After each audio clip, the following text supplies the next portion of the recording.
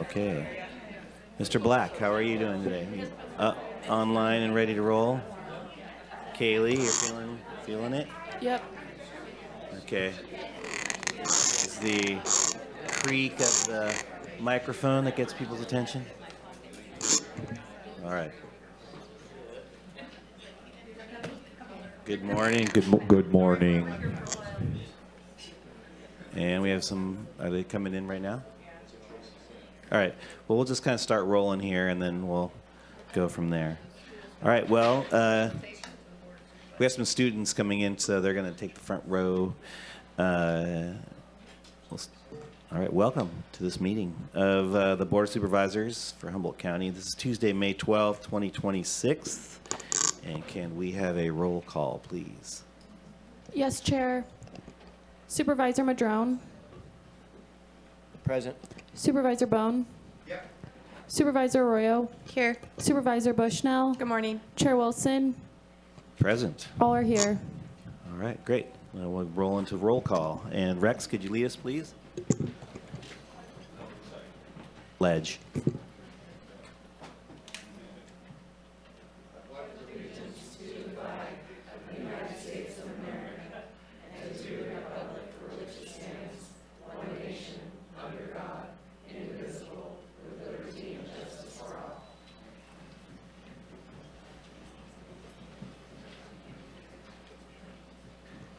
All right. Kaylee, could you help us out with some virtual attendance instructions, please?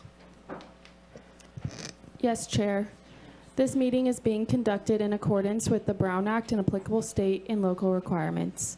Members of the public may participate in person and/or remotely as noticed on the agenda. For those participating remotely, public comment is welcome and encouraged. To help ensure your voice is heard, it is recommended that you raise your hand at the start of the item you wish to comment on. If you are joining by computer or mobile device, please use the raised hand feature to indicate your desire to speak. When it is your turn, you will be unmuted by staff.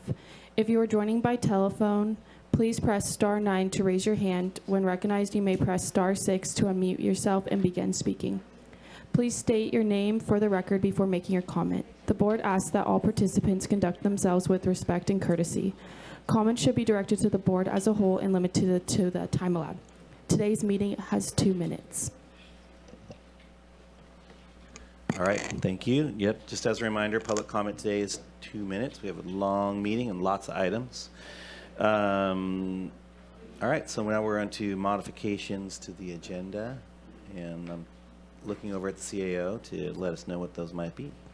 Thank you, Chair Wilson. There's one modification. Item D8 will be pulled from the consent calendar for discussion. Okay. Pull from consent. All right, and just as a note, we have a time set for 9:30. We'll see how that goes. Try and get to you guys as soon as possible. We have and that's for the Redwood Coast Montessori civics class. And then we also have a time set for 11 a.m. for the public hearing for the appeal of the Planning Commission condition of approval for parcel map in McKinleyville. And then we have 1:30, we have a presentation and proclamation from Area 1 Aging. And then at 2 p.m., we have closed session. We're going to try and hold as tight as we can to those. We'll see how it goes.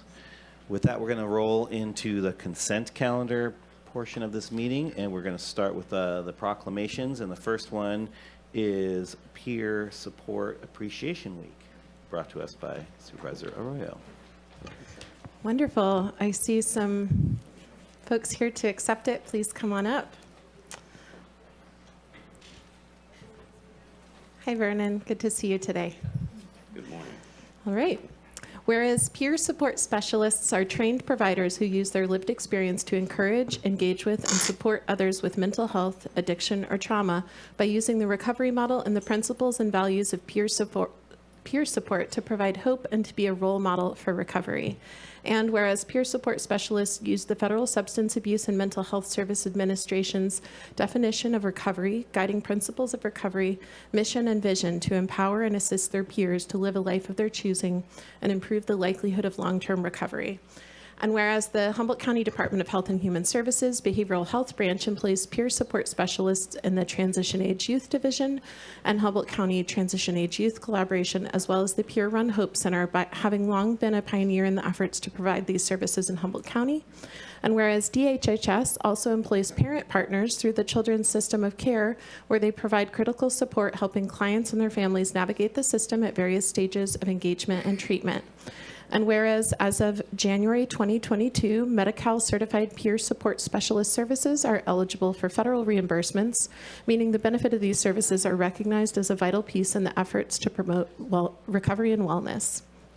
And whereas peer support is an emerging best practice, has proven to be a cost-effective treatment for mental health, addiction, and trauma, reduces inpatient hospital days and recidivism rates, and increases a consumer's ability to access culturally responsive, community-based services.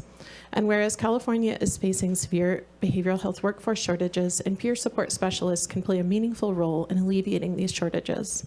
And whereas there is a need to increase public awareness of peer services, how those with lived experience impact the lives of countless adults, children, adolescents, and families within the health and human services sector, and how they are providing a shining example of recovery in the array of services delivered. Now, therefore, be it proclaimed that the Humboldt County Board of Supervisors hereby recognizes the third week of May 2026 during National Mental Health Awareness Month as Peer Support Appreciation Week in Humboldt County. And I'm going to come down and take a quick picture with you, and then we'd love to hear a few words. Okay, thank you.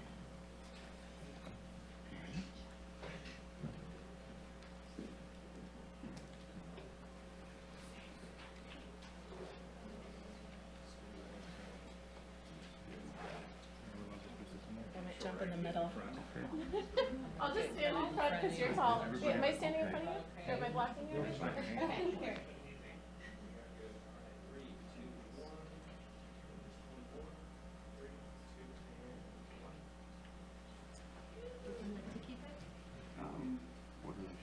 You can share it. Okay. Okay, great. Wonderful. Thank you for being here.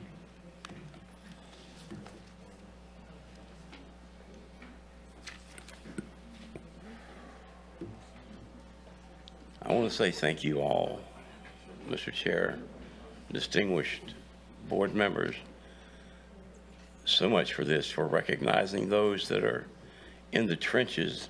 As we can take a look at our weather today, it's not necessarily that bright. It's kind of foggy or cloudy, rainy, and that's where our peer support specialists and our peer coaches are. They're in the storms of people's lives to help improve the quality of mental health in their lives, to improve the quality of that thereof. So I stand today with those that were standing here. We all accept this in gratitude, and I say thank you.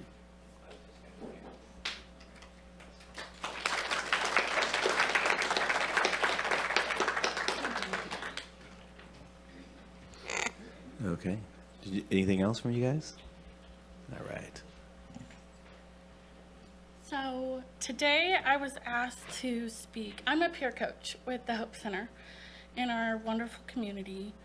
And today I was asked to speak on peer support and how it relates to hope. This was a really hard topic for me to describe. So this is the only way I could think to describe it. So let me start off by saying that hopelessness is a hard feeling to describe. But if I had to, I would say that it's like drowning, just out of reach of the surface. It's cold, heavy, dark, painful, lonely, and terrifying. It's the feeling that things can't or won't get better.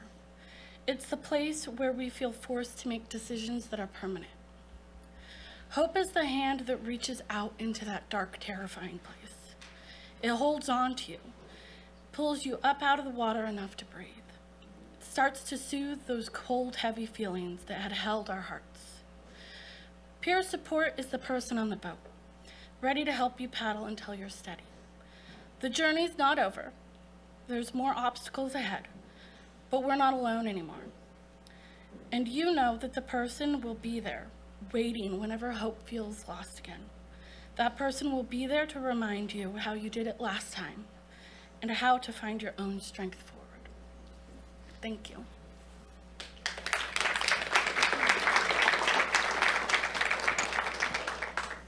Okay, we have a little bit of a theme today because it's Mental Health Awareness Month. So next proclamation is going to be from Supervisor Bushnell, and it's Maternal Mental Health Month Awareness. Oh, there you go. Good morning. I looked down just for a second. The view changes. Whereas the United States maternal depression is the most common complication of pregnancy, and maternal mental health disorders during and after pregnancy encompass a range of conditions including depression, anxiety, and postpartum psychosis. And whereas in California, 1 in 5 mothers suffer from pregnancy-related depression, and in the United States, maternal suicides account for up to 20% of all postpartum deaths. And whereas fewer than 15% of mothers with maternal mental health disorders are treated due to personal, structural, and seismic barriers within the healthcare system. And whereas untreated maternal mental health disorders can cause adverse birth outcomes, impaired mental infant bonding, poor infant growth, childhood emotions and behavioral problems, and significant medical and economic costs. And whereas many at-risk families may not seek help because they are not informed about prenatal mood and anxiety disorders as part of their health care due to lack of knowledge of screening of tools, treatments, and community support services.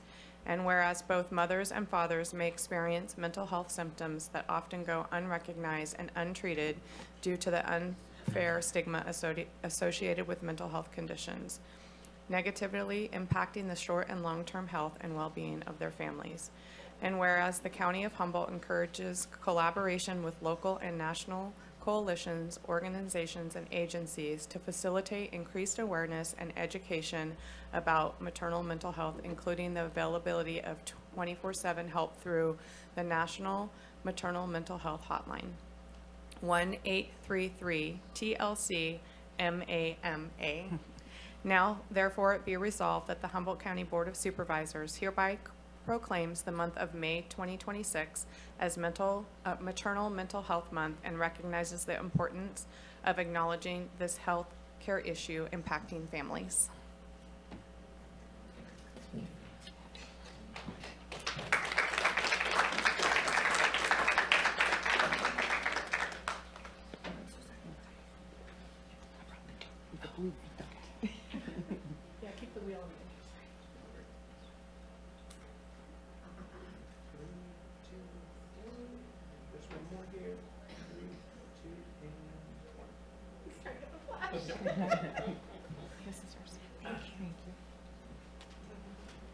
Good morning. Thank you so much for recognizing the special mental health needs of mothers and fathers during the time of their perinatal journey. Just want to encourage everyone to visit our Facebook page, which is Blue Dot Project, Humboldt County Blue Dot Project. There's resources for families who are struggling and for those of us that want to recognize the signs and help our families with their mental health. Thank you so much.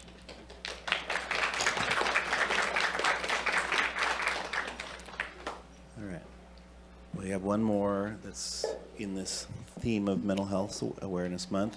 Is there anyone here for Mental Health Matters Month? Okay, great. You're back. All right, well, I'm going to read the proclamation, and we'll go from there. Whereas May is Mental Health Matters Month, which is a time to create greater public awareness about mental health, a time to change attitudes about mental illness, and a time to promote wellness and recovery, and a time to reduce stigma and discrimination. And whereas mental health is essential for everyone's overall health and well-being, and addressing the mental health needs of children, youth, adults, seniors, and families is fundamental to having a healthy community. And whereas mental health challenges are one of the most common health conditions in California, affecting 1 out of 7 adults and impacting both the person experiencing mental health challenges and those who love and care about them. And whereas every day millions of people face stigma related to mental health and may feel isolated and alone, and some going years before receiving any help. And whereas all people experience times of difficulty and stress in their lives, And with increased prevalence of mental health conditions in our community, it is important that all residents of Humboldt County, that they know the specific tools that exist which can be used to better handle challenges and protect one's mental health and well-being. And whereas, compared to the state, Humboldt County faces statistically higher rates of suicide, addiction, and homelessness, which are all potential negative outcomes of untreated mental health. And whereas prevention is an effective way to reduce the burden of mental health conditions. With early and effective treatment, individuals with mental health conditions can recover and lead full, productive lives.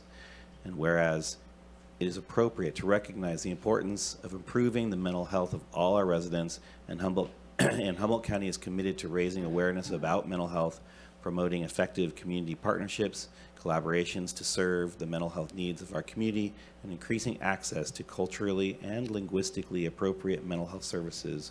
And whereas Humboldt County continues to invest in mental health services and a robust local continuum of care, including recruiting for mental health professionals and expanding access to mental health resources throughout the county. And whereas there are many organizations, including Humboldt County Department of Health and Human Services, nonprofits, private agencies, as well as faith-based and government programs with staff who work tirelessly to provide treatment options and improve the lives of local residents and families of those affected with mental illness. Therefore, let it be resolved that the Humboldt County Board of Supervisors hereby proclaims May 2026 as May is Mental Health Matters Month in Humboldt County, and calls upon the community, government agencies, public, private institutions, and businesses and schools in the county to commit to increasing awareness and understanding of mental health, the steps that citizens can take to promote their own mental health, and the right for appropriate and accessible services for all people with mental health needs. All right, thank you. Now, yep. You want to take the photo? All right, let's do this. All right. All right.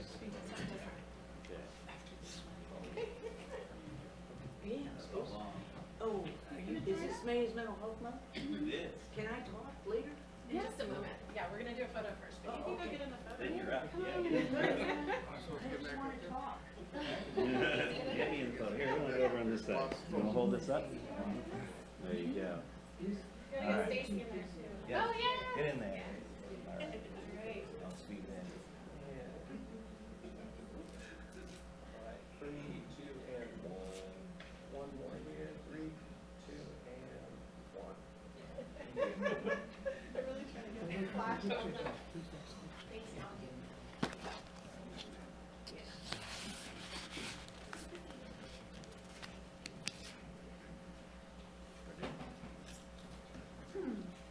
I just wanted to thank you guys for making May is Mental Health Month, and also invite everyone in the community to our rally at noon today on the court steps, and our barbecue on the 22nd at 11 a.m. at Jefferson Park.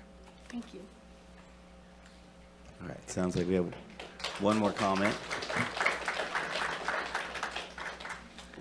Hi, thanks a lot for doing this, for recognizing May as Mental Health Month. Actually, every month should be Mental Health Month, but this year's especially every month should be Mental Health Month. Anyway, I'm Leah Nagy. I'm president of NAMI Humboldt.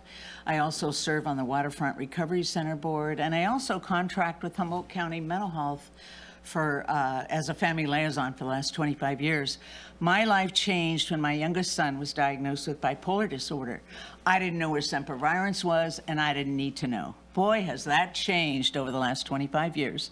So I have, I've put these little packets together for you guys. These are 5, I think, amazing brochures. The Family Advisory Board, which I started here in Humboldt County, created 2 or 3 of them. They're resources for families. There's a jail brochure, NAMI Humboldt, which you all can join. And then there's Families in Crisis, family resources, and I do 4 support groups a week, you guys. So I do one for individuals with mental health challenges and 3 for families. So we do have a NAMI Humboldt Facebook page, thanks to Laura Montagna, who's helping us getting that up and running. And you can also go to NAMI-Humboldt.org and look at our website for any of these brochures and any information. So thanks, you guys. And I'll, should I leave these right here now? These are good to leave right? Good. Okay, I'm going to bring them over to you. And you can copy these, send them wherever you want, and let everybody know that we are alive and kicking.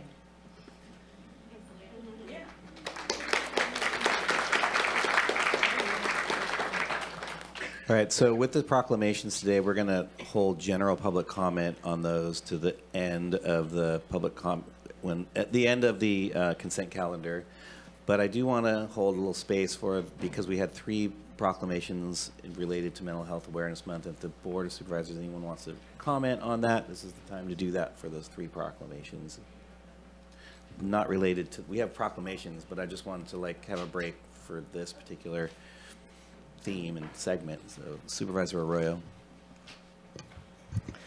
Thank you, everyone, for being here to talk about all 3 of those facets of mental health awareness and support in our community. I know this is an ongoing big challenge for us and something that we have really worked hard to establish resources to meet the moment. I'm wearing my green for Mental Health Matters Month. And I also wanted to acknowledge that we're probably not going to discuss it, but we do have an item for mental health support for our law enforcement personnel as well, which is great on this agenda. So all these different facets of mental health are important to take care of. And I think one of the most important things I've learned over the years, having people struggle with mental health crises in their lives and ongoing depression and other experiences, is to check in with them and not be afraid to ask if someone seems different. And that's something that all of us can do to be part of solutions and to really just look out for one another. It can be so isolating to have, to feel low and to feel like you're drowning, as our speaker said. So really that's something that's peer-to-peer and also important to have professionals, but it's both and. So thank you. Yep. All right, I just wanted to I think the statistic of 1 in 7 Californians experiencing mental health challenges, I think might be low, but more than that, it's at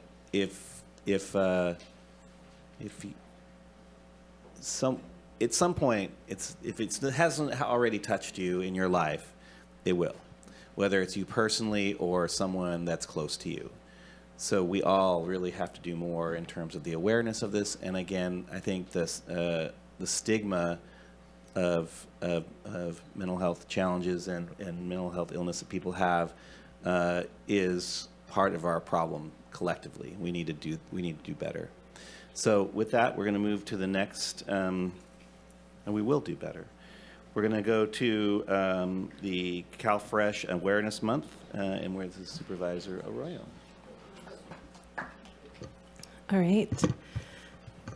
I know I saw folks from CalFresh here. Yeah, awesome. Wonderful to see you.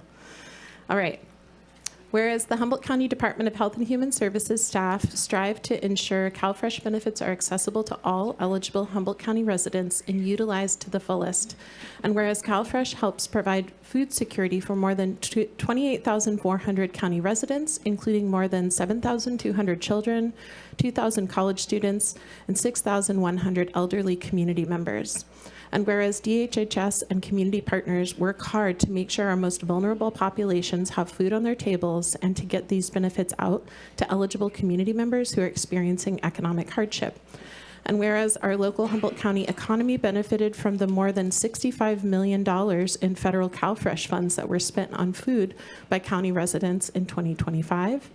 And whereas DHHS's social services branch staff have relationships with community-based organizations and medical providers, that help refer people to the CalFresh program, which creates an important link to these benefits for people experiencing food insecurity.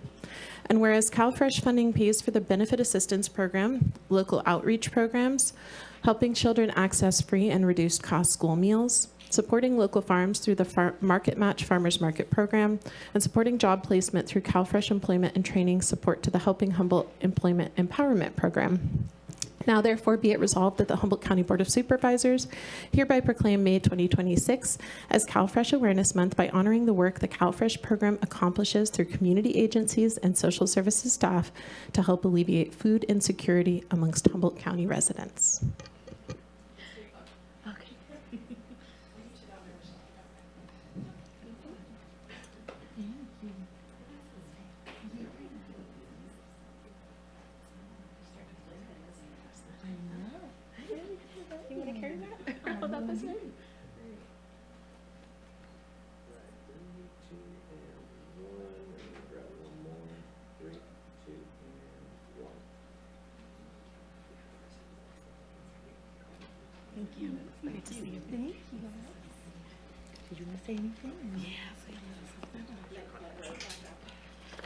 Good morning. Thank you, board and community, for recognizing May as CalFresh Awareness Month. We know that having access to food and mental health goes hand in hand.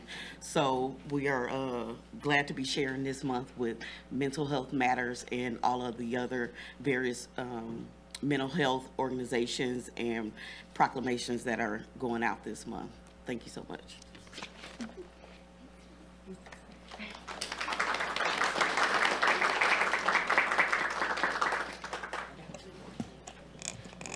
All right, next is, I think this is the last proclamation for today, which is the May 2026 as Caregiver Appreciation Month. Is there anyone here for that?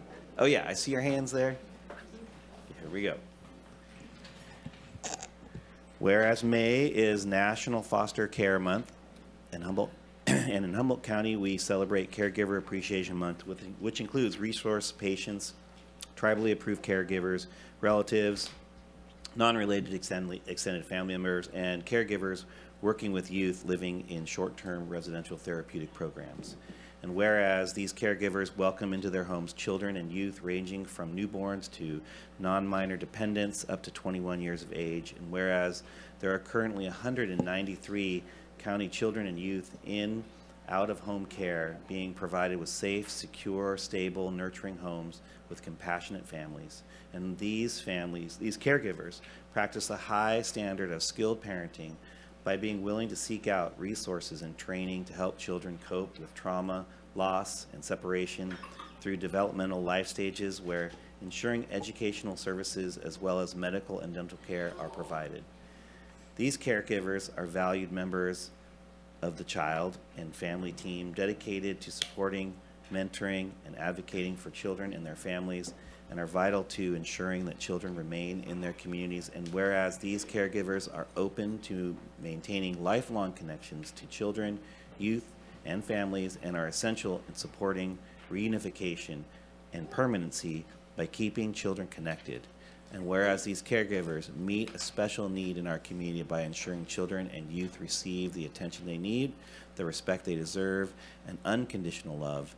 And whereas Humboldt County caregivers deserve our gratitude and respect for the work they do every day. Now, therefore, be it resolved, the Humboldt County Board of Supervisors hereby proclaims May 2026 as Caregiver Appreciation Month and thanks resource patients, tribally approved caregivers, relatives, non-related extended family members, and caregivers working with youth living in short-term residential therapeutic programs for their dedication to the children and the youth of Humboldt County. All right.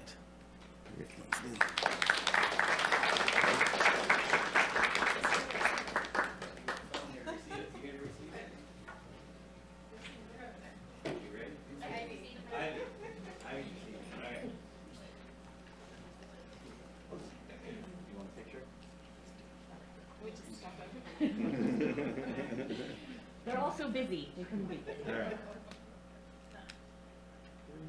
2, 1, and just one more.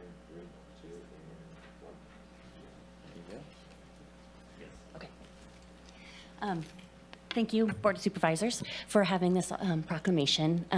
This is a community of people that are definitely an unsung heroes in our community. They are busy, taking care of children. I think we often think of caregivers taking care of children, but they're often the parents' best cheerleader.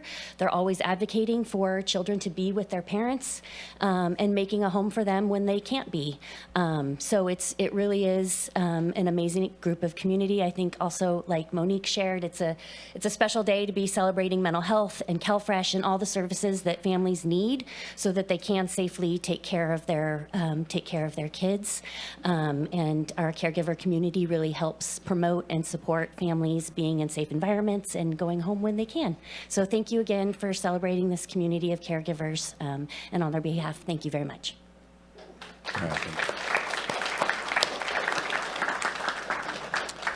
All right, so we have the rest of the consent agenda here. Chair. Yes.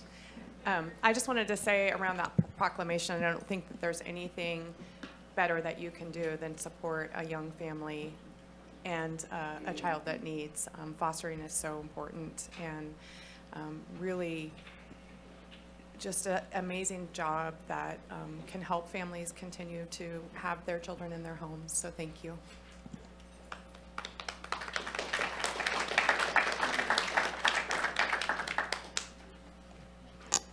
Unsung heroes, I have to tell you. These are folks that we often see in our community but don't know what the work that they put in and the love that they put in and the support that they put in. So if you know anybody who does this, or if you run into anyone who does this, thank them. All right, so we'll move on with the rest of the consent agenda. There was one item to be removed, and that was item 8. And so if we could get a motion in a second, then I'll move to public comment. I'll move approval. Second. Great. Okay, we're going to move to public comment. Is there any public comment online? This is your time online. If you want to speak to an item, this is it. There is Chair. Okay. Caller 0153. I will unmute you, and you will have 2 minutes. And before you jump in, caller, I just want to remind folks that once we close out the online comment time, we're not going to go back. So if you are listening right now and you want to comment, there's no jumping in at the end. Raise your hand now. So, okay, go ahead, start. Thank you. Caller 0153. I will unmute you.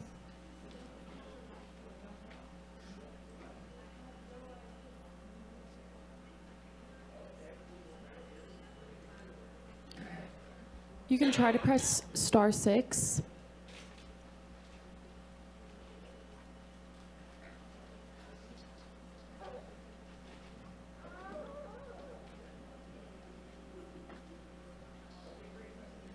Public comment on non-agenda items, correct? Yes, I can barely hear you.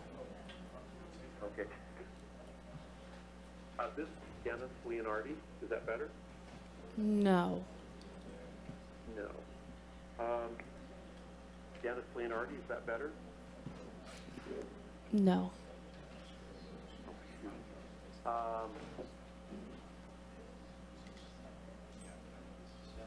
Dennis Leonardi, is that better? Yes. Okay.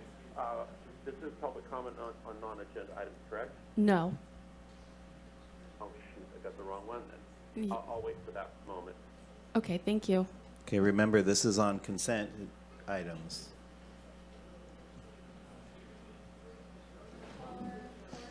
Caller 4350, I will unmute you, and you will have 2 minutes.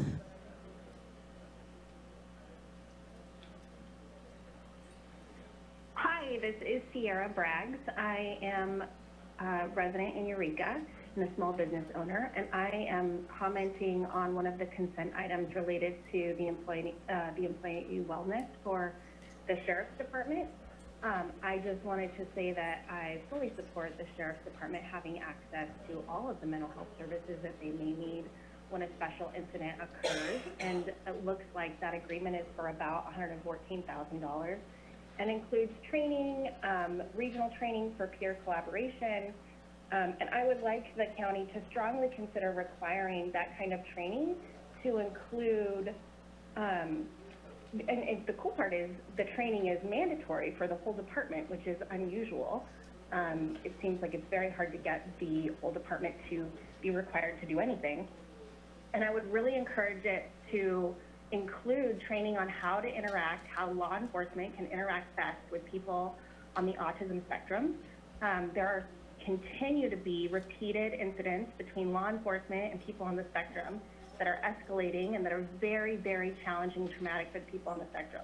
And so I think that while law enforcement should be accessing mental health treatment and support when they have, critical incidents, I think there also needs to be training for them to make sure those incidents don't happen again by implementing best practice. And for that to be something that is required and not optional for the Sheriff's Department staff, for all of them. I also think that the county should think about every time there is a critical incident with law enforcement and the Sheriff's Department staff need support and mental health treatment afterwards, there are people on the other side of that critical incident who also need mental health treatment and access to resources.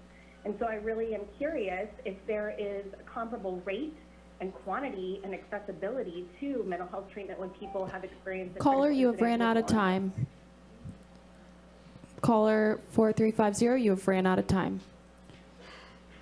Caller 3053, I will unmute you and you will have 2 minutes.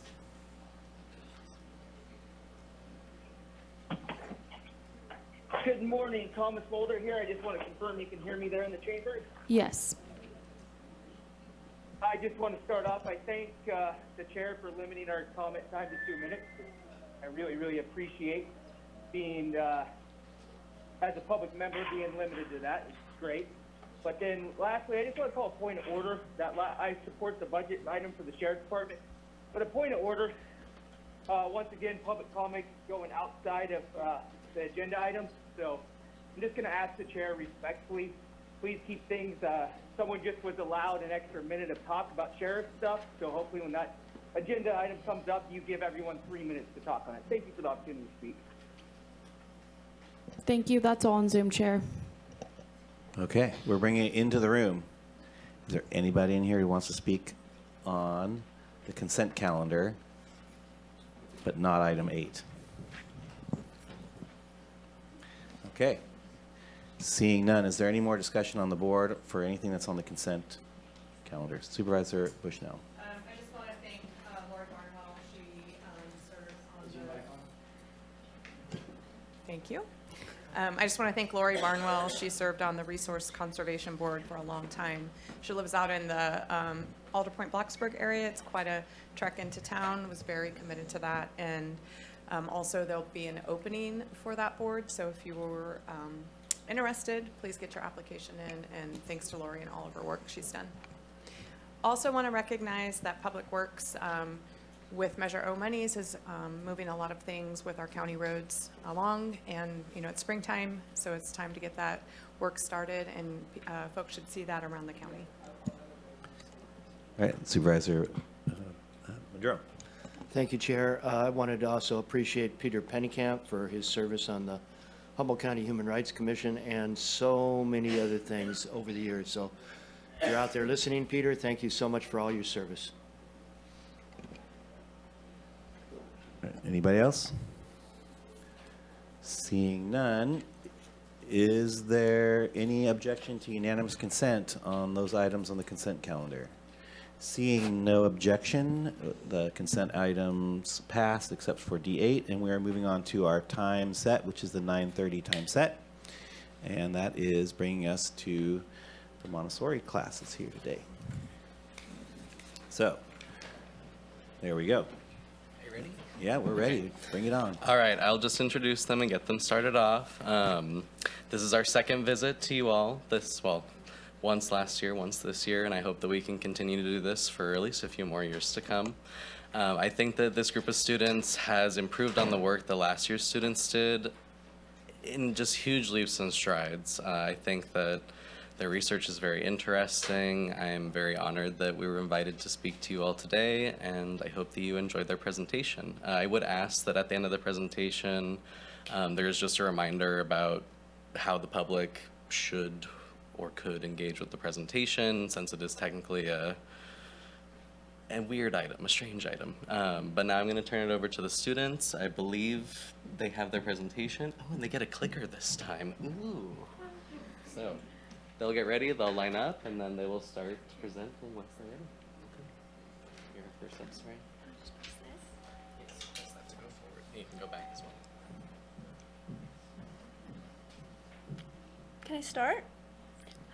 Today Get we ready. are presenting to you the Great Redwood Trail Community Survey on behalf of the Redwood Coast Montessori Senior Civics class. Redwood Coast Montessori High School, or RCM, is a project-based school committed to fostering a collaborative community where students are empowered to express diverse perspectives and engage in real problem solving. Unlike academic tradition, RCM replaces a standard final examination with a professional exhibition, where students present long-term academic projects to peers. Our current civics project focuses on the up-and-coming Great Redwood Trail, applying project-based learning principles to gather community input and local understanding regarding this project. We chose to focus on the Great Redwood Trail because we care about the future of our county. So far, much of the news has only shown one side of the story, and we want to bring attention to the whole picture, balancing the project's goals with the concerns of local residents. This project caught our eye through local media and was mentioned in our Q&A with Mike Wilson. Since it is an ongoing development, we are eager to see how it actually flows into our daily lives. We selected questions to gauge community awareness of the trail. We surveyed 142 participants by placing posters from Trinidad to Eureka, sharing the survey on social media, and presenting the survey at our spring exhibition. It was also included as a part of the Lost Coast Outpost article on the Great Redwood Trail Agency Master Plan. These responses provided critical data on local opinions and concerns regarding the trail's development. Demographics. We use demographics to better understand how the community is feeling about the Great Redwood Trail project. We received the most responses from people who lived in District 4 and the least from people in District 1. Age range, we received the most responses from people 46 to 64 and the least from people under 18. Tribal involvement, the majority of people who completed the survey were not involved with the tribes at 85.2%, while 12.7% were affiliated or had family affiliated.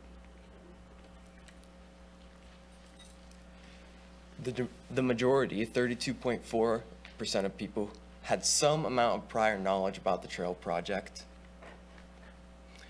33.8 reported almost never using the Bay Side Trail going from Eureka to Arcata. Generally, people said they would use the Great Redwood Trail a little more, but overall the data is similar to the current usage of the Humboldt Bay Trail.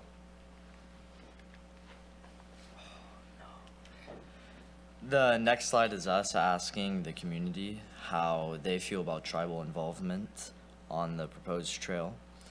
The most notable response, in my opinion, is I think tribal involvement is extremely important, and their concerns should be addressed without preventing benefits to everyone else who would use the trail.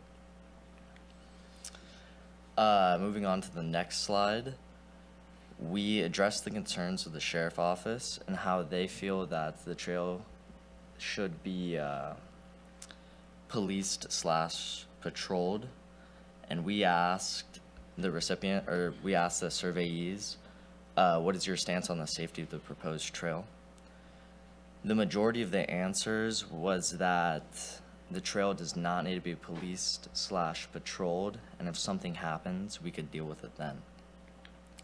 The last of my slides is asking the community members how they feel about permitting access to the backcountry. The majority of the responses was that,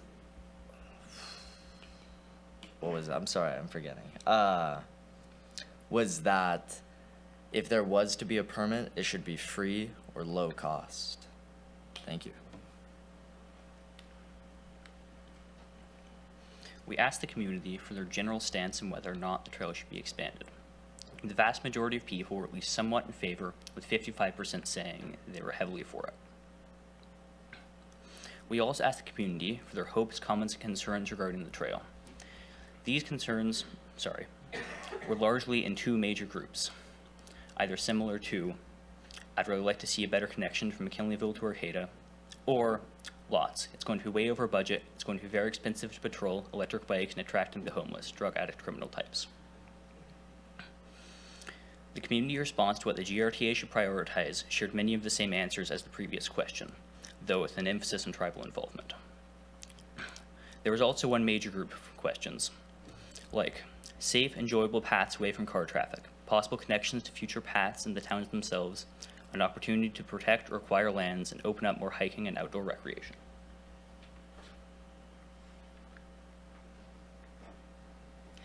Our survey limitations included flyers were only posted from Eureka to Trinidad, and the survey being online required participants to have access to a device.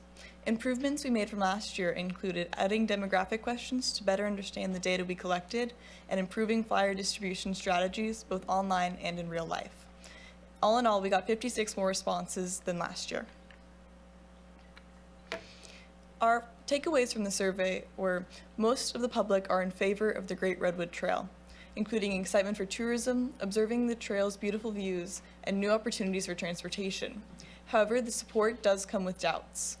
The top concerns include public safety and frustrations with the project's timeline, as they want to use the trail as soon as possible. Crucially, there's a mutual stance that tribal opinions must come first. Addressing these concerns is the only way to ensure the trail's long-term success and community support.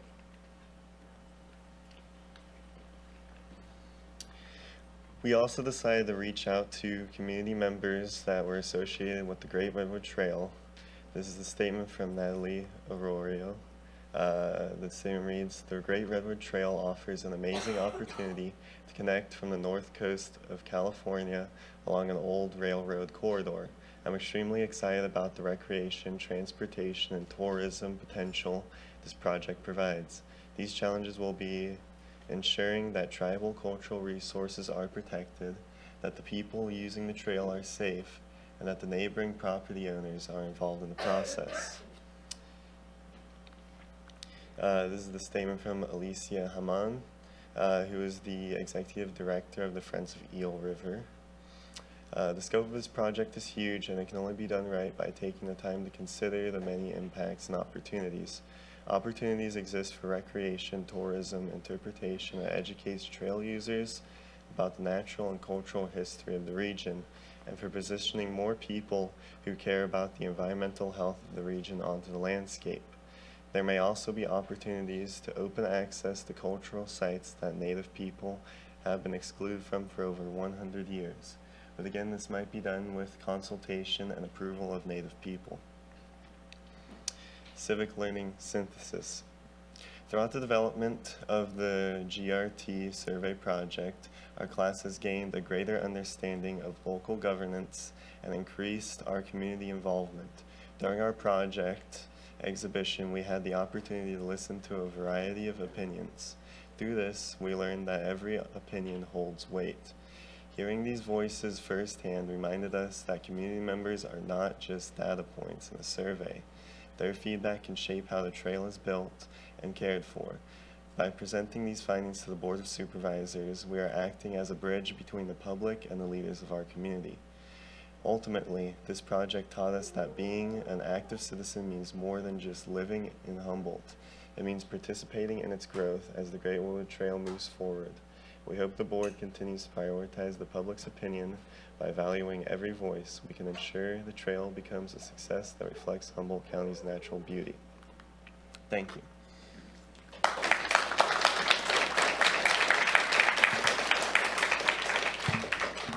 Is that it for now? Okay.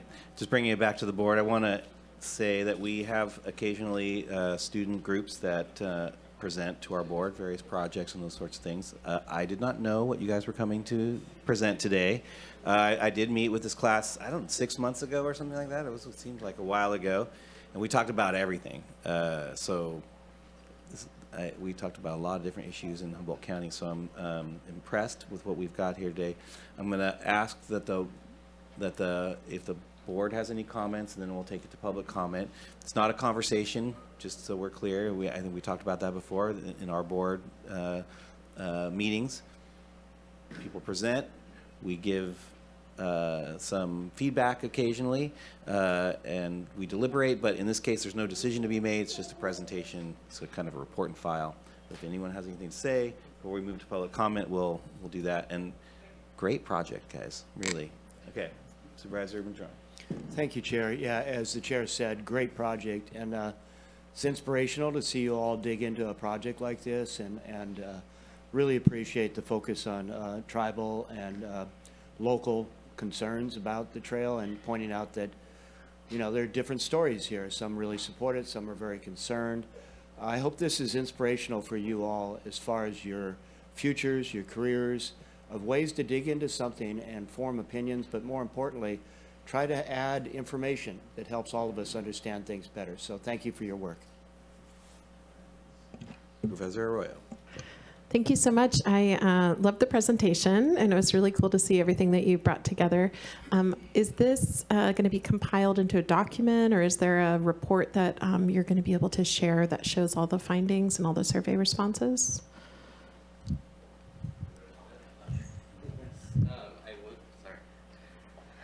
We do have plans to share it, obviously, with all of you if you would like it to be shared. We can also share the full survey that we have. So I know that these kids are very handy, and they can export all of our survey data and answers onto a Google Sheet, and then we can send it over to you guys if you would like that.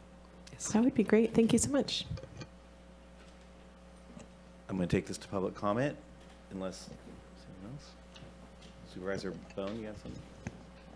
Nice job. I think the segments of the trail are very important to the community. I like how it was highlighted that it's going to be very expensive to maintain the Eel River Valley, and Michelle and I share the majority of the trail through our districts, and we have people concerned about maintenance, forest fires, camping on their properties, and those things, and oversight. And I love how it was brought up that the trails that we have now, the ones that I walked 50 and 60 and longer years ago, are unpatrolled, but they have patrol abilities and stuff like that. But this is going to be a tough road to hoe, and you guys hit all segments, both the tribal, people's concerns, and I was very impressed that you handled all segments and put them in and correlated them perfect into your survey. So you should be proud of yourselves and taking on this thing. I mean, trails are cool. There's no doubt about it, and everything else.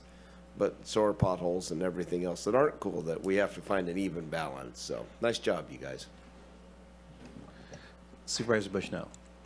I echo Supervisor Bone's comments and the rest of the board. It was a very thorough job. I would invite you, if you ever want to do a field trip, to come to the Blocksburg area and see some of that trail and the ruggedness of it and some of the issues that the landowners are bringing up. I was really glad to see that you guys talked about, incorporating the concerns of the landowners out there, as well as what the sheriff has to say about patrolling. That's a very rugged section, and I would welcome taking you guys on a field trip. I think you should take her up on that. Okay. Do we have any comments from the public on this one? Yes, we do, Chair. Caller 2611, I will unmute you, and you will have 2 minutes.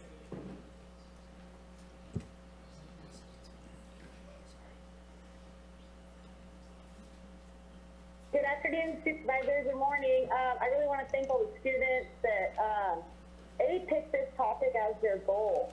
I think you guys really had to put a little critical thinking cap on to decide to venture into this realm, because it is very complex, very controversial. So thank you. Thank you for giving it a spotlight. If you were to continue any more research research on it or outreach or to add any additional information to your project, I would suggest reaching out to the tribes too. Land back initiative that's been brought up, the rail banking process, what portions of the trail are rail banked and are not rail banked. That's not very going to clear to the public those facts. And also reaching out to some of the law firms that are out there that have had several cases. There's Flint Cooper, Stuart Weldon Smith, True North Law. I mean, the list goes on and on. So if you really want to dig into it a little bit more and you guys keep working on this project, those are just some suggestions. And besides that, good job, guys. That's really cool. That is all, Chair. All right. Anyone in the room? Okay, we have one commenter. Good morning. My name's Joanne McGarry. I'm a neighbor of this school, and I'm impressed by the students continually with their projects and how their learning happens. And if you haven't been there, they have an incredible garden near the school, too. That's most impressive. I appreciate this report about the Great Redwood Trail, and I would hope in the future, since we now are going to have a regional climate action plan, and this Great Redwood Trail could be a part of that in discussing how we can meet the goals of our regional climate action plan in terms of greenhouse gas reductions and vehicle miles traveled, and how maybe this trail can contribute to the actions we need to achieve the goals for 2030 and 2045. So Redwood Montessori Regional Climate Action Plan, put that on your agenda. Thank you. All right. All right. Back to the board. Is there a motion to accept and file this report? So moved. I will second it. This is my privilege. Thank you guys for being here. Really appreciate it. Stick around. There's more. Or don't, whatever you need, go back to school. But yet, anyways, I want to thank you guys for being here. Any last words? No, thank you all again. Thank you to everyone in the chamber for sitting and listening, and we'll see you again next year. Yeah, and I just want to remind you, none of this is easy, and I think you guys learned that, so. Yeah. All right. Thanks for being here. With that, is there any objection to unanimous consent on the motion to receive and file? Receiving none, we're going to move to item D8. Thank you, Chair Wilson.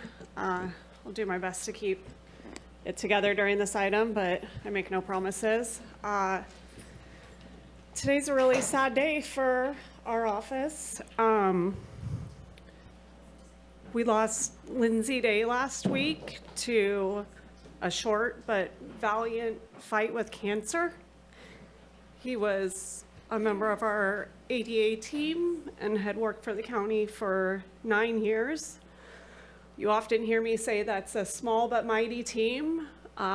They touch every corner of our organization.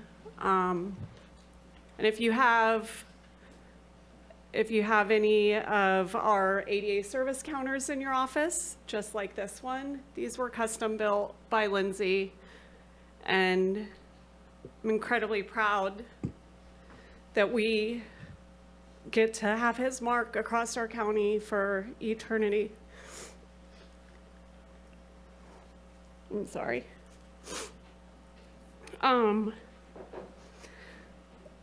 Lindsay was all of our staff here are like family to me. I love them all dearly. I spend more time with them than I do my own children. And Lindsay was no different. He got me really wasted on tequila one time. If you know Lindsay, you know. He would come to my Super Bowl parties and came to my daughter's graduation. Lindsay had a zest for life that is unmatched. The smile right here, I'm gonna miss.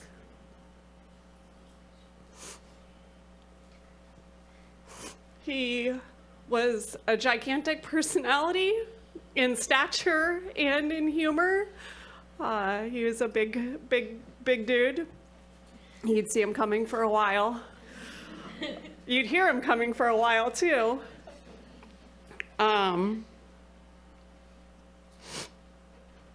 Yeah, we're just all really gonna miss him, and you can tell by this room that's full today.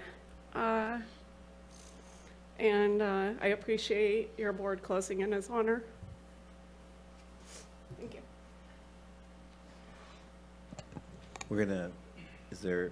I'm gonna take comment online before we come back into the room. Is there any hands up online? There's not. Okay, great. Closing public comment online. I'm gonna bring it first to the board, and then we're gonna ask those in the room to speak to this. I do have a video chair. Oh, okay. Let's do that.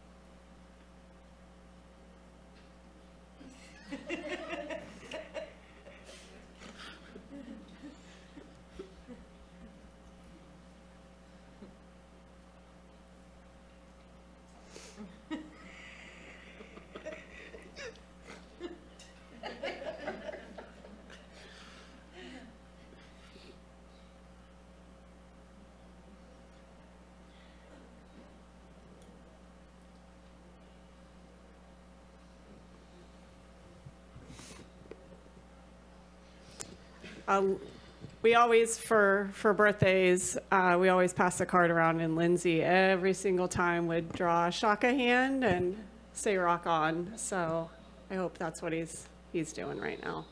And I think we have a lot of staff who would like to say something. This is the time.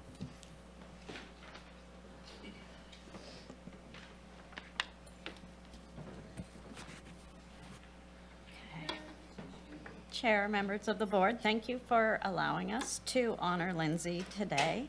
I'm Karen Clower, Assistant County Administrative Officer and the ADA Coordinator for the county. Lindsay dedicated his work with the county to making spaces more accessible for individuals with disabilities through the ADA Compliance Project. I had the fortunate opportunity to work with Lindsay for 10 years. Lindsay was one who always went beyond completing a job. He brought a special personal touch nearly to everything he did, whether that was through his expert craftsmanship in building service counters, service desks, or cabinets, or by adding thoughtful finishing touches like painting a room, restoring furnishings, or replacing damaged fixtures to make the space look new again. Lindsay took pride in doing things the right way and making every space better for the people he worked with and or the public who used it. For the departments that received his custom-built counters, desks, or cabinets, Lindsay often left behind a special memento of himself by signing his name and the date inside each piece he completed. That action serves as a meaningful reminder of the pride he took in his craftsmanship and the care he put into every project. More importantly,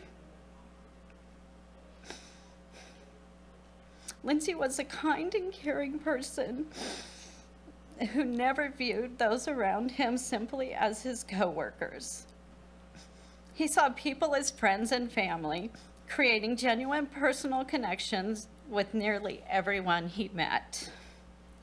His warmth, generosity, and dedication leaves a lasting impact on the county administrative office, the county, and the people fortunate enough to know him. And I just would like to say, Lindsay, you'll be deeply missed and fondly remembered.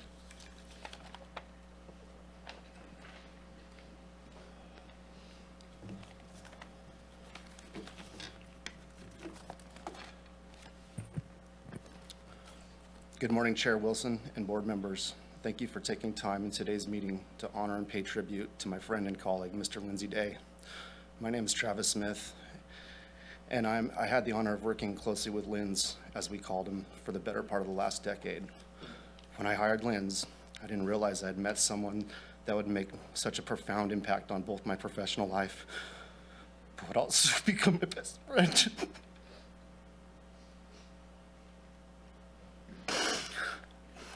It shaped the way that I became as a person. Lindsay and I were opposites in a lot of ways, and we could both be extremely passionate and stubborn. Our opposite views helped shape each other.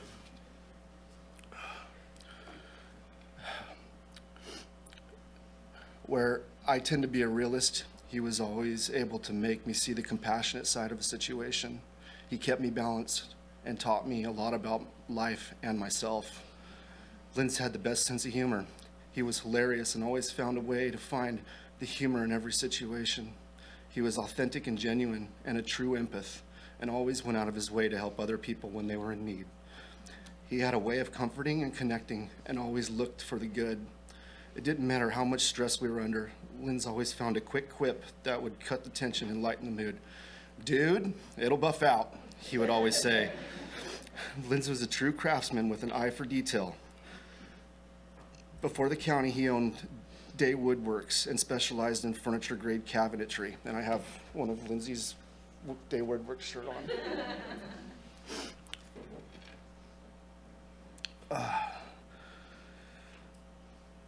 Linz loved working for the county and was fundamental in the success of the ADA compliance project. Without his contributions, we would not have been successful with the consent decree as we were. I always knew that Linz and I could do anything together because I knew that no matter how hard things got, he would stay and grind with me until the end. His craftsmanship is second to none and is on display inside almost every county building. In fact, Linz built this podium and the staff tables here in the chambers. He was an artist. He was also an amazing guitarist and singer. He loved music. I'm reminded of a story he told about his younger years when he got to tour around the country with the Grateful Dead. After a few weeks, he and his buddy ran out of money, So they scraped together whatever change they had left and bought bread and cheese and sold grilled cheese sandwiches at dead shows so that they could get enough money to make it back home. Linz and I had a chance to go to Texas one year for training. We had a mission to get authentic cowboy hats from Texas. And let me tell you something, you would think it would be easy to find a cowboy hat in Texas, but no. After hours of looking and striking out, we finally found some cheap cowboy hats at the 7-Eleven in Waco. This is mine, the Duke. We looked ridiculous, but had a blast. From then on, anytime we wanted to have an impromptu hangout after work, one of us would ask the other if we were down for cowboy hats later. Linz was proud of the work he did for the county and took pride in making accessibility improvements so that people with disabilities could access the programs, services, and activities the county offers. He loved being part of the solution and helping those in need. He loved the outdoors, bonfires, hunting, shooting, cooking, and the beach. He loved Humboldt County. I have a huge Lindsay-sized hole in my heart, and there will not be a day that goes by that I don't think about him, the projects that we built together, or reminisce about the jokes and the times we shared. Lindsay, if you're out there, if you're listening out there, I just want to thank you. Thank you for all the late nights, all the bonfires, cowboy hats, all the jam sessions, all the projects, all the places we got to travel, all the memories, all the jokes, and all the good times, and even the bad. And most of all, thank you for being my friend. I love you, brother.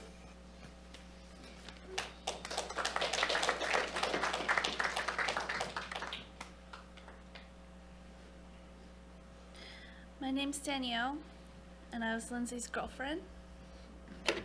I was with him when he passed, and I can assure you he was surrounded by people that he loved. Right now, I'm trying my best to imagine that love wrapped around me because it eases the pain in my heart. Cancer took him from us very quickly, and these last 4 months have been hell. But the year that I spent with him was wonderful. Lindsay would definitely be embarrassed by all of this. He said all the time that he was a simple man, but he was one of the best men I've ever known. As Lindsay told it, he came to work for the county somewhat begrudgingly when he was struggling to keep his cabinet business afloat. Sold out and went to work for the man, he said. Lindsay was a hippie. He was a deadhead. He had different viewpoints than some of his more conservative colleagues and acquaintances, but Lindsay was a person who saw the good in everyone. We can all learn a lot from the way he treated others, that it's okay to have different opinions and still be friends. We can also learn from the way he approached life with energy and enthusiasm. He was always down for a good time, always willing to help out someone in need. Lindsay's sister has said publicly that he lived hard and loved harder, but I would add that he worked hard too. He grew to love his job as an ADA coordinator for their carpenter for the county immensely, as well as the co-workers who became his friends. He was proud of the work he did in private and public spaces to make them accessible for all. You can see his craftsmanship at the airports, from the accessible countertops at ACV to the custom awnings at Murray Field and Ronerville. He was especially proud of the accessible path at Clam Beach. He told me that every time he did maintenance work there, someone stopped to thank him. Please think of Lindsay when you enter these spaces. I think of him and miss him every second of the day. So thank you for giving him this honor and recognition.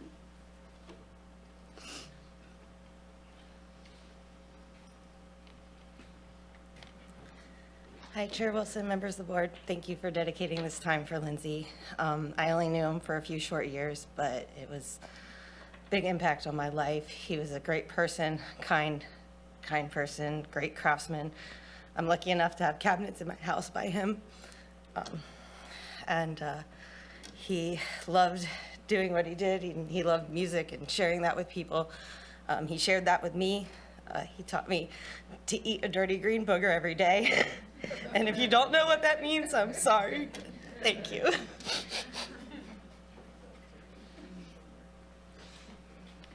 Hi. Wow. The love and tears in this room really are just an example, I think, of how loved Lindsay was in this county, throughout the county, all the department heads he worked with.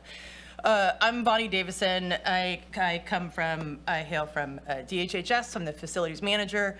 So I was very, very, very, very fortunate to have crossed paths with Lindsay and Travis and Karen over and over and over and over and over and over and over again as we mitigated and remedied accessibility considerations throughout our county. But that is not what I'm going to talk about. What I'm going to talk about is Texas. Thank you, Travis. We found ourselves as a team in a karaoke bar one evening in Waco, Texas, which it turns out has quite a bit of talent. I did not arrive to make that talent greater, by the way, but man alive, I tried yodeling Boston, More Than a Feeling. I got done, and I was like, oh, I got it done, this is amazing. And Lindsay walked up to me, and he just gently patted me on the shoulder and said, gosh, great job. Way to go, way to get up there and give it your all. And then he got up on the stage and he slayed it. And he made that talent greater, because I don't know if any of you have heard him sing, but he is amazing. He just was an amazing, amazing musician. And that is how he handled pretty much every interaction. Great try, Vonnie. But I'm along for the ride with you. And he would sit and he would listen to my logic, said with quotes, on how to mitigate barriers, how to entertain thoughts. There were a couple of times that he would put the level down and he would stand back and he would just shake his head. And then he knew that the no wasn't the answer yet. So then he would take a couple seconds, he would listen to me chewing his ear off, and then he'd still stand back and he'd shake his head and then say it doesn't meet, because it didn't meet. And that heart of gold and that dedication to accessibility and to the work and to Humboldt County residents across the board and to his team and to the tenants of this county, I just was very fortunate to be part of that. Thank you.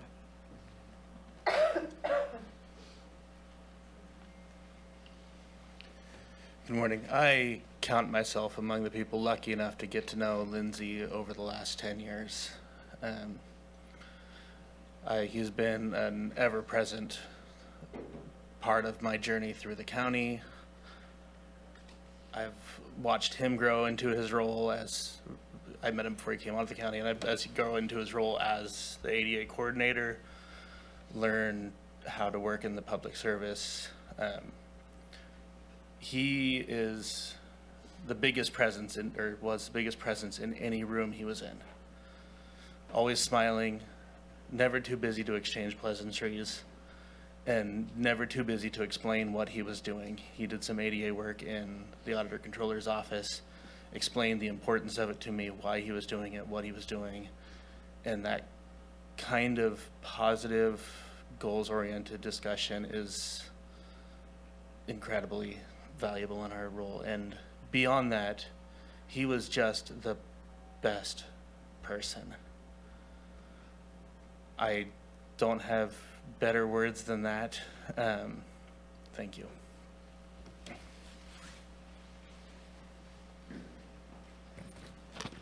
So Alicia talked about his big personality and his big presence, but she forgot to mention his big heart and how much he loved all of you. When Lindsay got sick, we had a conversation, and he was actually thankful for some time to get everything in order and to make sure that his family and his loved ones were taken care of. He wasn't worried about telling people how he felt, because he did that every day. And his last words to me were, we were talking about it, and he said he wasn't afraid of dying because he was looking at it as his greatest adventure. And I think we should all carry that with us.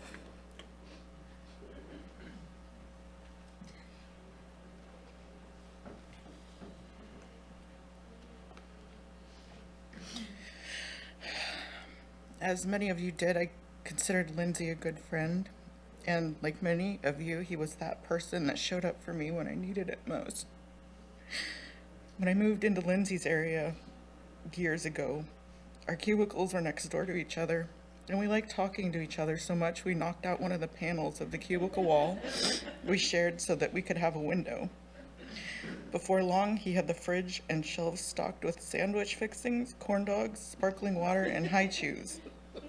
He was always up for an adventure, picking and eating mushrooms we found outside the office, rescuing a baby raccoon from the library basement, tracking down and talking to the street lady Star to try and find the nail gun that was stolen out of his work truck. In 2024, my significant other passed away suddenly. Lindsay's immediate response was, "I love you, and where are you?" The following few weeks were the hardest of my life. I was in shock. I didn't want to eat, talk to anyone, leave the house.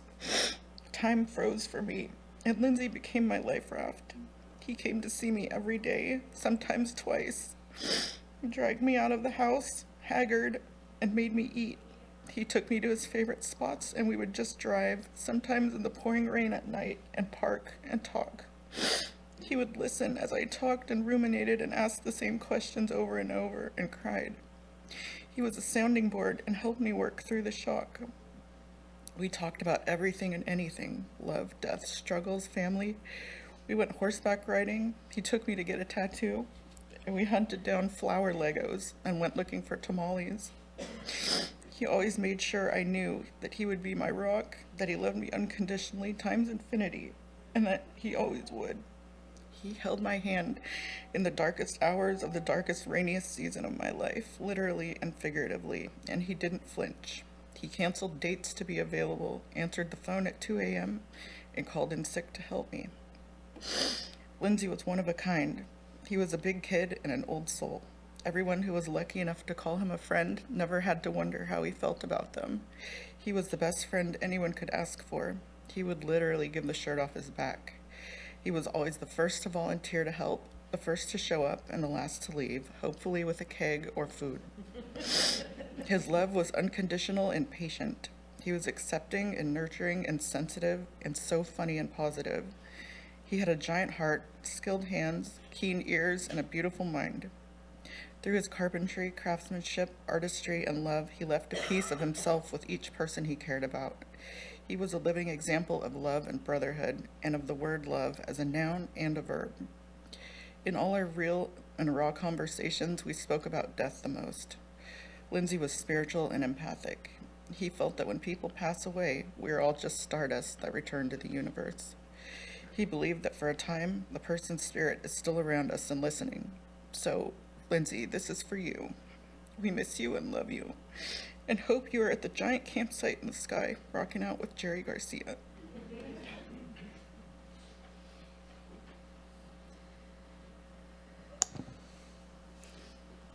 Well, I think everybody can see why we had to take some time today. I'm going to bring it back to the board. Does anyone have anything to say before?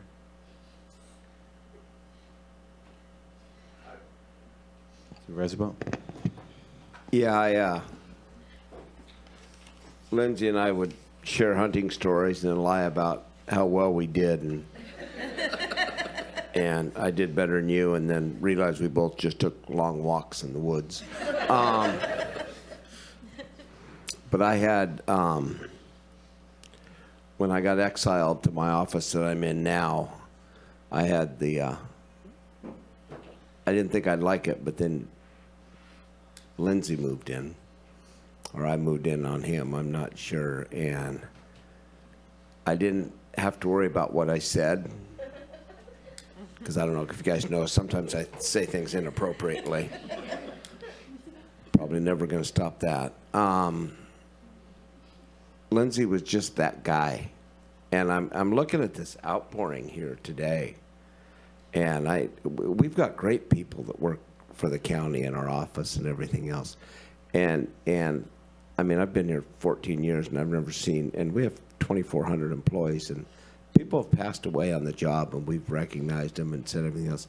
I have never seen an outpouring like this, and a true amount of it's not grief or sympathy. It's, damn, we were lucky to know him.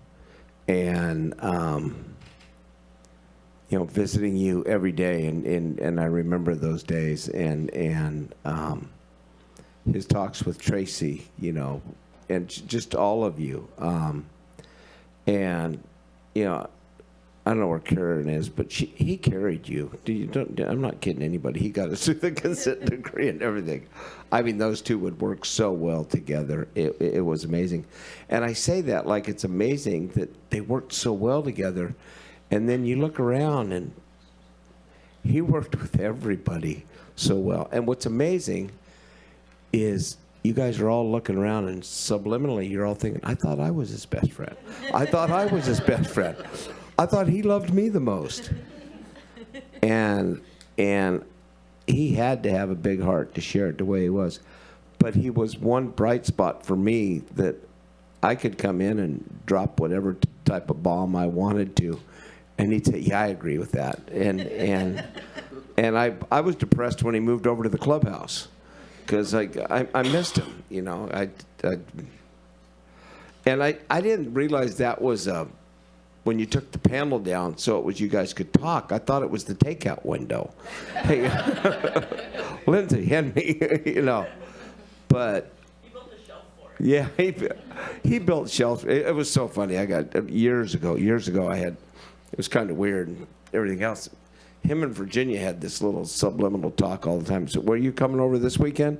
And I'm kind of doing this weird look going, what the hell's going on here? Well, he was building their closets for her in her house. And then I find out he built cabinets. He built this. I mean, we needed some security protocols in our office because of some deranged people that don't like us. And he did that as quickly as possible because he wanted to protect all of you. It wasn't because it was a job. He wanted to protect all of us. And I don't think, I don't want to put a burden on anybody in the office over there. It's, you know, you hear this big shoes to fill. You're not going to fill those shoes. You're just going to stand beside him and hope you can do as well. And I think he's trained people and put it in the position to do that. And I'm going to miss him. It's a little easier for me. I don't want to say it's easier because he moved away, you know, and I didn't have that every day. And not every day. I realized, you know, hearing all this and everything else, I realized today I did really miss that, sharing the pictures. Look what I got this weekend. It was more, look at this tree, because I didn't get anything else. So anyway, I really, from the bottom of my heart, want to thank everybody for, because this isn't easy to get up and talk in front of all these people and everything else. But the impact he's made, if this doesn't want to make you be a better person, I mean, hearing, you know, all these stories and everything else, and the hippie conservative he was, I like that part. So anyway, I hope he rests in peace. I hope he never has to make another cabinet. And you're right, and I hope him and Jerry are up there burning one and having a good time. Supervisor Bushnell. I just want to say thanks for sharing your stories and love of Lindsay. When I was elected and came here, it was a little weird, and Lindsay just, let's get your office together. Where do you live? Oh, I have property out there. And so he wanted to, you know, connect. That was important to him, to make people feel comfortable. I don't know any better legacy than what all you have said, and not what he did, but how he made you feel. How special he made each one of you guys feel every day, and took that extra time and effort. And I seen that as new folks came into the office before he moved. That was important to him. He was a kind soul. I didn't know him long enough, and I missed him when he moved over to the other building. And I'm praying for his family, and I'm praying for you guys, that you find peace and that you remember his love. Supervisor Arroyo. He was incredibly warm, funny, and sincere. And we have a different relationship with everyone than you all had with him. But it was a joy to see him, and it is so beautiful to remember all the work, all the ADA work, and the level of care and attention to detail that went into every single one of those projects, and embracing it as a service to the community rather than something that we have to do. Of course, we had to do it, but to see it as something that is truly about making people feel included, and making Humboldt County, the beauty of Clam Beach, available to more people. What a gift. So I'm grateful that we get to go out and see the work that he did, and grateful for a team of people who is committed to doing that work too. So thank you.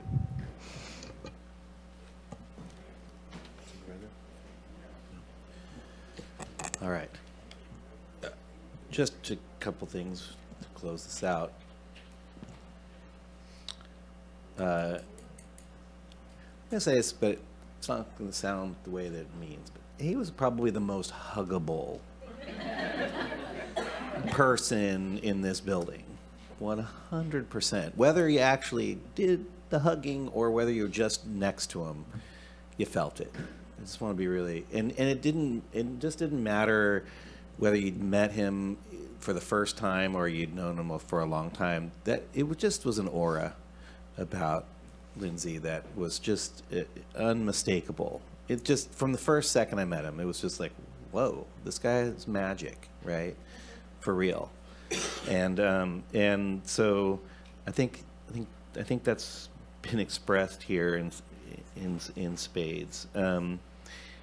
Also, it's kind of on that theme. You would think that he was like a loud, boisterous person, kind of wanting to be the center of attention, kind of the way when we talk about a big personality, but that actually wasn't his zone.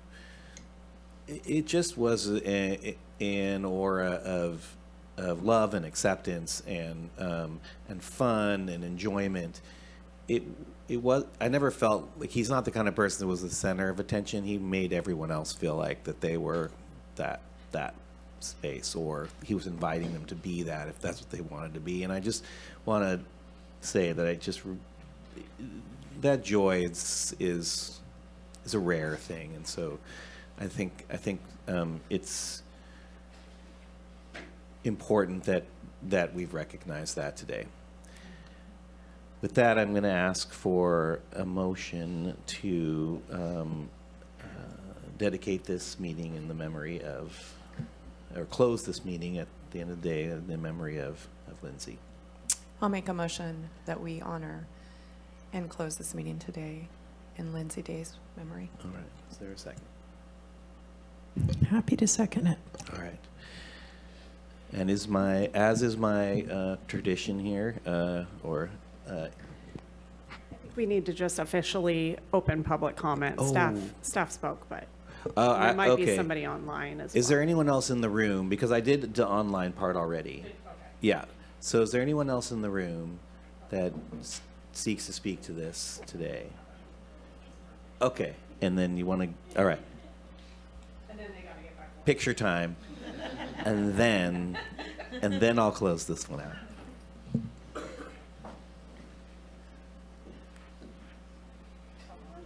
Get up there, guys.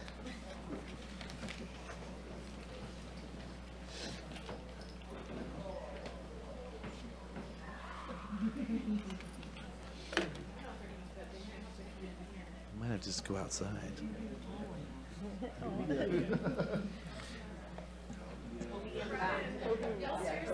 be in the back. Come on back here, guys. Come on. Oh, okay. Yeah, there's so many of us.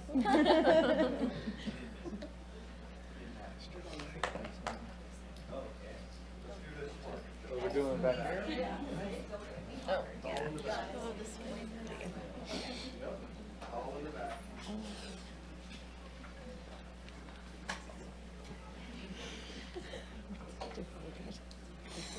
Sean, get on the floor.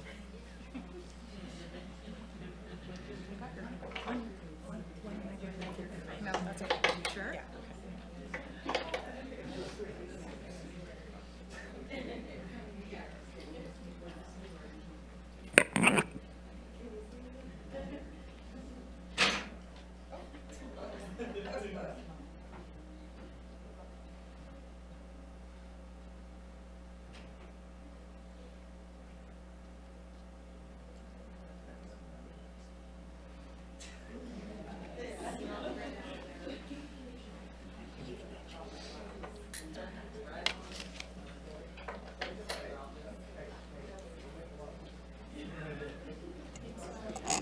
All right.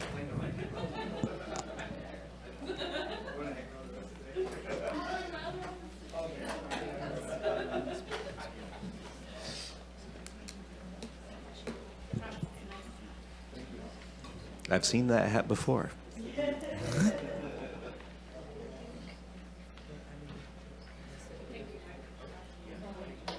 With that, is there any objection to unanimous consent to the motion and the second? Seeing none.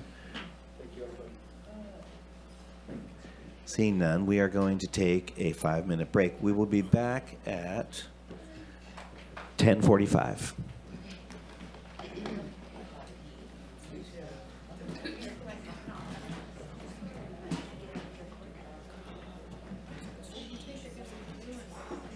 There's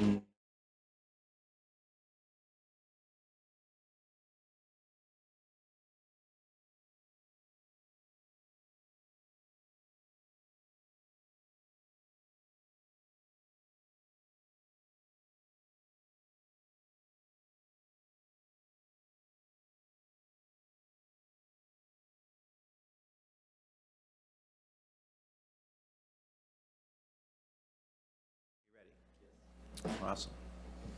Kaylee, how about you? I sure am. Awesome. Okay, we're going to get going on items, public comment on items not on the agenda. So if you're out there in virtual land, this is your time to raise your hand for those items. Please raise your hand. Don't put it down. If someone else is talking, just keep it on it. So, with that, do we have any comments on non-agenda items from phones or Zoom or whatever it is we use? Yes, Chair, we do. All right. Caller 2611, I will unmute you and you will have 2 minutes.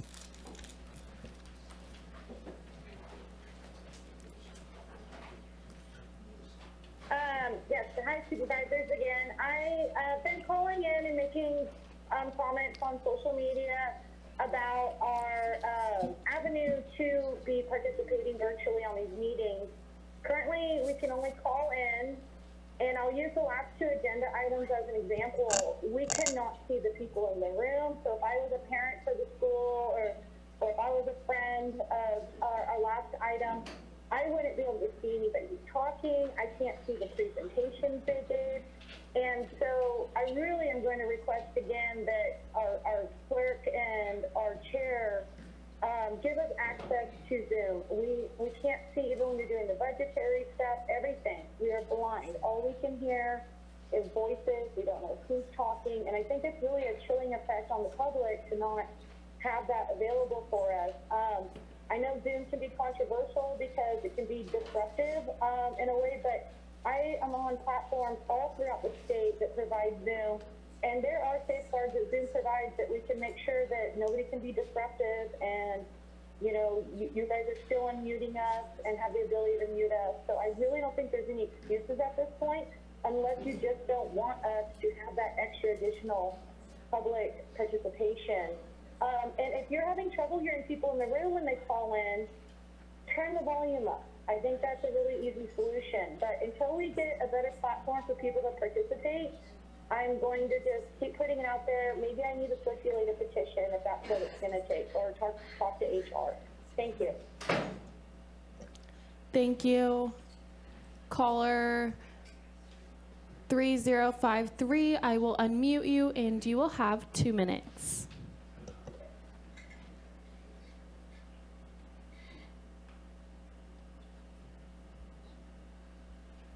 Hello, Thomas Mulder here. I just want to confirm you can hear me there in the chambers. Yes. Okay. So, a couple of things. I know I'm limited to 2 minutes. Overall, I'd say extenuating circumstances with the agenda seems to be every agenda that comes out. So, as a member of the public, I feel that the chair is strategically time-setting multiple things to deter as much public participation as possible. It's really unfortunate, really frustrating. I don't want to make this personal, but it feels frustrating, for lack of a better. Also, there was a school there today. I think that would have been a great opportunity to show that we're human, and the chair could open the meeting and say, hey, learning experience, I'm human, I messed up, I violated the Brown Act as chair last meeting. Great learning opportunity, didn't happen.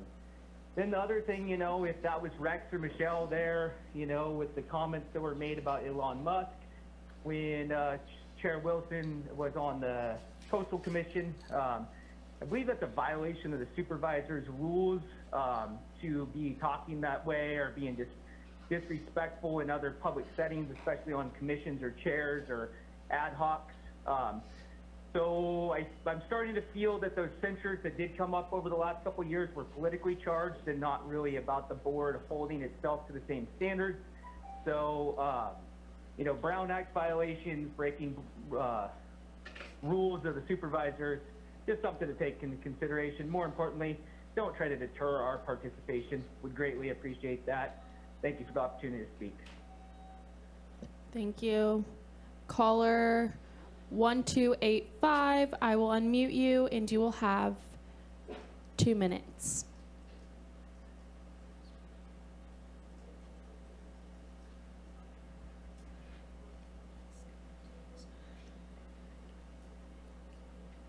You can try to press *6 to unmute yourself as well.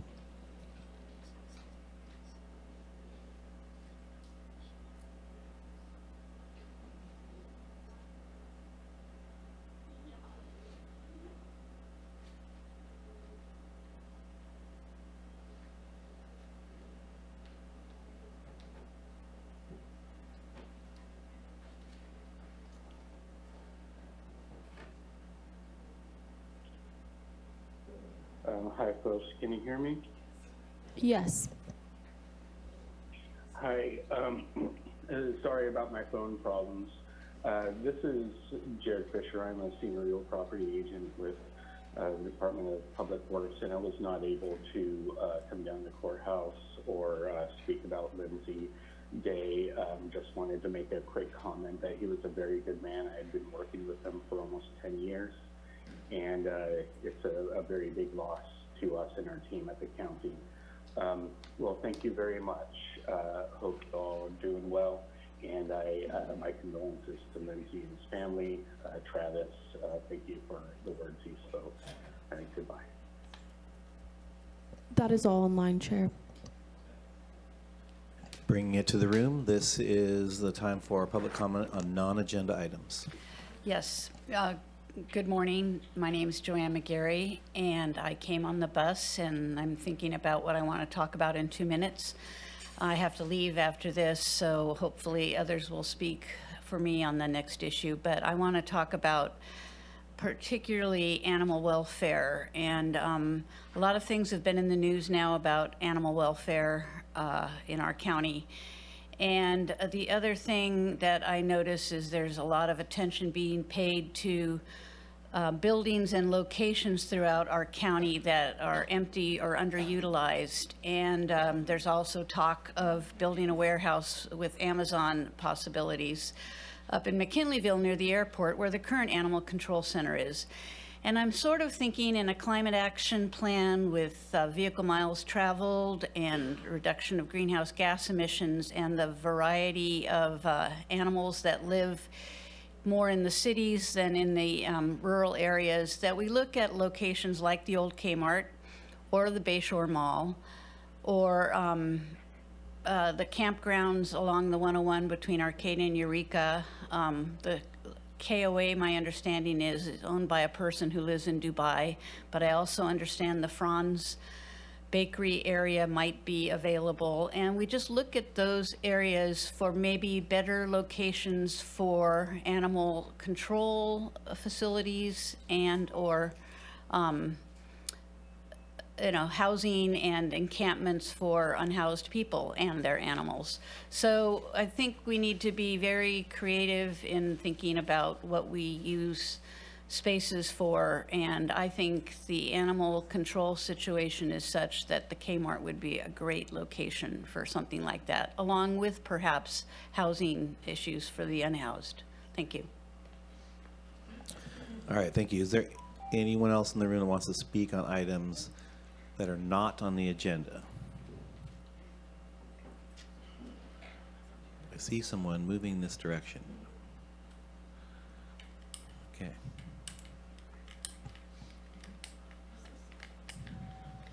Sorry, my name is Phyllis Coy, and to the Board of Directors, this is regarding the ballots that were discovered that were not counted for the November 25th election.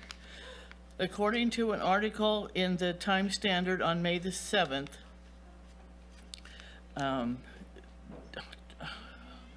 2026, and local news coverage the week of May 4th, there were 596 ballots discovered on Monday, presumably May 4th, when ballot boxes were being prepared to be distributed for the upcoming primary election to be held on June 2nd. Since the November 2025 election was not certified until December 5th of 2025, will those ballots be recounted along with these 596, so hopefully an accurate count can be recorded. Oops, I gotta skip almost, okay. Be recorded, an accurate count be written, be submitted to, so people will get an accurate count of the actual election of 2025. Only to be fair to those ballots that were not counted. Because of those errors happening, there are many questions that can be, anyway, I want to go on to my closing. Before closing, I also want to bring to your attention that over $18,000 is unpaid to the Humboldt County Fair from buyers at the Junior Livestock Auction. This information was released in the Ferndale Enterprise issue dated April 30th, 2025. Thank you for your time. Respectfully, Phyllis Coy. Thank you. Thank you, Phyllis. I saw someone moving in this direction, but then moved away. Was there anyone else who wanted to speak to items not on the agenda? All right. We're here for you.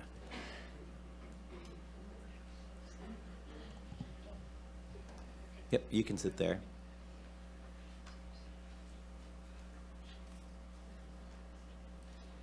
You're just sitting down? Okay. Seeing nobody, we are going to go into our 11 o'clock time set in 3 minutes. So take a breather for 3 minutes, and we'll be back. Was just enough room for one more person to talk, but it's all right. We'll take the break. All right, 3 minutes, and we'll be back.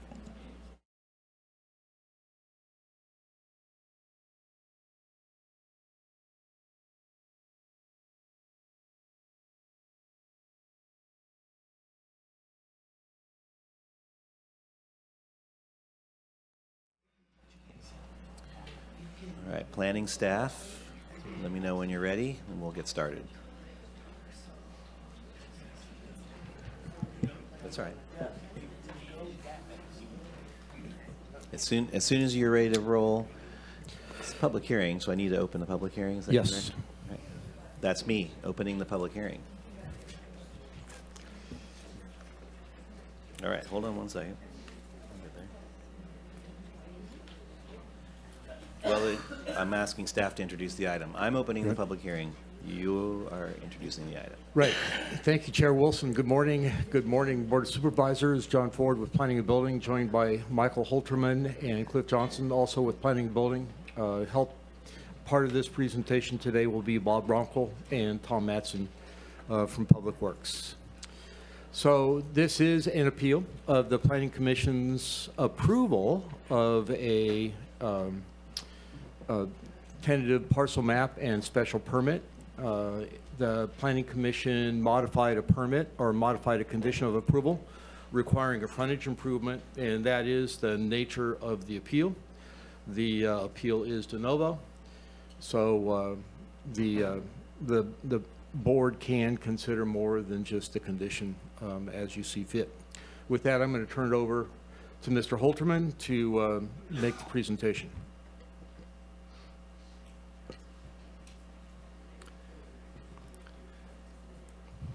Good morning. My name is Michael Holterman. I'm the assigned planner for the Life Plan Humboldt subdivision appeal. It's record number PLN 2025-19246 in the McKinleyville area. Here we have the project location. So the two APNs highlighted comprise one legal parcel. It's south of Hiller Road between Central and McKinleyville Avenue. This parcel was recently rezoned along with several other properties as part of the McKinleyville Town Center Ordinance. And environmental impacts were assessed as part of the EIR adopted by the board for the Q zone. So these are the topics I'm going to be covering briefly: the subdivision itself, the wetland consolidation and restoration under the special permit, and then briefly the appeal, after which I will hand it off to Bob Bronkel, county surveyor, to discuss in a little more detail. So first, the subdivision. The project consists of a parcel map subdivision dividing a 14.59 acre parcel into a 12.63 acre and 1.96 acre parcel. The resulting lots meet the minimum parcel size, width, and depth. They conform to the requirements of the current zoning regulations and the general plan. The project was referred to other agencies who recommended approval or conditional approval, and those recommendations have been included in the recommended conditions of approval to the board. Here we have the wetland consolidation and restoration. On the left, you'll see the wetlands in their current state. Blue is showing 3 parameter wetlands and green shows 1 parameter wetlands. The applicant is proposing to consolidate the existing wetlands into the northwest section of the property. The conceptual wetland footprint is shown on the right. Mitigation includes creation of 3 parameter wetlands at a ratio of 1.5 to 1, and created wetlands will be dominated by native species with low target invasive plant cover. Created wetlands will show an improvement in quality over existing baseline conditions, and maintenance and monitoring will occur over a 5-year period to ensure that objectives are met. So we went over the mitigation and monitoring. There's also adaptive management and success criteria. So the adaptive management strategies include things like changing weeding methods, supplemental planting or replacement of native species that aren't doing well on site, supplemental watering, minor regrading or erosion control as necessary. And success criteria include the creation of about 28,000 square feet of new 3-parameter wetlands that host at least 70% relative cover of natural wetland species and support wetland hydrology. So now we'll get into the appeal. Just a little bit of history. Public Works did include a recommended condition of approval that the applicant pave the frontage along Hiller Road. The applicant submitted an exception request to the Planning Commission. However, the Planning Commission approved the project, and rather than approve the exception request, elected to modify the condition, which is shown here. So this is kind of heavy on text, so I'm just going to highlight the 2 main points, which is the condition allows the applicant up to 5 years after the issuance of building permits to complete the paving, and the condition also required the county to help seek grant funding to fund the paving, essentially. So the applicant appealed. The 2 main arguments in their April 20th letter include road widening is disproportionate to the impact of the project and that it would create unsafe conditions. So we're going to back it up a little bit.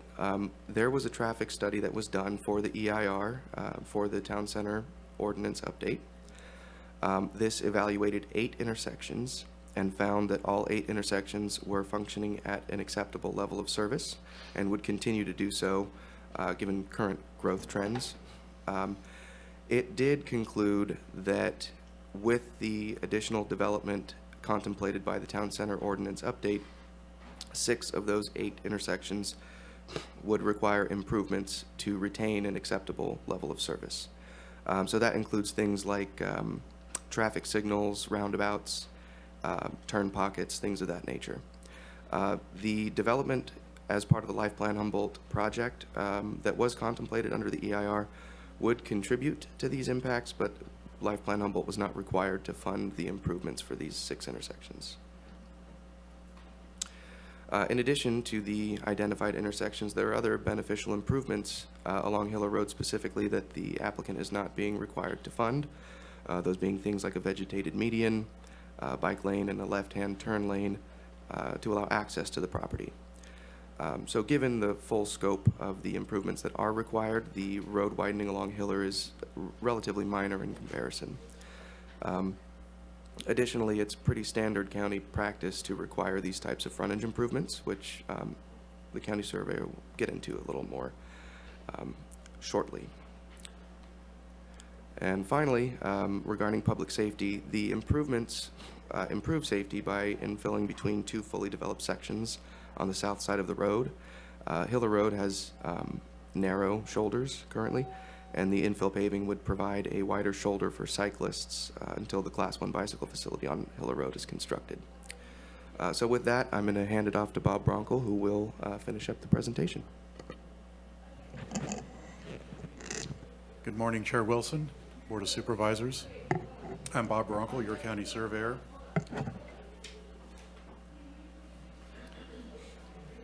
So this image here is of Hiller Avenue taken from Central Avenue. It's a Google Street View image. And the purpose of this image is to give you context of what the existing conditions on Hiller Road look like and where the project site is. Hiller Road has a right-of-way of 80 feet, and the pedestrian improvements historically have been constructed at the edge of the right-of-way, leaving essentially 70 feet from curb to curb. The subject property is in the wooded area behind the gas station on the left. With the town center project, Hiller Avenue is being revisioned. It's being revisioned to be a road that would have a landscape median, left turn pockets, 4 landscape strips, a Class 1 trail, and wide sidewalks on both sides. That is what's been envisioned with the McKinleyville Town Center, and that's the way the Life Plan Humboldt project has been conditioned to facilitate this vision coming into fruition. In particular, the subdivider is being asked to go ahead and extend out the existing road, construct a 13-foot wide paved area, a 5-foot landscape strip, and an 8-foot wide sidewalk. The remainder of the revisioned Hiller Road would be constructed by others in the future.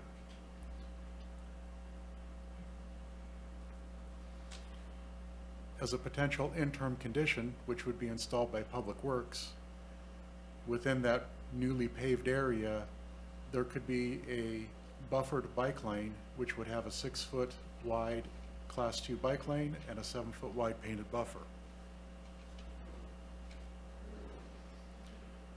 County code is what provides the authority for Public Works to go ahead and request that subdividers improve their property, their frontages, as well as any off-site improvements that may be required. Along Hiller Road, prior development has already widened portions of the road to its prior widening, which was putting the sidewalks out at the right-of-way line. So I'm going to walk through a series of pictures on this. And this is starting on the west and going east. There was a subdivision, 3-lot subdivision that went ahead and widened the road. And you can see the existing fog line. It's a little bit faded in the picture, and it's about 21 feet from there over to the curb, and that was widened with that 3-parcel subdivision. The next project was this business, and they went ahead and widened it. You can see the fog line and the extent of the widening that was done, and the curb gutter sidewalk that was installed.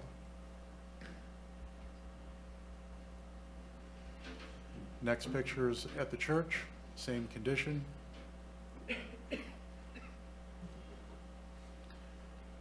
Then at the shopping center, it was widened, curb gutter sidewalk, and at the gas station, curb gutter sidewalk.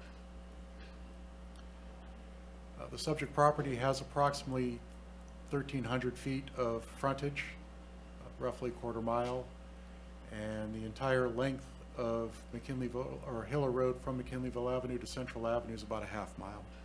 So this would provide a substantial chunk of frontage improvements to connect between McKinleyville Avenue and Central Avenue.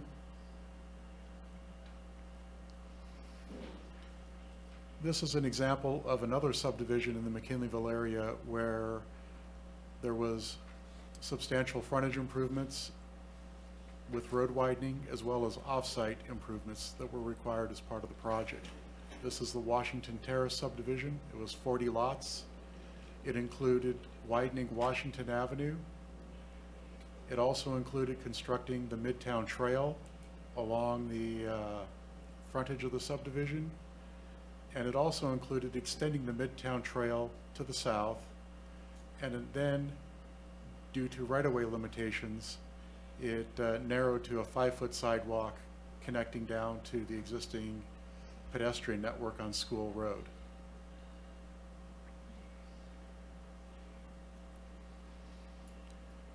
From a proportionality standpoint, the new design results in 8 feet less of infill paving than what was being historically done on Hiller Avenue.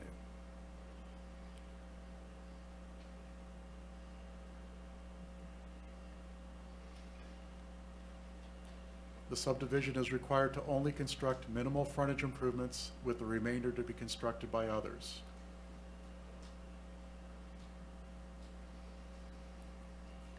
The subdivision is not required to construct landscape medians or the left turn pockets needed for the subdivision's proposed driveways. These will be constructed by others.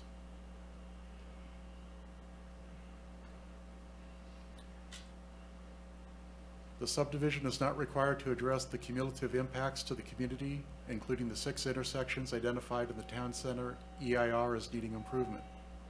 Instead, the county's approach to address countywide traffic needs is to require the construction of frontage improvements, including infill paving.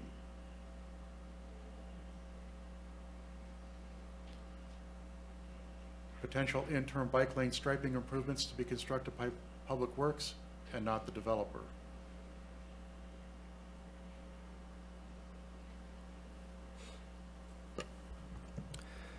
And with that, we have the staff recommendation, which is that the board find that no further environmental review is required, the project is consistent with the general plan and the zoning, and deny the appeal, approve the subdivision and special permit, subject to the recommended conditions of approval. Thank you. Staff's available for questions. Okay, thank you for that. First thing, I just want to ask board members if they have any ex parte communications to report. Yes. Okay, Steve, or excuse me, Supervisor Madrone. Yeah, so I did meet with the appellant. They described their project and their concerns and hopes for the project. I listened, and I'm here today to hear whatever else folks have to say, and then make a decision after that.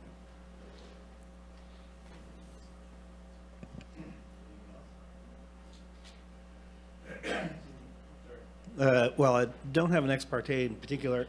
I will say that my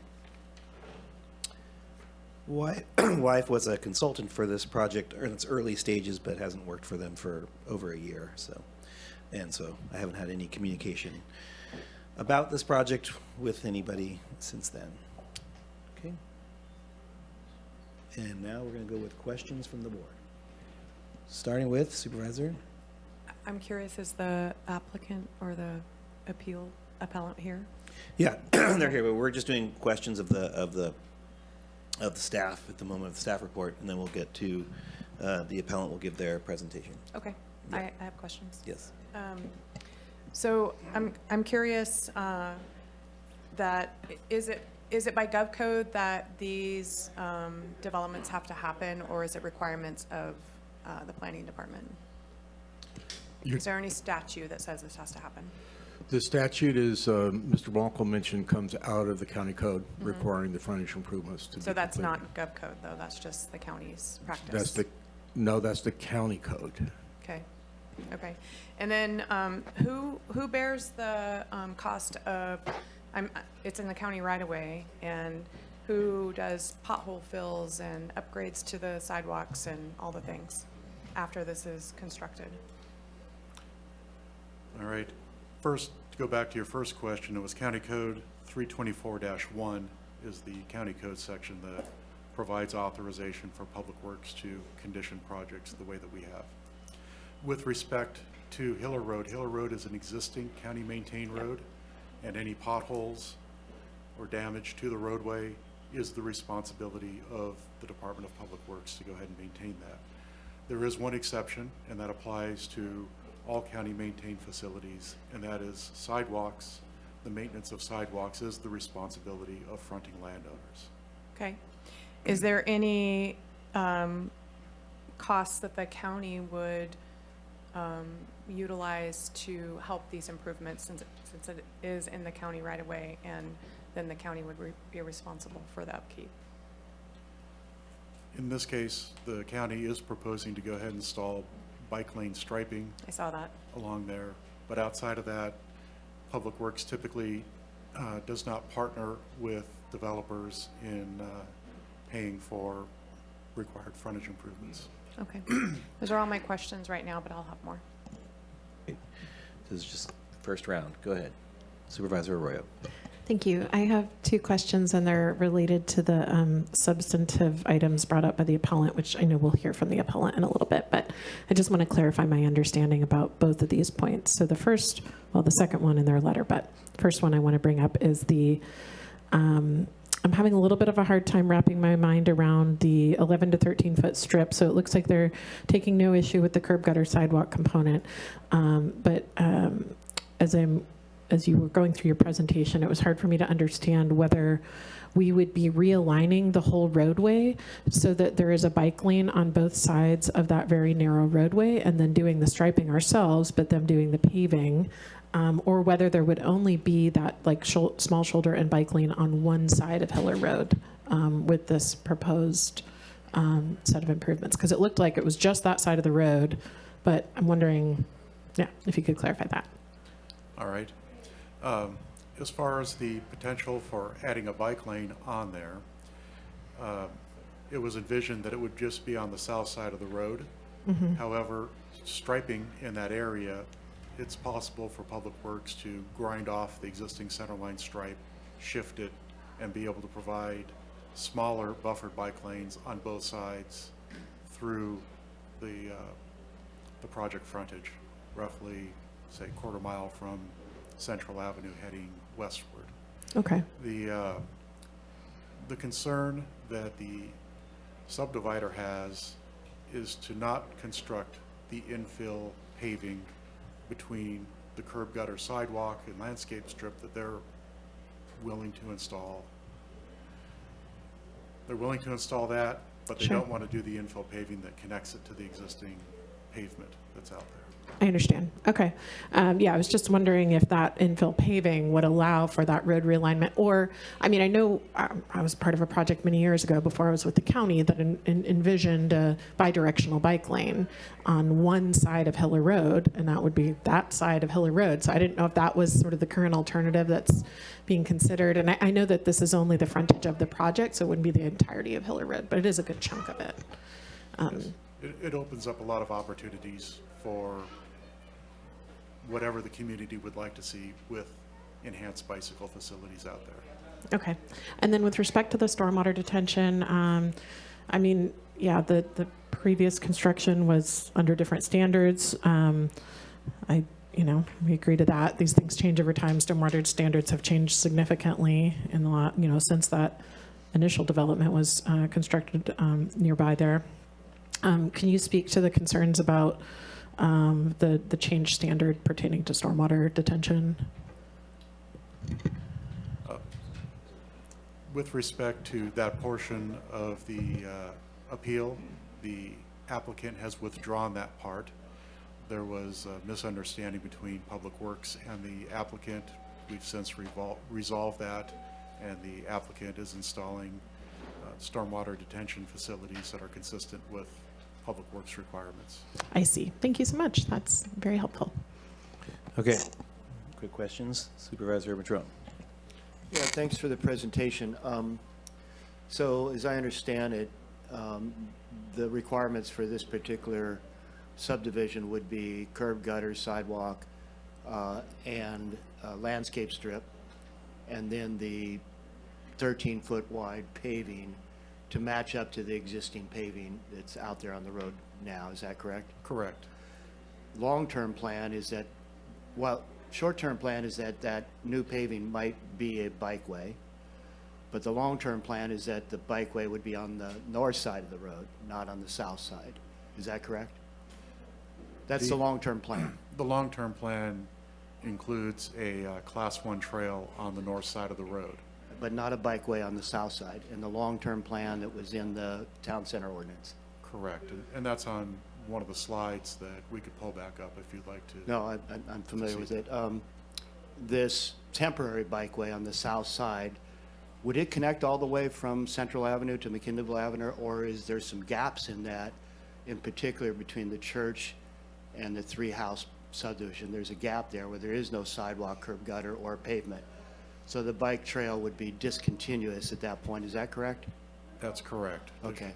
Not quite enough width due to that one right piece, plus a little bit more toward the McKinleyville Avenue intersection.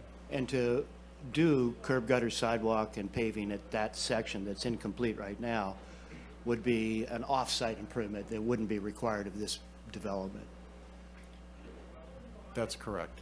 So the paving that would be required of this development, the 13-foot wide pavement from the landscape strip to the existing paving, would that actually match up with future plans? Because the future plans would be that that would actually be a travel lane.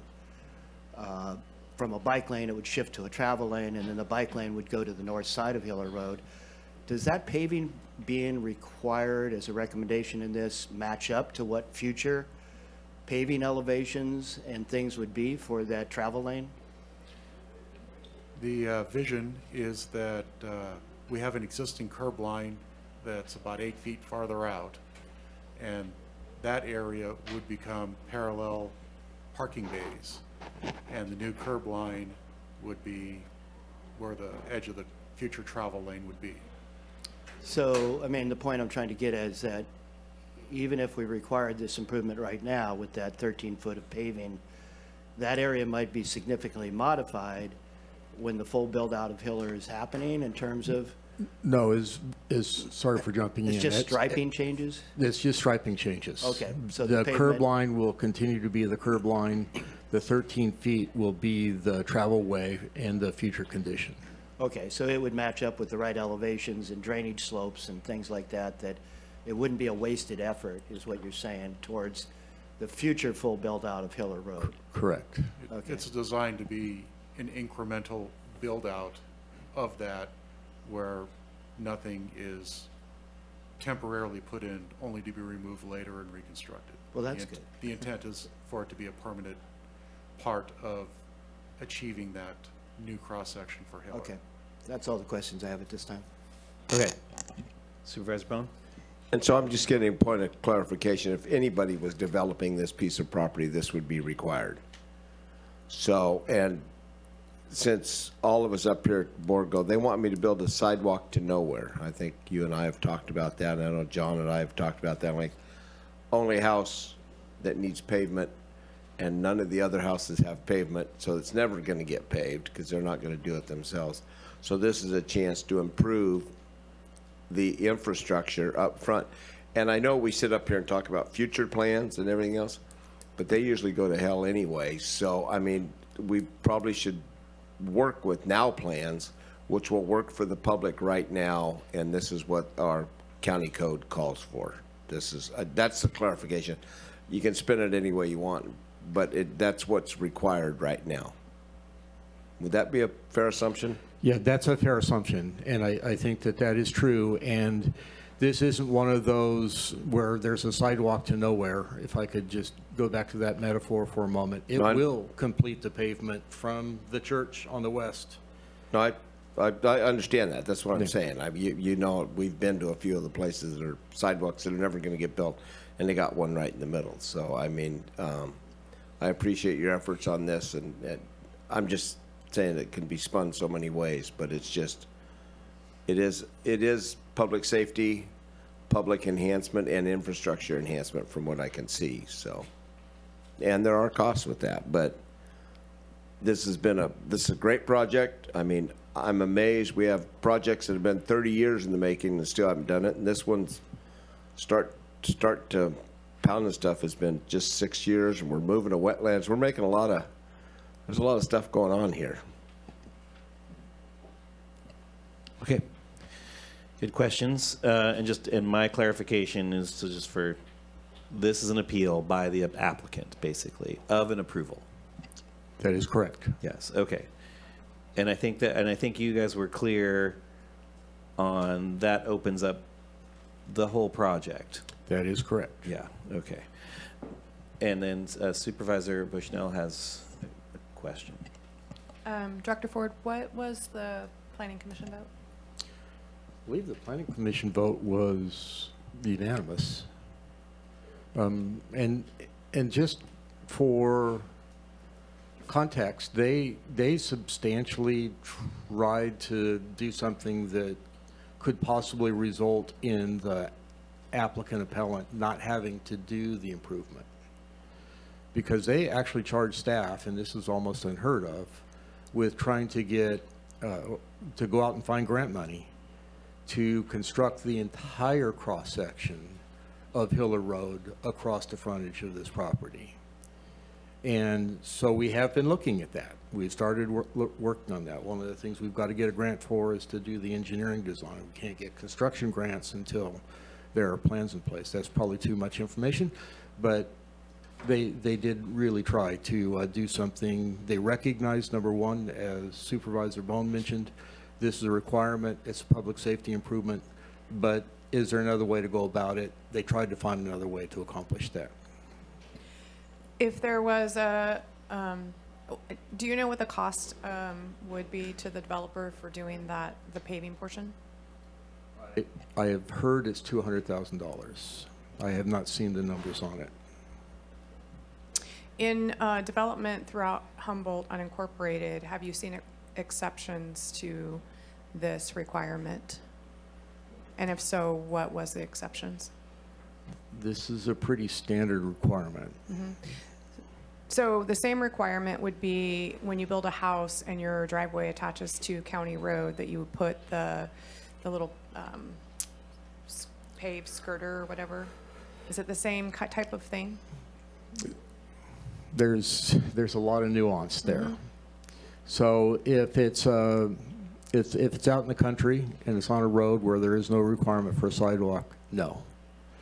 If it's part of a map that's previously been approved and the requirement is to install the frontage improvements as part of the building permit, yes.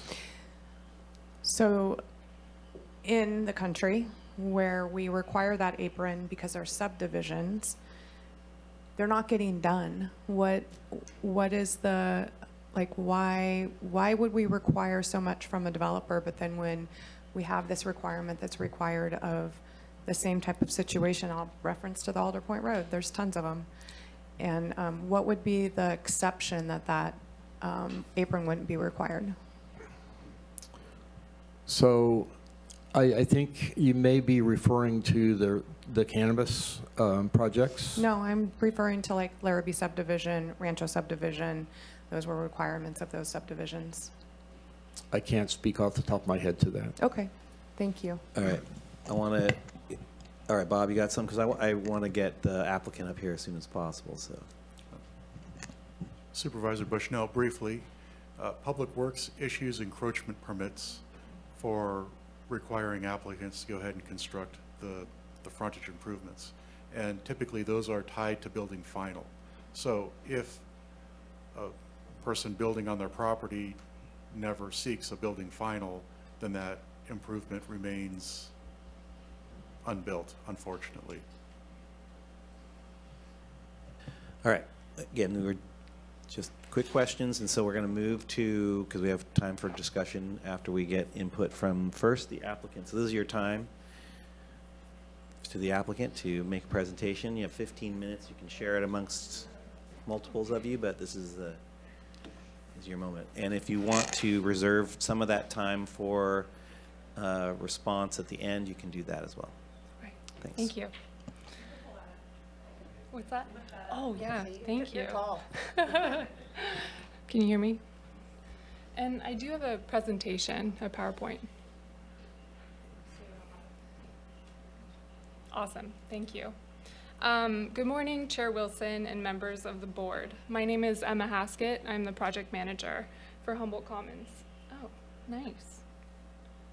Okay, and thank you for hearing us today. We're here about our appeal of one specific condition for the subdivision approval, condition 2.5B, which requires us to fund and build a 13-foot travel lane along our entire Hiller Road frontage. This requirement was not anticipated or disclosed during pre-application, and we believe it goes beyond what is fair and proportional for our project. So this is our project, Humboldt Commons. We're a nonprofit aging in place community and the first new development to break ground in the McKinleyville Town Center.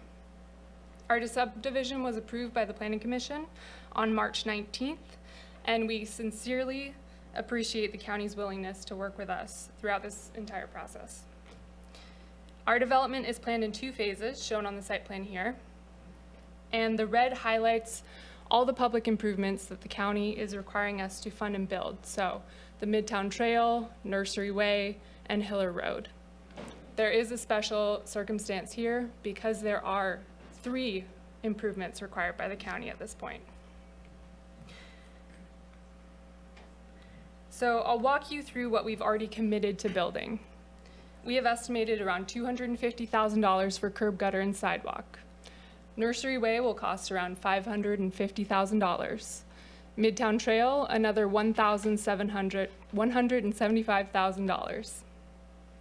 In total, that adds up to almost $1 million in public infrastructure. The only thing we're contesting is an additional $200,000 for the road widening. That cost directly affects the affordability of a project designed to address the shortage of senior housing in Humboldt County. So here's where things get out of proportion. Based on the W-Trans study done for the Town Center EIR, Humboldt Commons will contribute about 8 to 10% of the traffic on this segment of Hiller Road. Seniors typically drive less. They average about 2.4 trips per unit per day. That's 262 trips for our 109 units, compared to about 3,000 existing daily trips. But we're being asked to fund an entire additional travel lane. That just doesn't add up. There is a legal standard that applies here. Under Dolan versus Tigard and more recently Sheets versus El Dorado, the Supreme Court has held that permit conditions must have rough proportionality to a project's actual impact, and that the county must make an individualized determination to support that. And in Ehrlich versus Culver City, the California Supreme Court struck down a $280,000 fee for the same reason. There were no individualized findings. We understand Public Works' position that frontage improvements are just what developers do, and that is what we're doing. We are building curb, gutter, and sidewalk along our entire frontage. But adding a full public travel lane to Hiller Road is the kind of condition that needs to be proportional to our impact, and that determination is nowhere on the record. Our attorney's letter goes into more detail on the legal arguments. And the county's own traffic data lines up with what we're saying. The Town Center EIR found that Hiller Road intersections operate at a level of service A or B and recommended no transportation mitigation. There were no capacity improvements needed. The bigger vision for Hiller Road that was shown earlier, with beautiful medians, landscaping, street trees, bicycle infrastructure, that benefits the whole community. It's not something one developer should pay for. The county has already said they'll seek funding for it. We're just asking the board to put a timeline and a plan behind that. So to wrap things up, we've already committed to almost $1 million in public infrastructure, and we have two requests. First, we're asking the board to eliminate the requirement for Humboldt Commons to fund and build the additional travel lane. And second, we're asking the board to direct county staff to develop a real funded plan for the full build out of Hiller Road. And lastly, we'd like to ask the board to consider where in the record is the evidence that this condition is proportional to our impact. Thank you for your time. I am here to answer questions. And then Ann. No questions yet, hold on. Yep, I've got a couple of PowerPoint slides too. So I'm Ann Lindsay, I'm president of a Life Plan Humboldt board that's building Humboldt Commons. And first, I want to reiterate Emma Haskett's point that the county failed to make an individual determination of the proportional impact of Humboldt Commons on Hiller Road. We are not requesting an exemption from any standard. We're looking at the legal standards and that we feel do not obligate us to build out the $200,000 worth of road. Our attorney, Mark Center, has also submitted a letter supporting our contention there's no legal basis for the road widening requirement. But I do want to address the need for a planned build out of Hiller Road with a timeline to match the 2029 move-in date for Humboldt Commons. Humboldt Commons, as you, Rex Bond, pointed out, is no longer a dream, it's a reality. It's a viable project with a timeline and a solid plan for development. We've started a future residents priority list with a great response, and prospective residents pay an initial $1,000 refundable deposit, enabling them the opportunity down the line to select their future Humboldt Commons home with a 10% entry fee deposit. The entry fee is essentially a lifelong lease. When someone leaves a community or dies, their estate or gets 70 to 80% of that back. So in a way, it's the way they can preserve the equity of their homes. We're going to start the entry fee deposits in June, start construction in early 2027, and plan to move in by early 2029. Housing will open up across the county as people move and as Humboldt Common residents downsize. We're moving to Humboldt Commons to maximize our independence in a city of connection and safety. The businesses like grocery stores, gyms, personal care services, financial services, and restaurants will all benefit from us being there. We'll be the economic engine of the new developing town center. We have to be able to cross the street safely to utilize these services. And by the way, most of the people on the future residents list are 75 to 80 years old. Public Works maintains, and this is, actually didn't bring it up today, but in the Planning Commission, that we should have 13 feet between the sidewalk because it's inappropriate to have a vehicle go, and I have pictures I wanted to show. Okay, go next. It would be inappropriate to have a vehicle go from paved surface to gravel in a developed setting. They say a driver may not realize the road is not completely paved to the curb, as the expectation is that roads are paved to the curb. Driving with uneven traction, such as 2 tires on pavement or 2 tires on gravel, can contribute to a driver losing control of the vehicle while attempting to recover from running off the road. I just want to show you, it's not like Hiller Road, as we've already seen, is a straight shot anyway. So I think these pictures show that Public Works about safety does not make sense. Paving 13 extra feet to widen Hiller along Humboldt Commons only make Hiller safety worse. So when approving our proposed subdivision so that rural community housing can build 50 low-income apartments, the Planning Commission, as you heard, directed the county to seek funding to improve the full cross-section of Hiller Road along the frontage of our property with no timeline specified.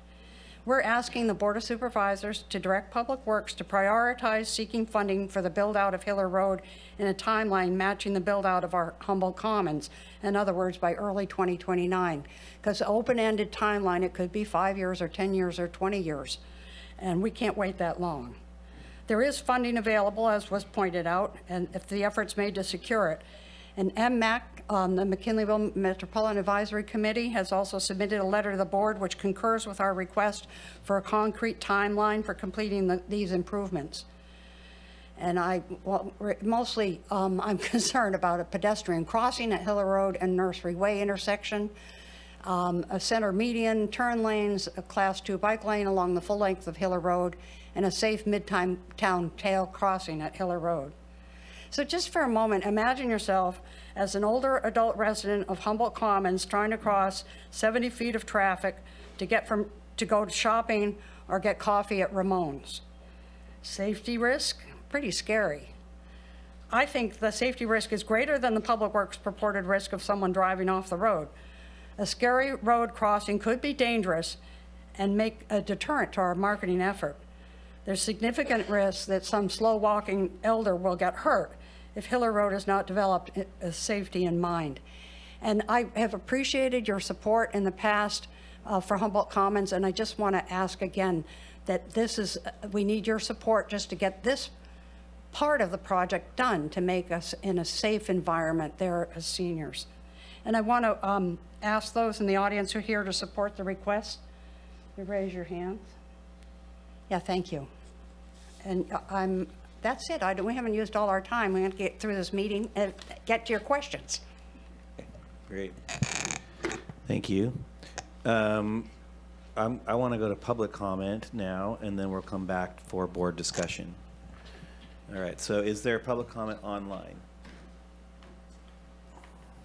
There is not, Chair. Okay. I'm going to give it 30 more seconds. If there's anyone out there that's online, so I don't want this to be a surprise.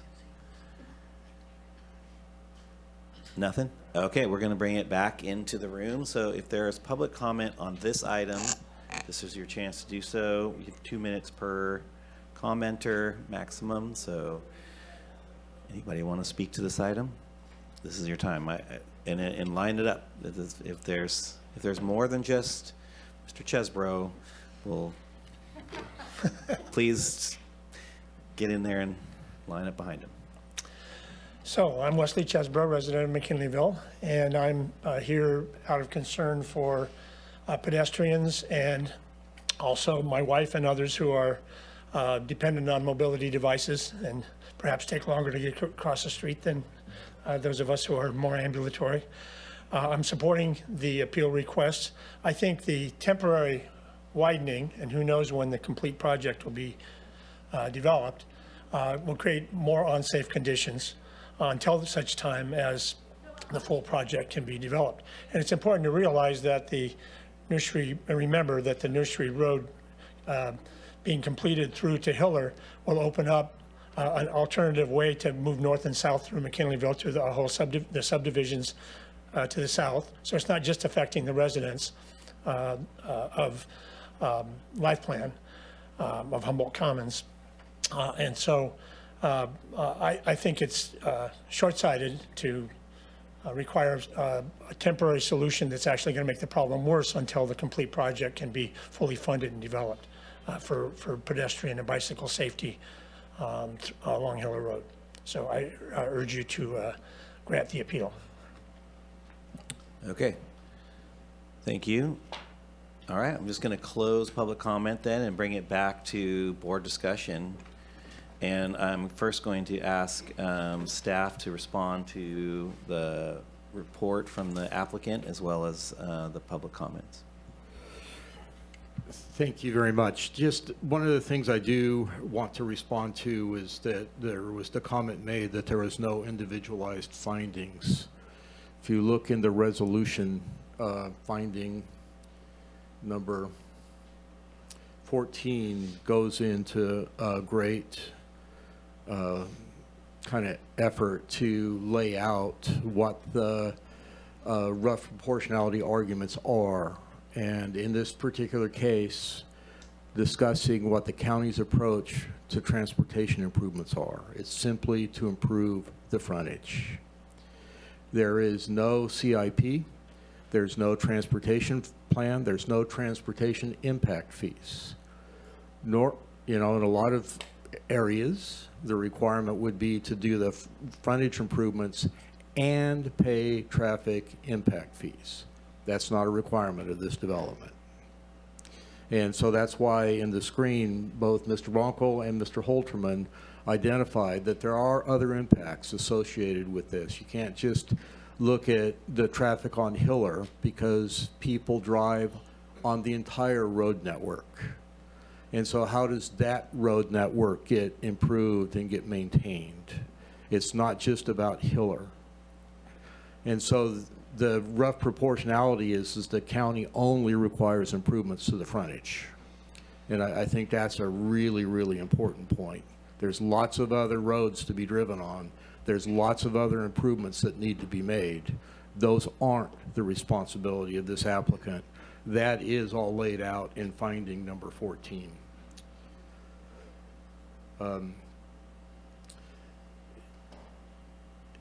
We would like to find a grant to make all this happen. It would be good for everybody, for the town center, for the entire county, for the entire road to get funded. But one of the concerns I do have is that this is a bit of, since this is the county strategy for mitigating traffic impacts, to not require this means that that's starting to send a message about what the requirements for mitigating traffic impacts are. And unless there's something Mr. Bronco wants to add, I'll stop there. Okay, I appreciate that. And then we'll bring it back to the board. I'm gonna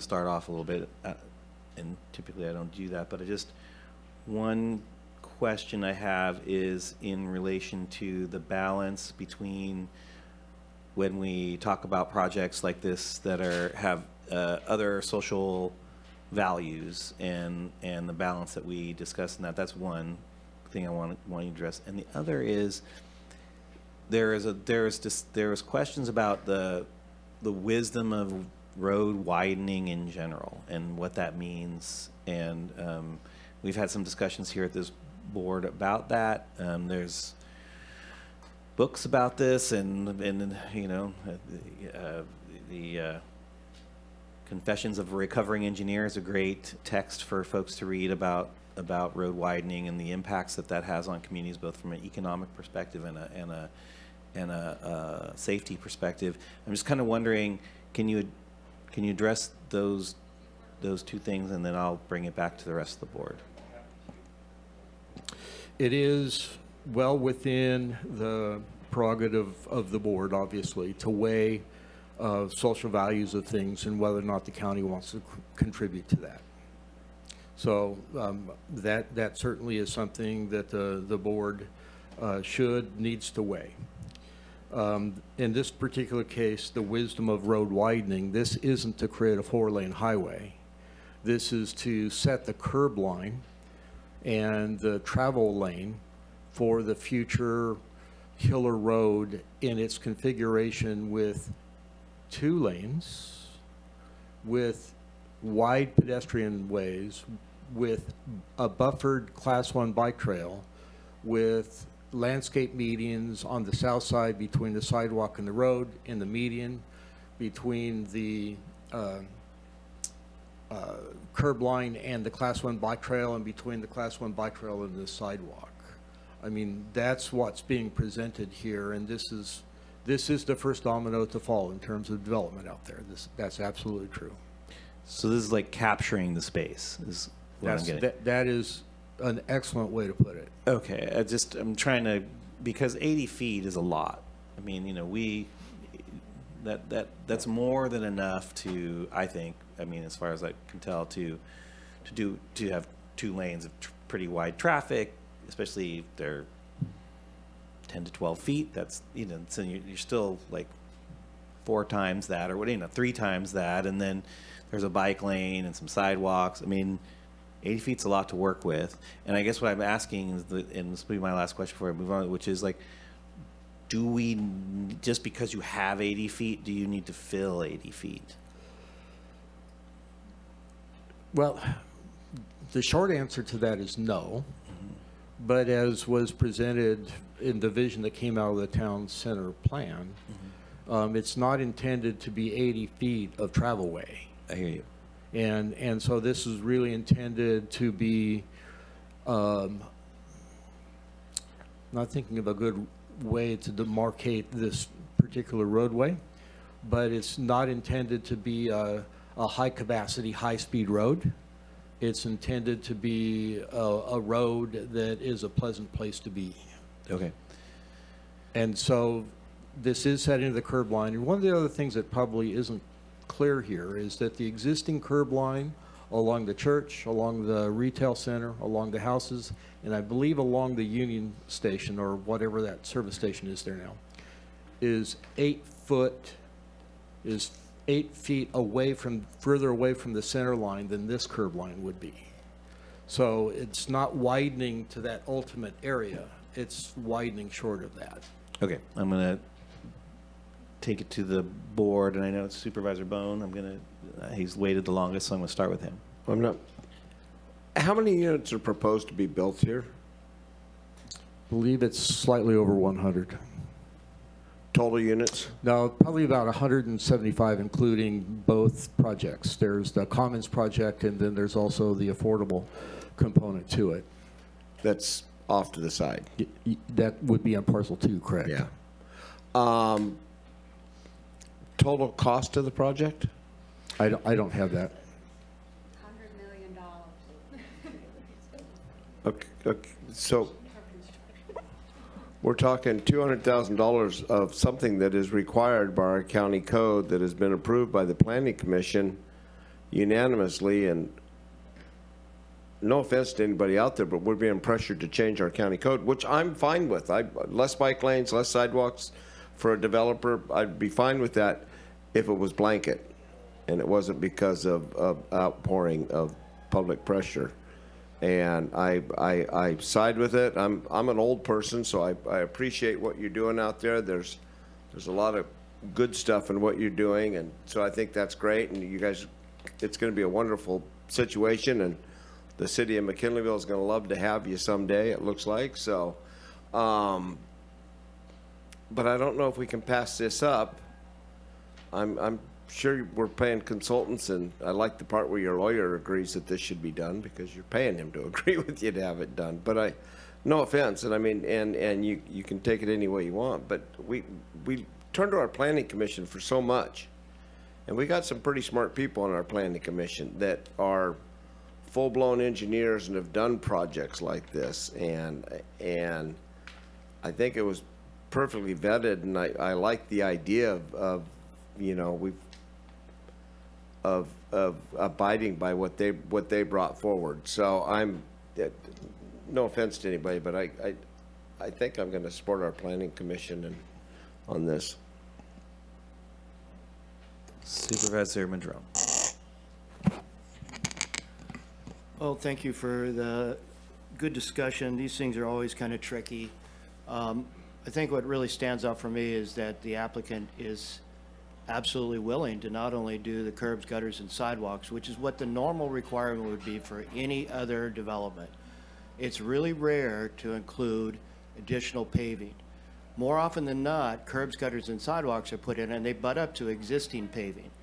At least in my time on this board, I haven't seen a requirement to actually add in paving as a condition of the project. It does seem unproportional to me, as was discussed by the appellants. And again, they're going to do all these improvements, not only on Hiller Road, but completing the entire Nursery Way connection, which is a huge expense, the most expensive part of the improvements they're making. And that is going to be an incredible improvement for circulation in the community. I appreciate that the Planning Commission did direct staff to look for grants. I'm assuming that's open-ended. I didn't hear you say that they said for a year look for grants. I'm assuming it's open-ended, that we're going to continue to try and seek out grants, because even when the town center is completely developed and fully operational, it doesn't to me seem like they would be required to put in, say, a lighted crossing at Nursery Way from the south side of Hiller to the north side of Hiller, because that might be unproportional. They would have to put in curb gutter, sidewalk, and maybe some other frontage improvements, but for instance, a street light or some sort of a safety crossing from Nursery Road over to the north side of the town center, you know, who's building that, right? And that would be a great opportunity in this grant to do those kinds of things, along with the Midtown Trail, which is further to the west. It's down further towards the laundromat, I believe, and the ice cream parlor there. So that's another crossing where people, you know, are being directed directly to Hiller Road. That's going to require some sort of a safety crossing as well. So that's two big safety crossings that I don't think anybody's going to be proportionally required to do that. It's only going to really happen if we have a grant.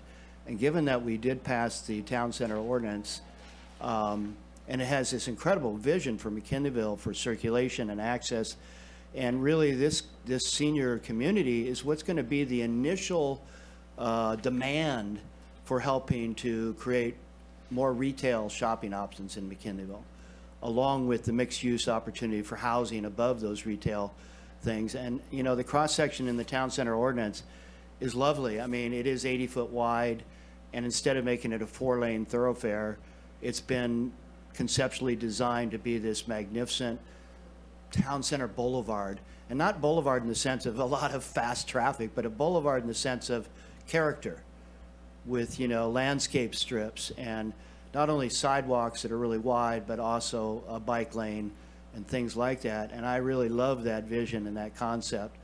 But again, to get to that place of building all that out is going to take grant money, ultimately, to make all that vision happen. And I don't think it should be placed as a burden on one development or another, because as I said, curbs, gutters, and sidewalks is your typical proportional improvement, not adding pavement. That's a whole nother level of requirement. And I will say that there's a precedent for this. We have, you know, just in the last year, I think it was maybe a year ago, with the Sutter Ranch subdivision, Phase 2, right there at Azalea Road and Sutter, did amend what the Planning Commission had recommended for that subdivision. What they had recommended was curb, gutter, sidewalk, and paving and things that were really, really expensive. And the developer spoke to that. But what was interesting was that those improvements didn't actually connect to what was a wide right-of-way north of that 3 or so parcel subdivision, maybe it was 4, to connect up into Tassa Way and the rest of that original Sutter Ranch subdivision, which had laid aside this very wide right-of-way for this vision of a pathway to connect that neighborhood ultimately down to Azalea Road. So our board actually modified the requirements that were recommended by the Planning Commission, setting some precedents in that instead of curb, gutter, and sidewalk all done with concrete, we modified it to an asphalt structure, which was going to be far cheaper for the developer. But we then added to make sure that improvement connected all the way up to the original Sutter Ranch subdivision at Tassa Way, right? Because circulation was really important.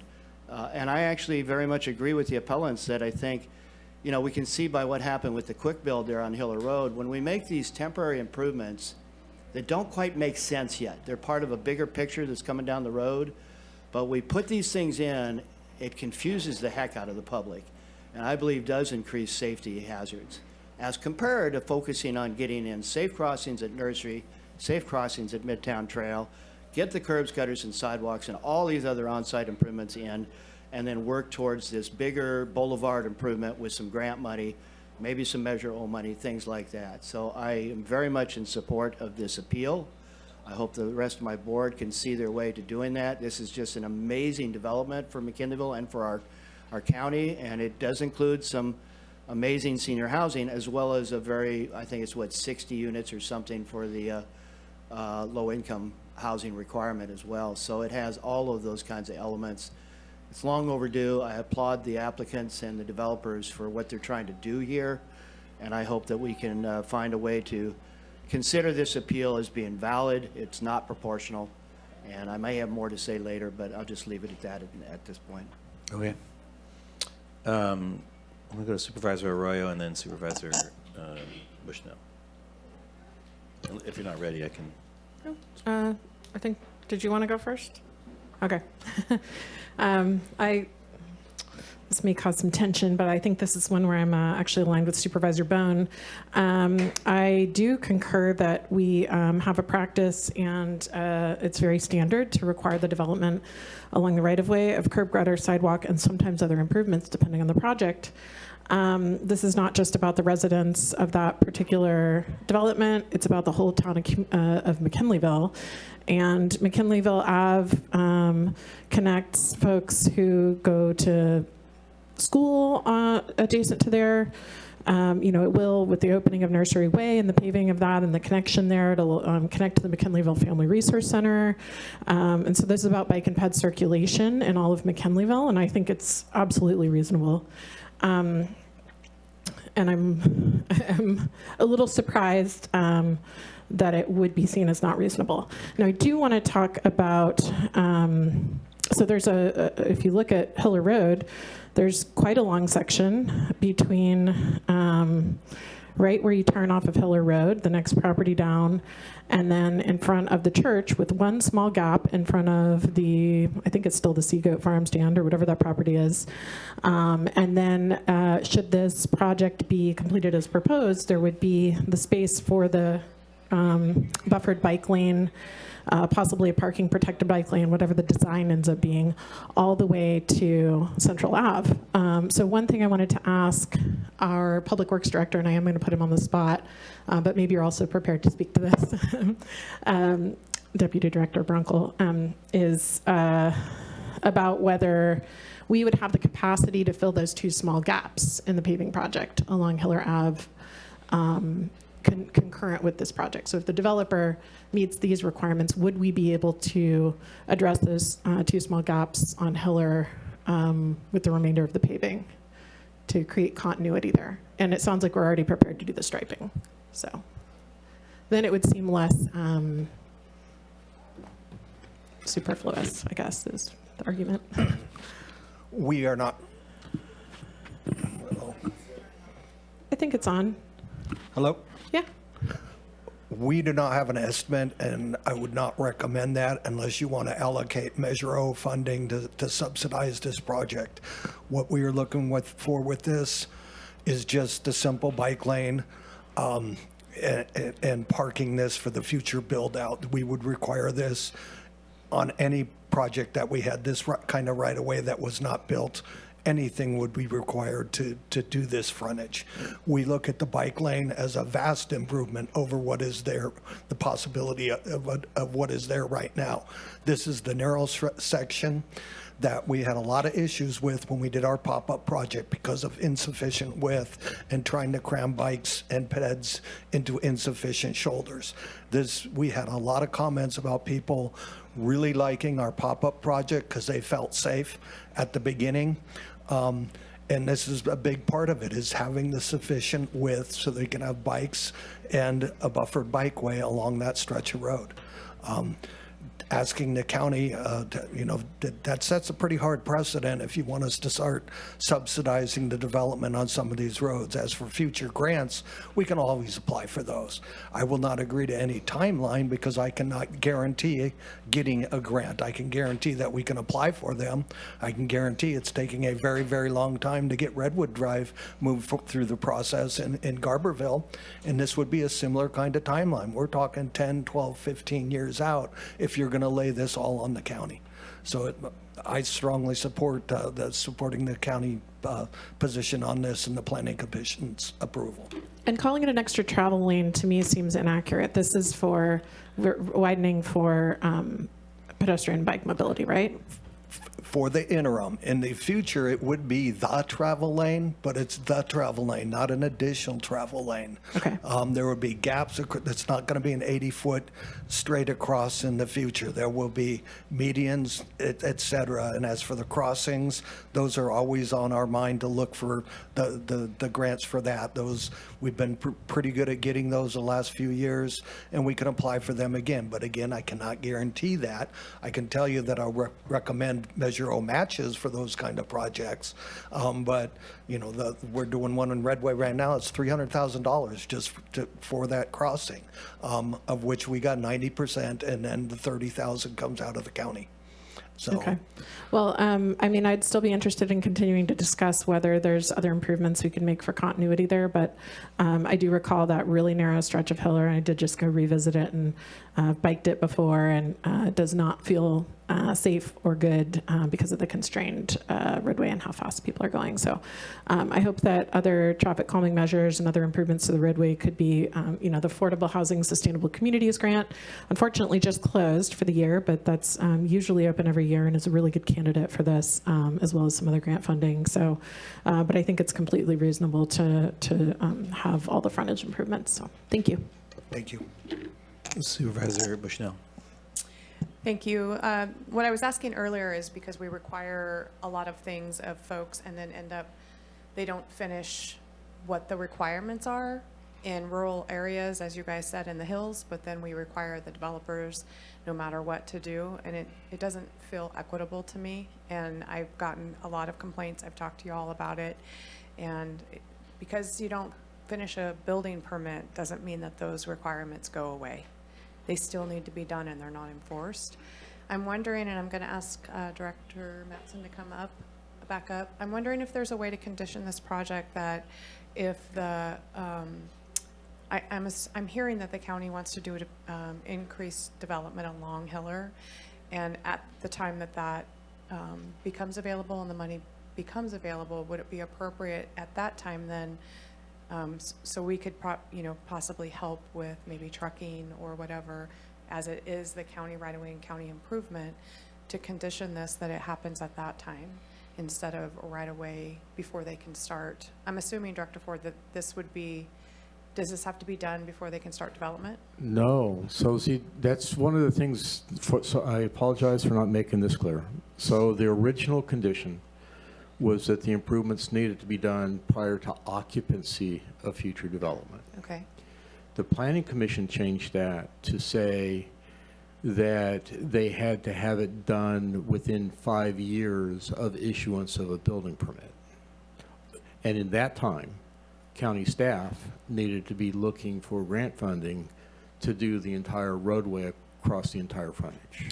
So is there I know there's an opportunity then for this board, we could condition that once the county seeks to make those more improvements to Hiller to make it contiguous, that paving project then commence, maybe with some shared expenses with trucking, and we've done that before.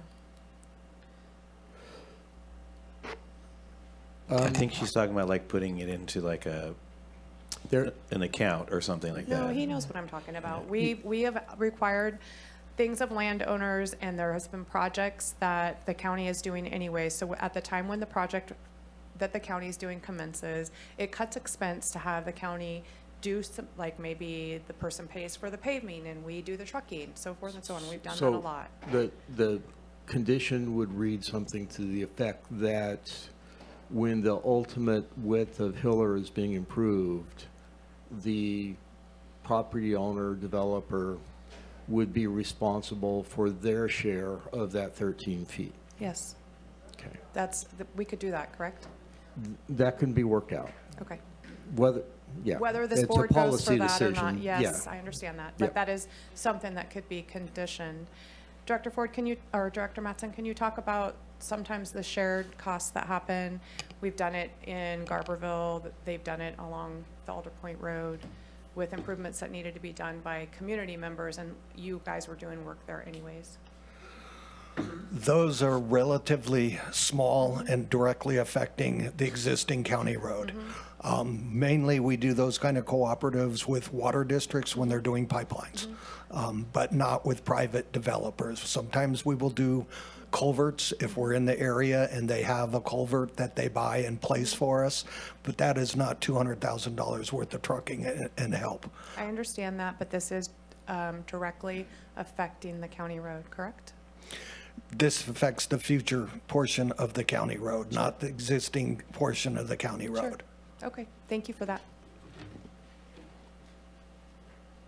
So just as a clarifying question, what I was trying to get at, Director Ford, is we have seen as mitigation for impacts, whatever they may be, some sort of a, bond or account that's basically set aside for that. Maybe because we don't have development fees in Humboldt County like so many other places, so that's typically where you just say, you just pay a development fee. This is your traffic fee, goes into, we don't do that. And so the hybrid version of that has been in some places, which is that there's whatever that is set aside for when the future development occurs, whether it's a traffic light or something like that. I think that might be similar to what Supervisor Bushnell is kind of getting at. Is there a way to leverage the asset so that it's more effectively implemented in the future when there's an actual real project, as opposed to what I was saying, which is like capturing the space with asphalt? Those seem to be in the current context. Correct. I think it can be done. That's the short answer. Anything that we can think of, we can work into an agreement that can be done. The thing that I'm struggling with how to talk about, and forgive me for thinking out loud a little bit here, is whether or not it should be, because that gets really complicated. And the more complicated things are, the more likely they are to be missed in the future. And so,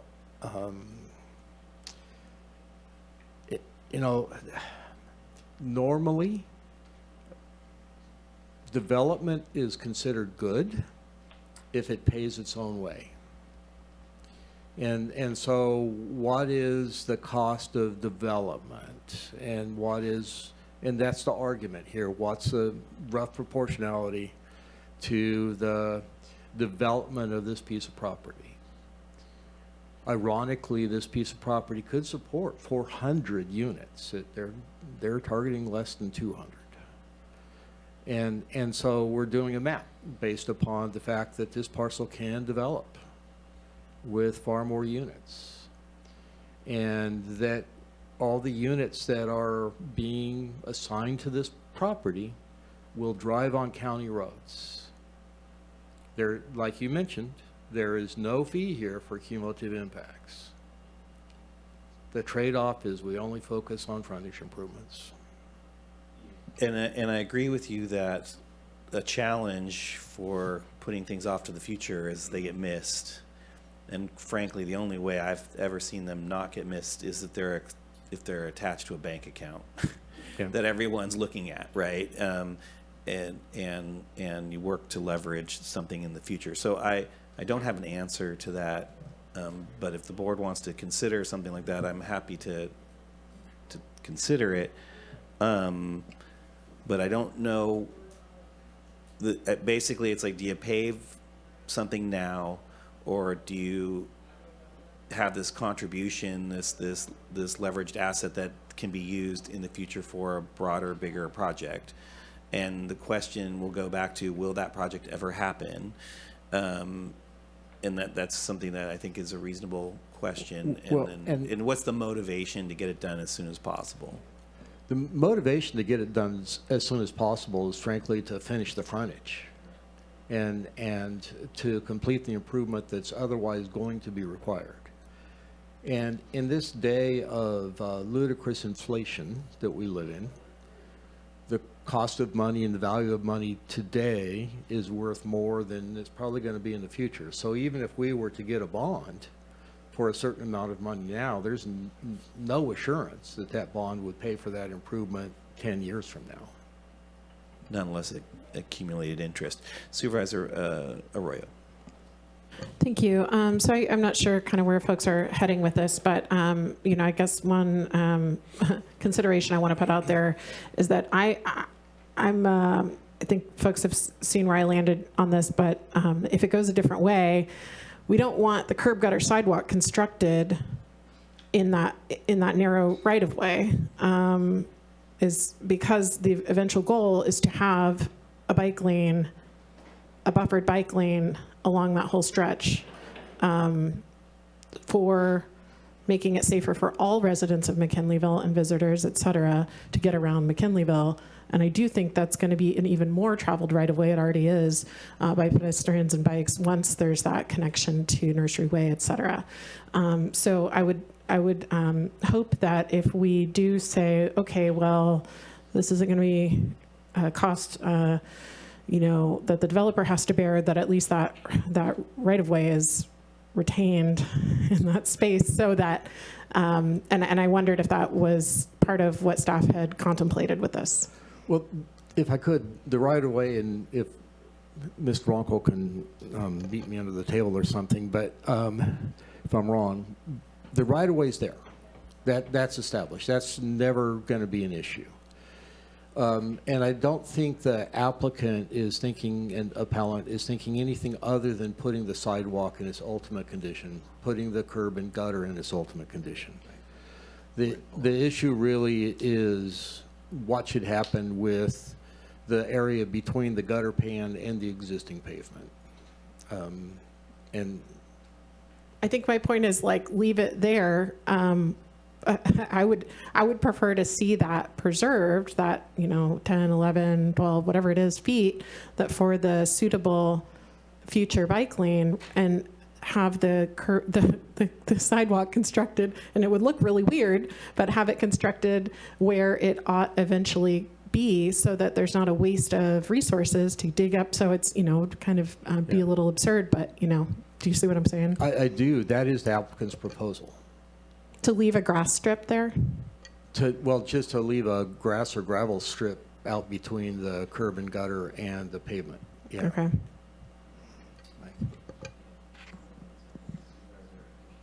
Can I ask a clarifying question around what Supervisor Arroyo said?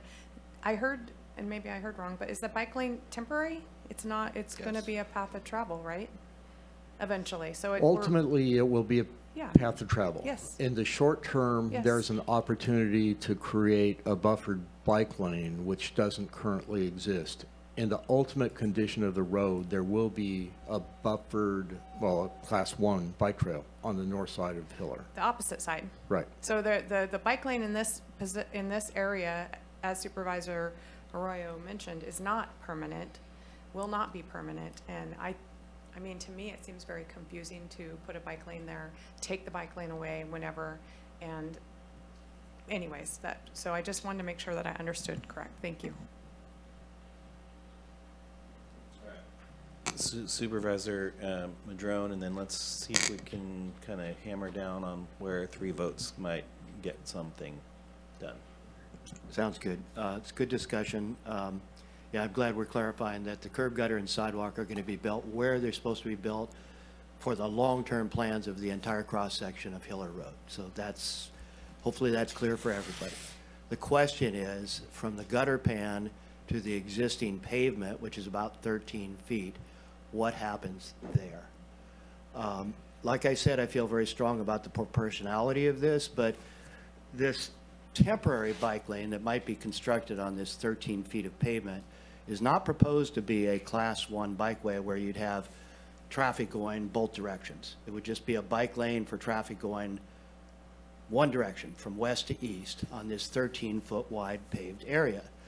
So from a proportionality perspective, I'm prepared to make a motion that we approve the appeal in part, but also uphold what the Planning Commission basically approved.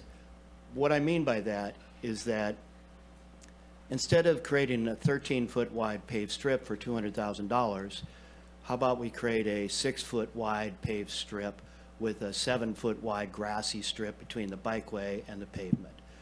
That gets half the project built. It becomes more proportional.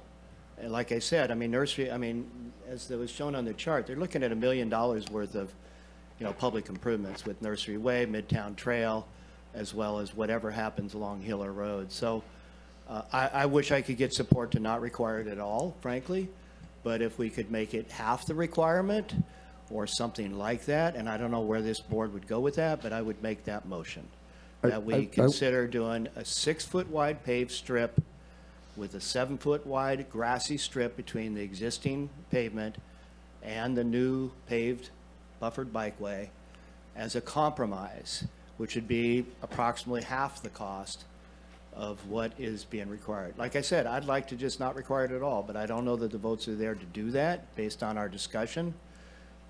So I'm going to offer that as a motion and see if there's a second. I'd like to hear what Director Ford's analysis of that proposal is. Well, yeah, I'm sorry, I'm not an engineer, and perhaps Ms. Bronco or Ms. Mattson would like to add more detail to this, but, you know, a lot of the cost is mobilization. So if you're going to put in 6 feet, you're there. You might as well put in the whole thing. You're not going to save like half the cost, because part of the cost is mobilization. Yeah, but with pavement, that's a huge cost. Pavement is a big part of the cost. And mobilizing the equipment's in McKinleyville. So let me just try this then. Thanks for that response. I appreciate it. I don't mean to cut you off if you had something more to say. That's fine. The other compromise option would be that we uphold the appeal and don't require this improvement of the applicant, but we ask them to make a deposit of $50,000 towards a future project, much like Supervisor Bushnell was saying. How about have them contribute to the project? That's a more definitive thing. I understand what you said about how $50,000 today is not worth $50,000 in 5 years.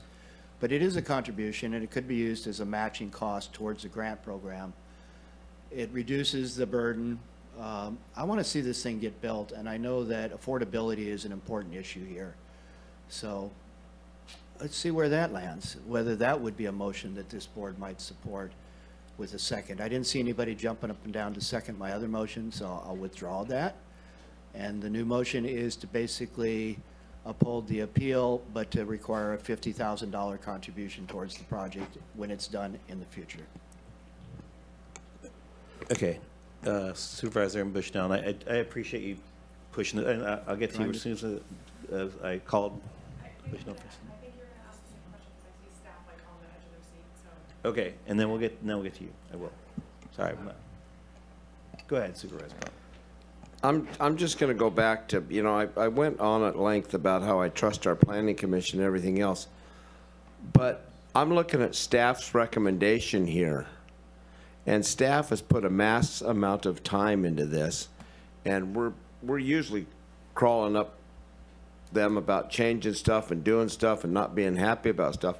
We've brought a presentation, it's been in front of the planning commission, it's been everywhere, and all of a sudden now a $100 million project is hinging on $200,000 of safety and road improvements. And I understand, but I've seen so many of these get denied with smaller subdivisions. I've seen pavement improvements have to be made on much smaller things, and I think we saw that a lot in cannabis, you know, do the apron 20 feet out in the middle of nowhere, which is, you know, and 80% of the cost, 90% of the cost is mobilization. And I'm going to be real simple here. I'd like to make a motion that we support staff's recommendations and wish them luck in their project going forward. Can I? Okay. Second.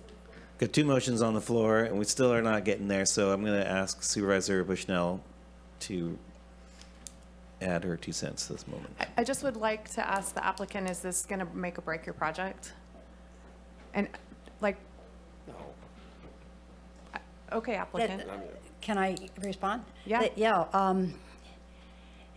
It's just incremental. I mean, as we, you know, it adds up to over $1 million already.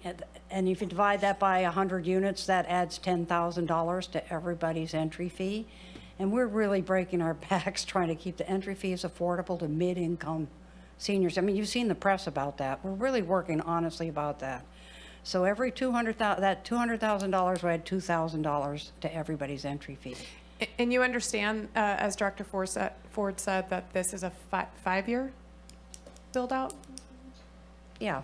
The planning commission gave 5 years before it needed to be installed. So and you do, I just want to make sure you understand that. Yeah, I understand that. It's the way we budget things. We still have to budget $200,000. No, I understand that. And because we're going to be going for bonds, and that'll be part of it.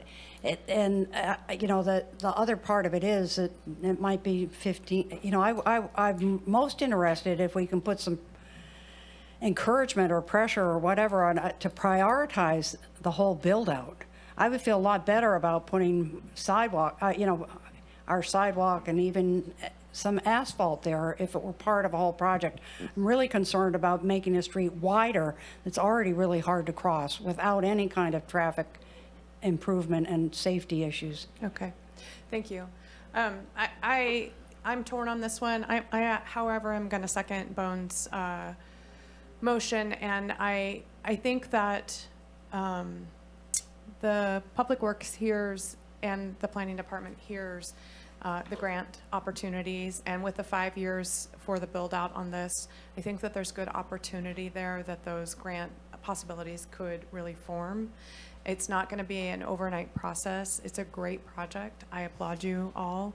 This one I struggle with because I don't feel it's equitable with other things that are happening in the county with developers, with subdivisions, and I hope that we move forward if we're going to do this, that we require that out of everyone, because it does bother me. And that's where I'm standing, and I hear everybody, and I hope that a grant or some kind of monies can be found in that next 5 years. Supervisor Arroyo.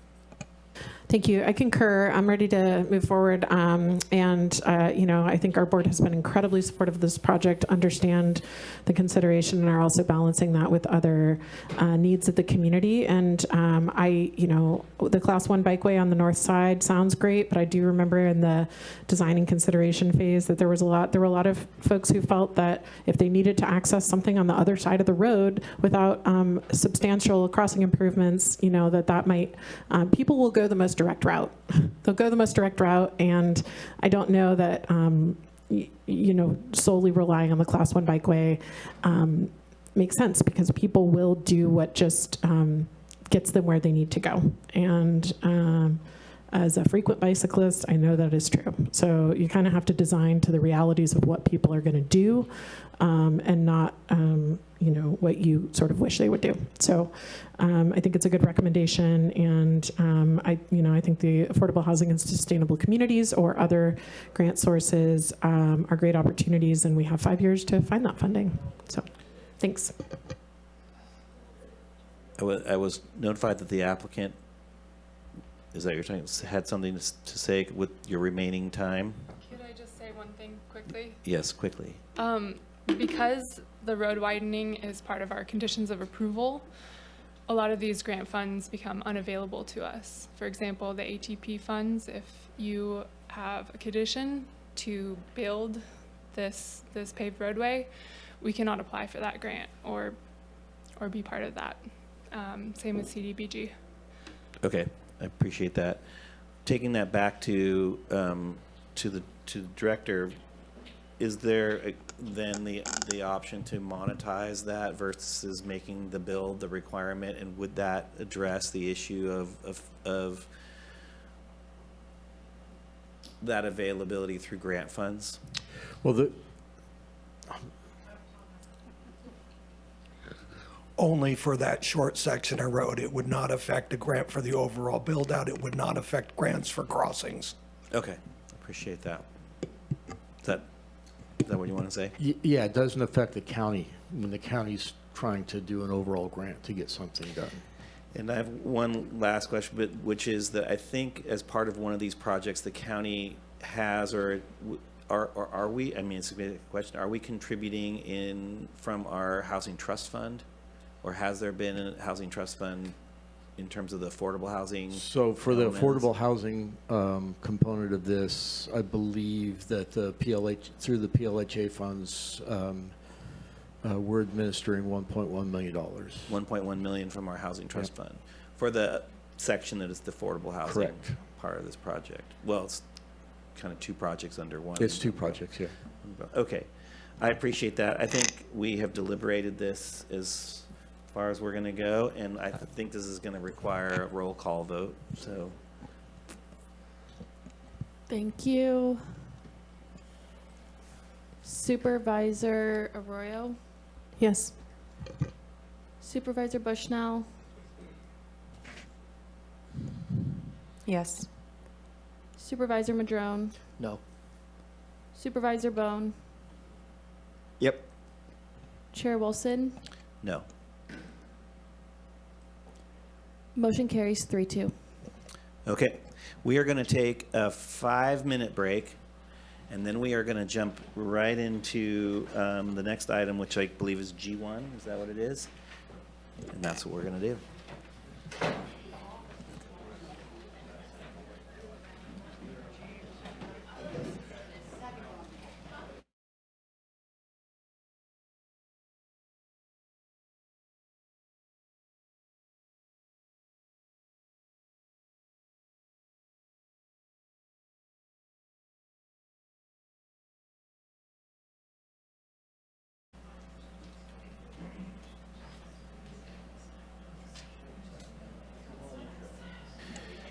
Mr. Black, are you prepared for this? Can you pick that up? Yes. Go. No eating chips on the mic. All right. Kaylee, you ready? All right, we're going to bring this back. So, I will introduce this item. We'll go from there. I'll try and read this very clearly if I can, even though it's very small. On April 28, 2006, the Humboldt County Board of Supervisors considered the establishment of an independent civilian-led oversight system for the Humboldt County Sheriff's Office to improve transparency, accountability, and public trust. The proposed oversight system would create a Sheriff's Policy and Practice Board and an Inspector General, which will operate independently, but both report to the board. Due to concerns that certain members of the public may have not been able to provide public comment regarding this matter at the meeting held on April 28, 2026, the Board of Supervisors will revisit the item and allow for additional public comment. Just so we're clear about what, there was a vote. It was 4-1, and it was to form an ad hoc committee regarding the establishment of an independent civilian-led oversight system consisting of Supervisor Arroyo and Supervisor Bushnell, and at their discretion, other county of Humboldt staff and folks as appropriate, and direct the newly formed ad hoc committee to prepare a draft ordinance regarding the creation of an independent civilian-led oversight system and bring it back to the board in September of 2026 and provide other direction as appropriate. But there wasn't any other direction. That's what happened, but that's what we can do today if that's needed. So what I'm going to do right now is I'm going to open this up to public comment because that seems to be the issue that we're trying to address is that there was an issue around the availability of public comment. So, Kaylee, is there anyone online that would like to speak to this? This is your time to do so. There is Chair. Okay. Caller 3053. I will unmute you and you will have 2 minutes.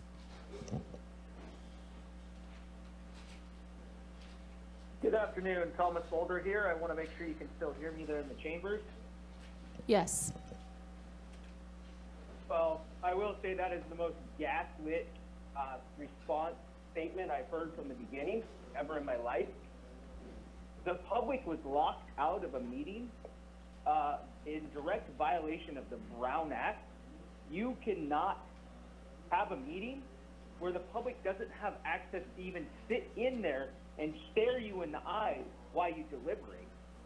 So I cannot believe, I'm appalled that everyone up there is just saying, oh, the public didn't have access. That was a direct violation of the Brown Act, and there should be an apology. That was the most egregious violation of the Brown Act I've ever seen. You got my email this morning, you know I don't support this. I think it's maybe I'm unaware and I didn't hear the presentation that maybe the county got a bunch of federal funding to do things like this, but I am just appalled that we're going to gaslight right over a violation of the open and public meeting rule book. Thank you for the opportunity to speak. Thank you. Caller 3411, I will unmute you and you will have 2 minutes.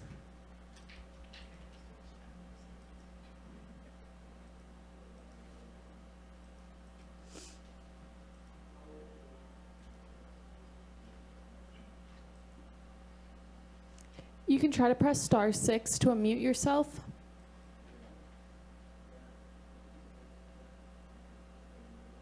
Good afternoon. My name is Charles Ullebrecht, and I appreciate the opportunity to speak this afternoon regarding the Proposal Oversight Committee for the Sheriff's Office. I think that accountability in government matters. Every public office should be transparent, ethical, and responsible to the people it serves. But the Sheriff's Office already has that oversight, and that oversight comes directly from the voters. The Sheriff is not an appointed department head. The Sheriff is a constitutionally elected official chosen directly by the people of this county. That independence is intentional.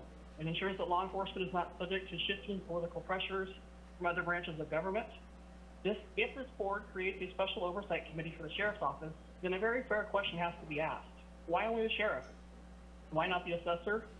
Why not the district attorney, who also has law enforcement?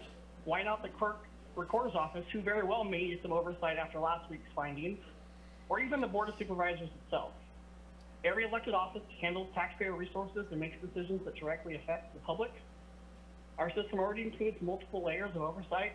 That includes the courts, the state and federal laws, California Public Records Act, and the budget review process through the board, internal affairs investigations, the courts, and ultimately the most important is the voters of the ballot box.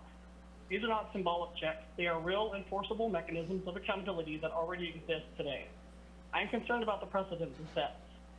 There has been discussion about potentially putting the proposal before the voters. But if the answer to a disagreement with an elected office is to create a new oversight board, we have to ask, where does that end? Could future efforts of others, elected or otherwise, create oversight boards for every elected office in county government? Could the same concept go out and the voters eventually be applied to the Board of Supervisors itself? Once that structure is created for one elected office, in my opinion, there's no clear limiting principle that prevents it from being expanded to others. The voters already serve as the ultimate oversight authority, and if the public is dissatisfied with an elected official, they have the power to make that change at the next election. Caller, That is you've the ran out of core time. Foundation. Caller 3411, you have used all your time. Caller 4350, I will unmute you and you will have 2 minutes.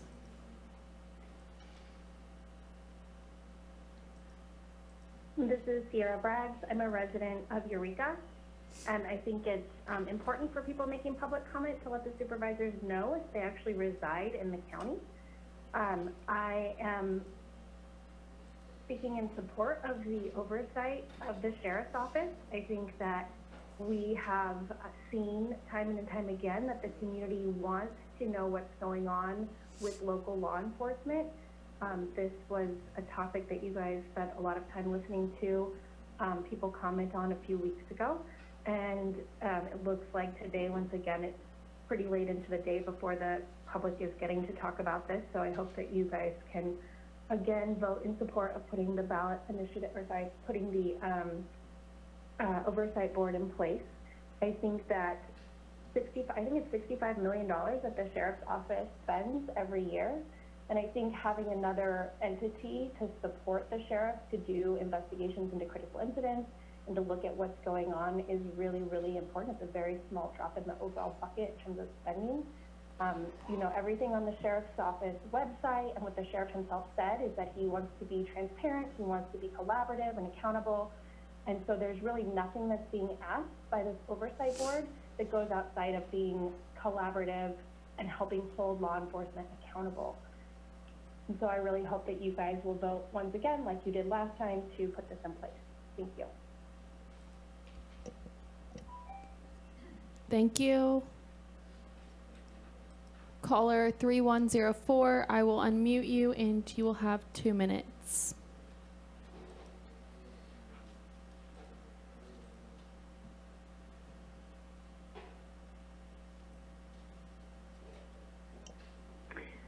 this is Leslie Castellano, City of Eureka. I'm just calling to appreciate your already stated support for sheriff's oversight and accountability. As you know, this is a value to democracy and public participation. It also encourages and supports public trust. I'm excited and hopeful that the sheriff will celebrate this opportunity to encourage public trust in law enforcement, especially amongst people who perhaps have been historically unable to participate in systems of power. These kinds of efforts, are growing across the state, and it's really part of the direction that law enforcement is moving in terms of professionalism and accountability. Thank you for your consideration. Thank you. Caller 4816, I will unmute you and you will have 2 minutes.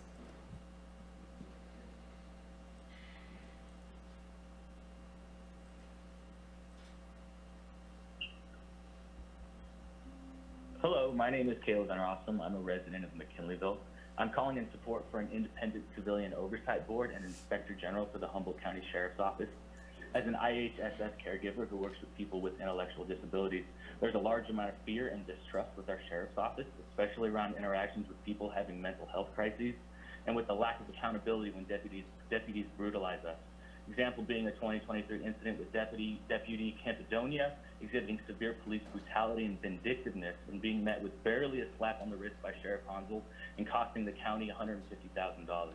This is just one of many examples which show a clear need for increased accountability.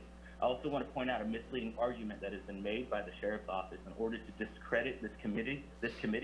They have continued to call this oversight committee as only serving special interests for 5 to 6 people, when in reality a call for an oversight committee has been happening for many years.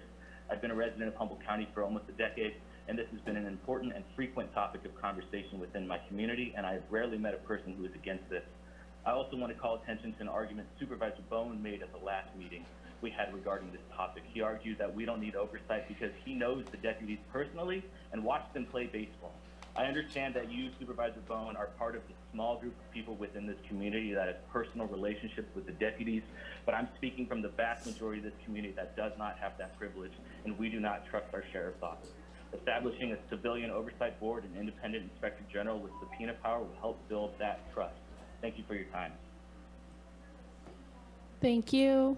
Caller 2611, I will unmute you and you will have 2 minutes.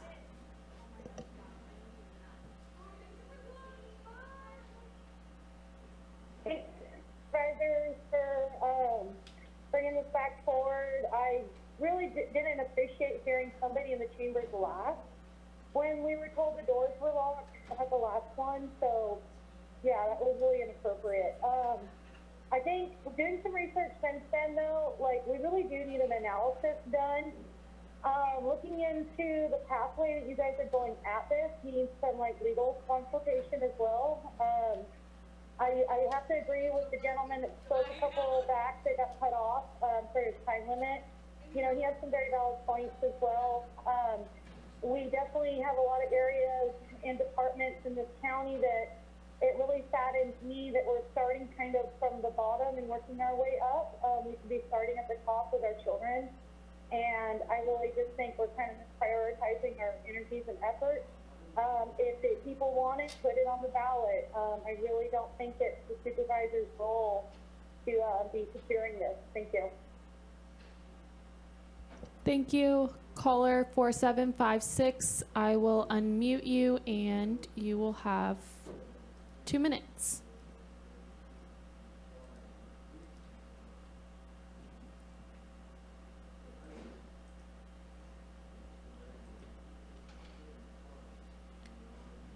You can try to press *6.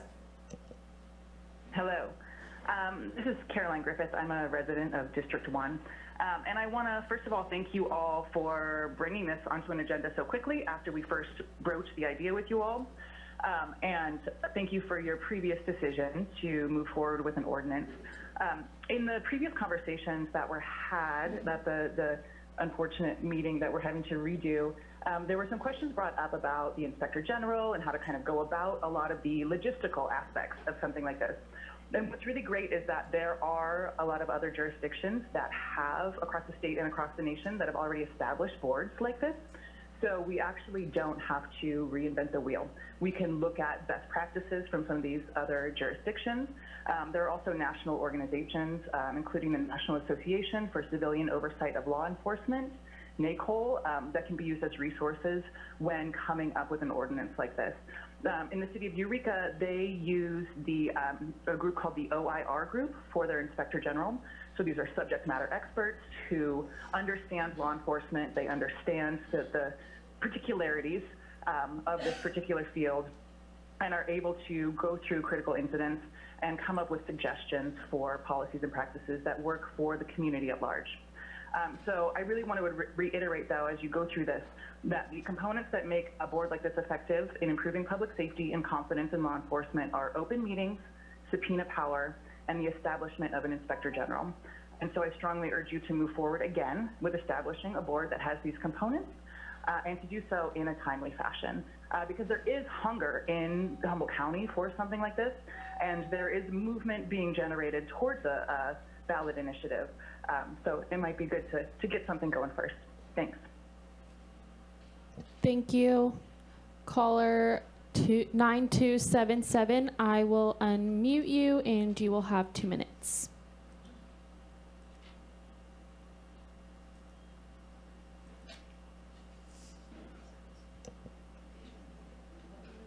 Hi, my name is Amanda. I'm an owner of a humanitarian aid non-for-profit in Humboldt County. I am in support of the Sheriff Oversight Committee.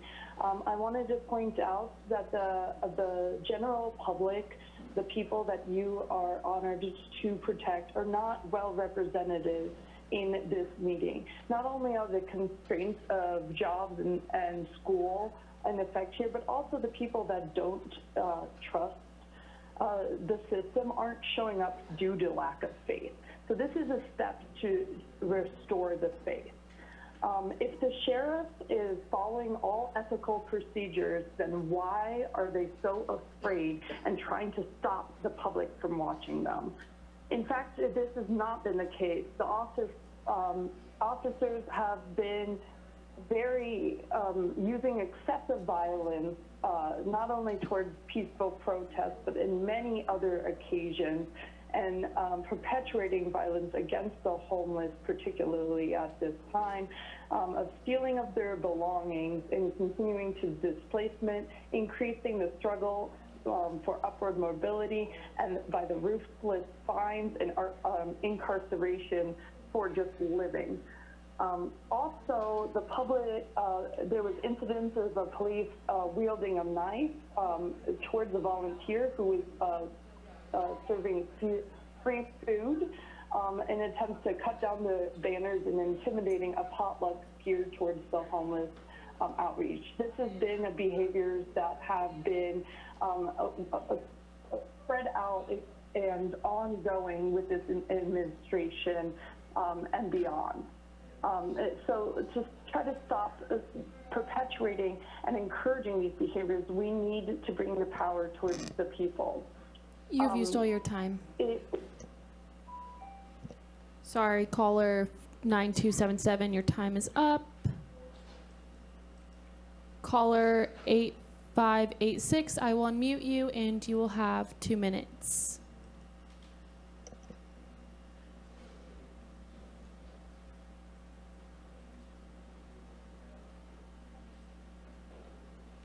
Hello, my name is Monica Goslin-Bowman. I currently live in Fortuna, and I want to voice my support for the Independent Civilian Oversight Board and Inspector General to increase accountability and transparency of the Humboldt Sheriff's Office.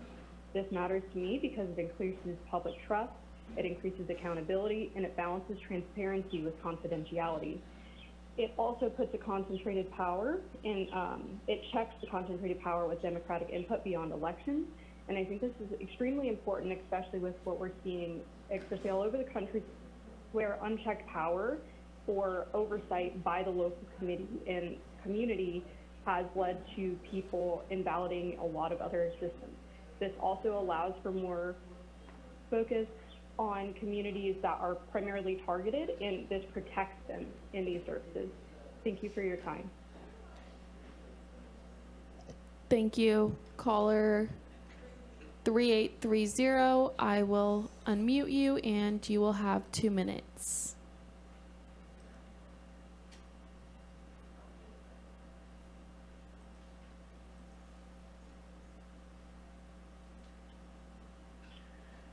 Hello, my name is Claire Anderson. I'm a local farmer and parent in the community here and concerned citizen also about, just the abuse of power that inevitably comes in our hierarchical top-down system. I think the Sheriff's Department, it should be something that's collaborated with the populace, and instead it's become adversarial to the needs of many of our citizens. And I think that's a natural progression of power over under dynamics that we are all aware of on a local level, statewide, and frankly around the planet, and definitely around the country. But I think it's really helpful to focus in on what we can do and what we can change. And I believe there's a lot that we can do here in Humboldt County to make our citizens safer, and not just our citizens, but also our more than human relatives, our ecosystems that are being threatened by corporate interests that are being destroyed and extracted from, that the Sheriff's Department, as it stands, has no authority over to enforce environmental protections, which I think is honestly something that needs talking about. And we can, being that the California Constitution and county law actually overrides state law, we could choose to legislate for enforcement of environmental protections. And I think it would be wise to do so as a county and as a populace, and as a biosphere. And I'm thankful for what the previous commenter for bringing up our lack of humanity towards those experiencing homelessness and those experiencing mental health. I thank you also the IHSS worker who spoke to that. We have a lot of work to do to truly uplift equity, justice, and a right to live and be well for all of our constituents. And I think citizens oversight, and Inspector General, and all the measures that are being suggested would be a great first step, and as much transparency. You have used up all your time. So that we can. Sorry, caller 3830, your time is up. Caller 1614, I will unmute you and you will have 2 minutes.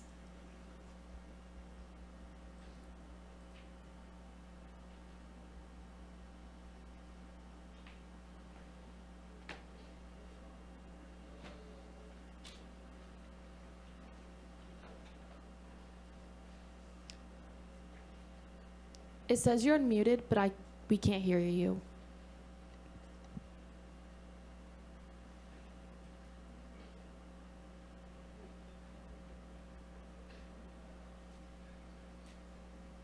You can press *6 to unmute yourself.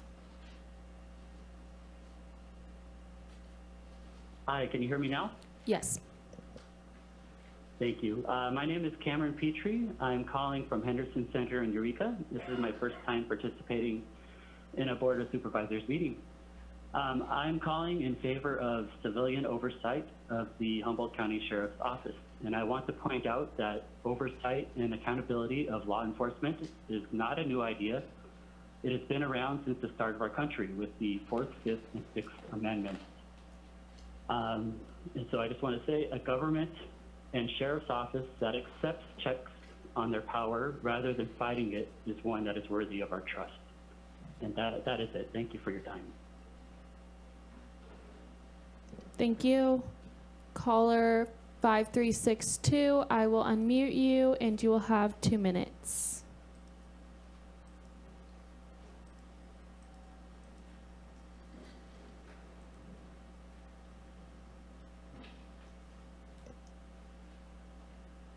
Hi, I'm Tyler Von Sanchez, and I live in Arcata. I think you should pass this. I think you should create an oversight board for the sheriffs. I think it's pretty likely that if it went to a ballot measure, that it's going to pass. And it's just, do we want to get stuck with a fixed ballot measure based oversight board ordinance?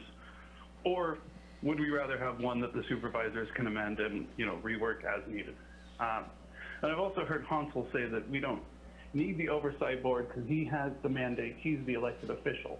But in our last election, with Hansel running unopposed, of the 34,000 ballots cast, only 24,000 of them were for Hansel.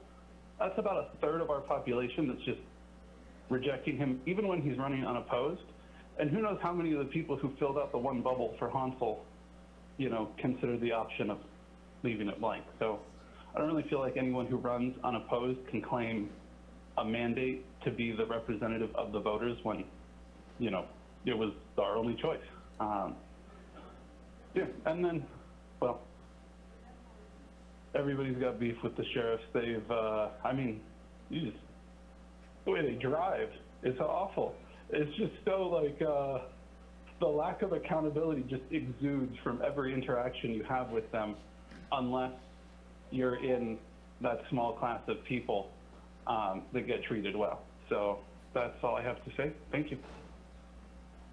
Thank you. Caller 0229, I will unmute you and you will have 2 minutes.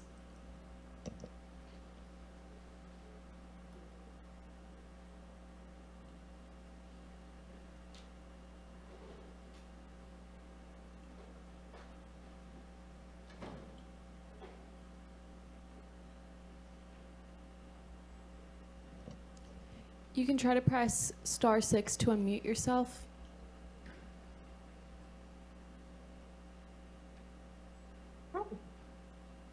I think I'm unmuted now.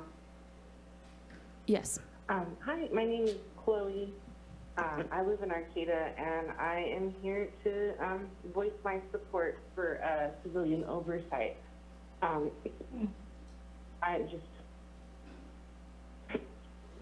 really think it would build a lot of community trust, and I'm currently at work right now, so I don't have a lot of time, but I just wanted to come out and say I really agree with some of the people that I've been hearing on here, and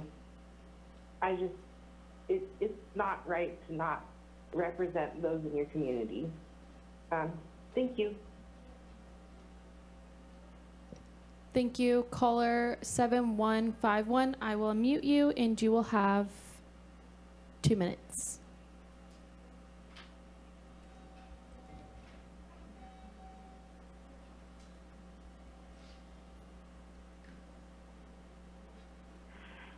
Hi, my name is Suzanne, and I'm calling because I am not in favor of the Oversight Committee for the sheriffs, primarily because I feel like it would be redundant to have additional oversight of his duties. He's already reporting to many mechanisms, so I just feel like it's just a waste of funds to try to implement an additional Oversight Committee, and thank you. Thank you. Caller 2501, I will unmute you and you will have 2 minutes.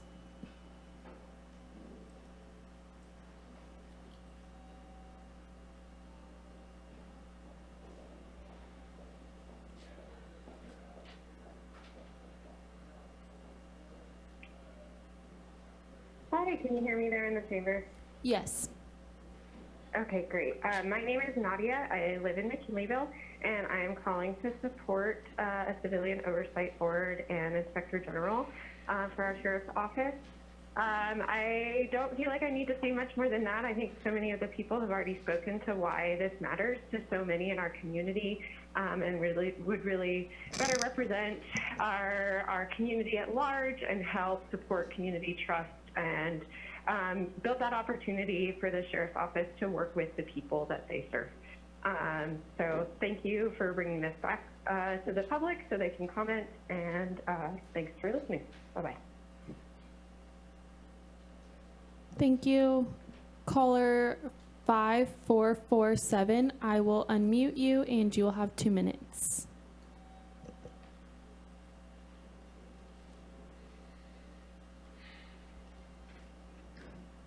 Yes, my name is Trina Pocket, and I'm calling from Fortuna, and I just want to say thank you for the opportunity to participate in this meeting. I'm actually calling in opposition to the proposal of an oversight committee for a number of reasons. First thing, when we elected Sheriff Hansel to do his job, that was our community entrusting him to lead with integrity and accountability and transparency. The agency already has oversight not only with just us as citizens, but also through numerous agencies already set up. I'm also concerned about us diverting resources that we need in this county. Our resources are so stretched. The proposal states that if an oversight system is established, that there would be additional staff time and associated costs. And staff time is taxpayer money. Humboldt County's finances, staff time, and resources are already extremely limited. And I do believe an oversight committee could duplicate existing oversight functions that exist. There is an existing framework. So I have reservations about adding another layer of bureaucracy if we haven't already exhausted the existing framework that's out there. I think that I hear what people are saying. We do have a lot of issues here in Humboldt County. I see that there's a lot that we need to pay attention to. But I also want to call to the fact that the sheriff has been very open about if you have concerns, if there's something that you disagree with, you can reach out to the sheriff's department. I've done that twice in the last 6 years. Once when we had the COVID lockdowns and I had some concerns about our county and kids being in school, and I contacted the sheriff's department. I was also one of the 5 women that organized an end racism rally here in Fortuna, and I called the sheriff's department. I said, this is what we're planning to do. And Sheriff Hansel gave me very objective information, let me know what I was able to do legally as a citizen. He did not share his personal opinions with me, and frankly, that's none of my business. What I want is I want a sheriff who's going to lead with. You have used all your time.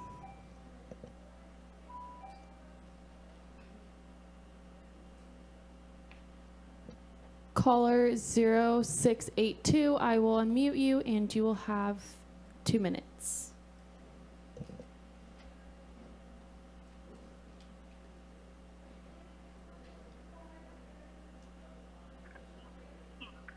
Hi there, my name is Marina. I've been a part of the Humboldt community for over 6 years now. I'm calling to also voice my support for an independent civilian oversight board and inspector general so that we can increase accountability and transparency in the Humboldt County Sheriff's Office. I support 3 core components in this plan, which would be civilian oversight, an independent inspector general, and subpoena power.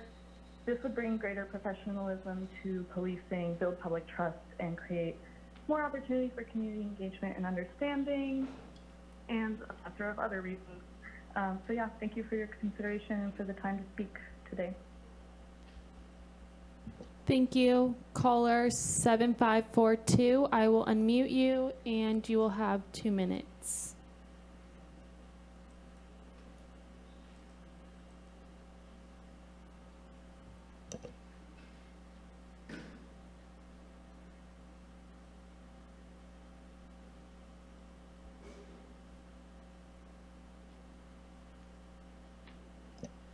You can try to press *6 to unmute yourself. Is this the last one or we're done? This is the last one on Zoom. Okay, great.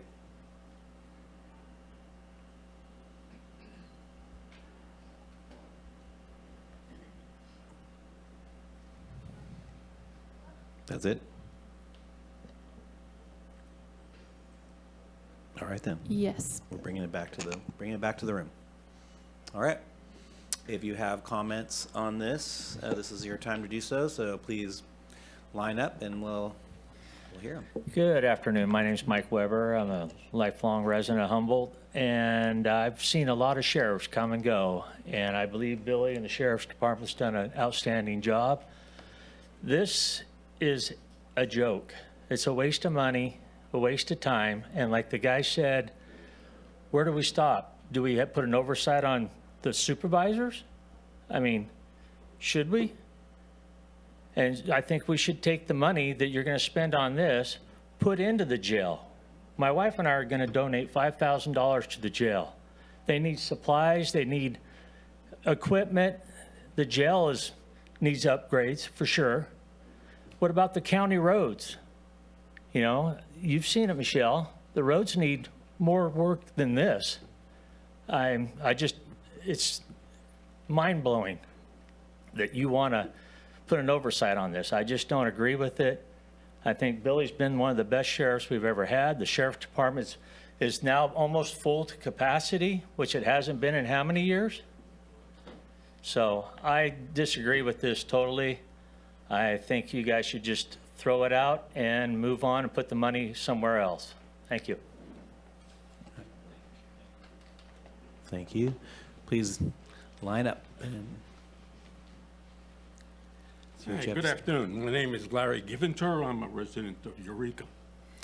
In 2020, the California legislature passed AB 1185. This added Government Code Section 25303.7, authorizing a California County Board of Supervisors to establish a civilian oversight board and inspector general for the sheriff's office. In 2024, the Humboldt County Civil Grand Jury issued a 14-page recommendation to you to implement Government Code 25303.7. The first words of the Humboldt County Civil Grand Jury's report are, "Oversight is constructive, not punitive." In 2025, effective January of this year, the California legislature passed AB 847 that reinforced and strengthened Government Code 25303.7. Government Code 25303.7 is a strong law, but it provides considerable latitude to the Board of Supervisors in terms of the structure, authority, and responsibility for an oversight board and inspector general. What would it take to make this work? We are aware of the reservations of Sheriff Hansel, and we look forward to meeting with him to discuss this matter. You have heard reference to the OIR group as a potential inspector general type assistance. We have experience with the city of Eureka and with Santa Clara County. I have sample documents for your review. Thank you.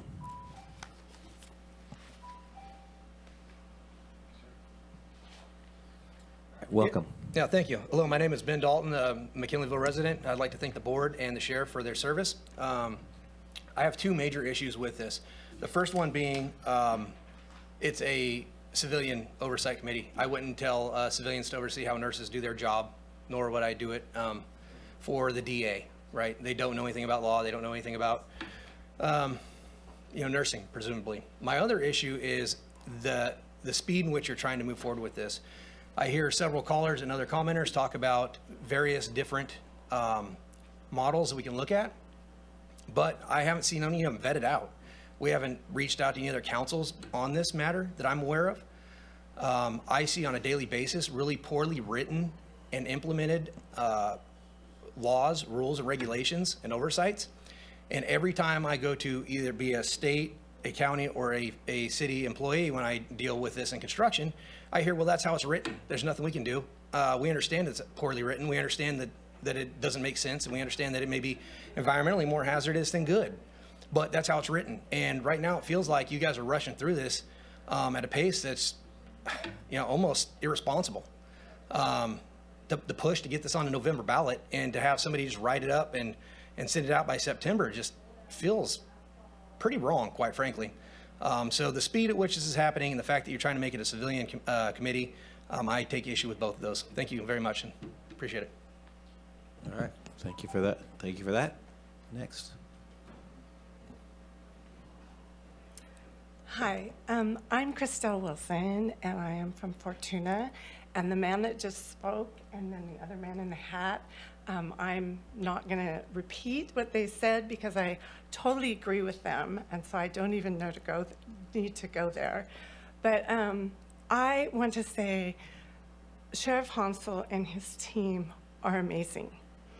I know some of them personally, but also I have watched Sheriff Hansel in action before he became sheriff.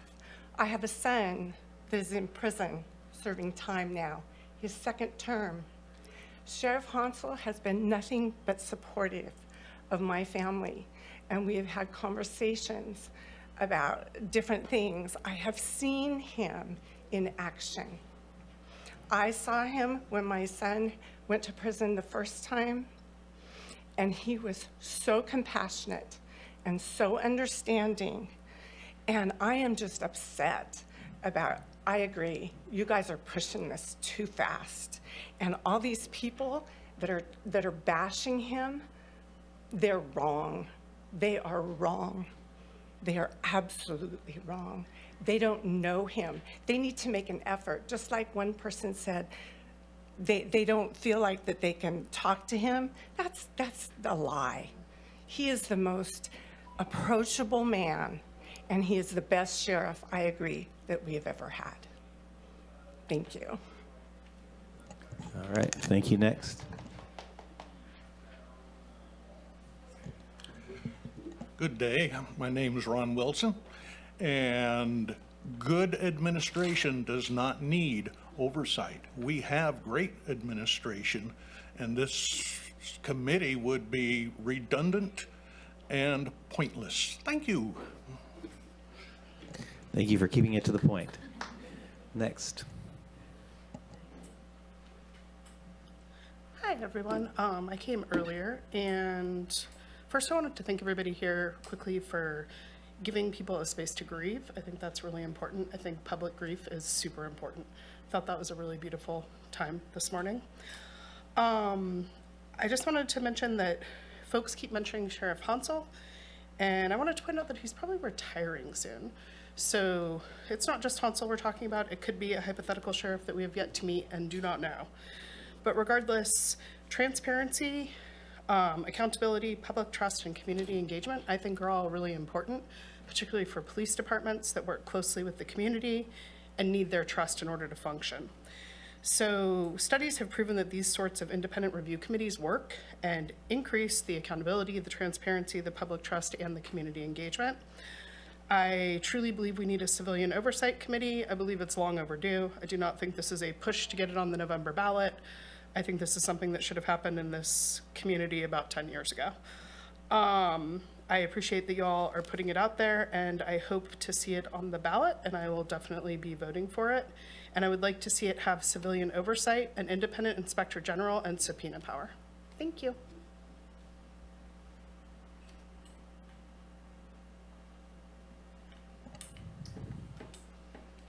And if there are others, this is a good time to start lining up. I'm here to strongly oppose this overview ordinance issue. As the victim of a violent crime just over 2 years ago, I don't believe that the Sheriff's Department needs to be monitored by another group of individuals. When the Sheriff's Department responds to a crime scene, they are there to keep the situation under control as best they can. If the situation involves the possibility of their guns being discharged, they should not have to be concerned if they are doing the right thing. When a firearm is pointed at an officer, they should not have to be considering if they're going to, they should not have to consider if they should defend themselves and or the general public. If the decision is made to create this oversight committee, then please consider that there should be at least 3 victims on that, so that the perspective of what a victim really goes through. No one knows better than a victim of what exactly they go through as the event becomes a part of their life. Thank you very much. Thank you. Come on up. Hello, my name is Ray Erickson. I live in Eureka. I trust the sheriff and his departments. I support all law enforcement. I think their job is already hard enough as it is, and I would disagree with initiating anything that would make their job harder. Thank you. All right, thank you. And if there's no more public comment, I'm going to offer some time for Sheriff Hansel if he has anything, but if you don't, that's fine too. Just want to make sure that you had a space that was, we can do that. Just for a clarification, what was voted on last time was not to put something on the ballot particularly. It was just to give it to a committee of 2 supervisors to come back with recommendation for some language for consideration for this board in September.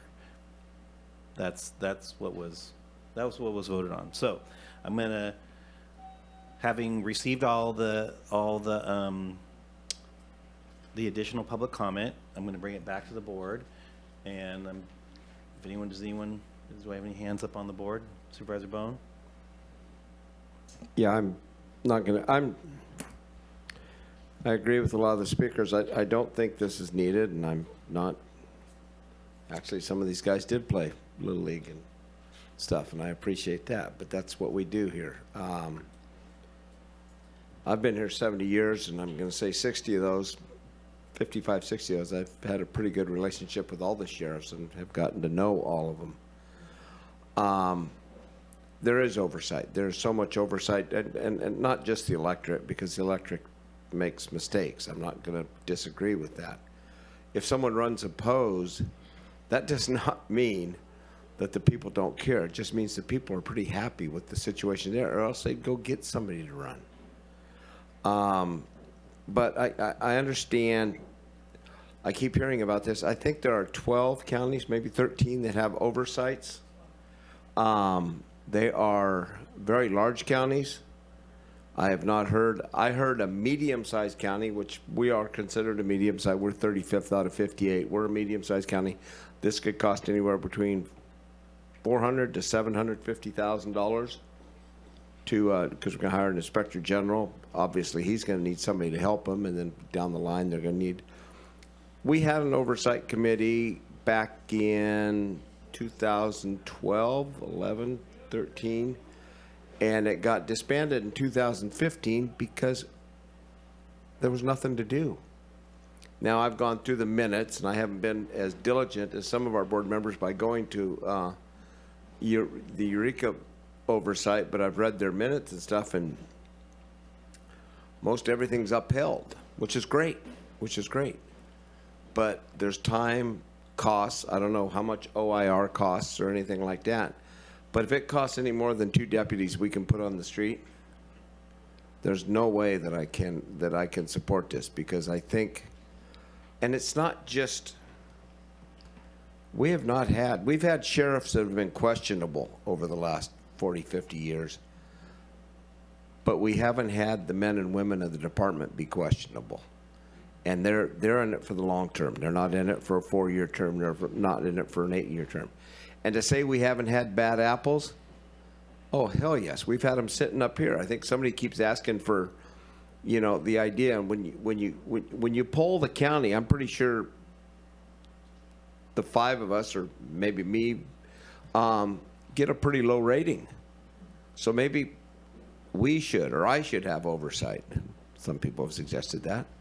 But, I mean, as we go along, I think the thing is, if there is anything out there that causes one of our deputies to delay an action that he has gone through years of training, years of psychological training in reacting to a situation, I feel a lot worse than I do. It says, oh, what will the they have to report to their watch commander, and they got to report to the lieutenant, then the captain, and heaven forbid they have to respond to Hansel at the end of it all this. But we have a very well respected, and the lady who spoke, whose son is in prison, is a testament above.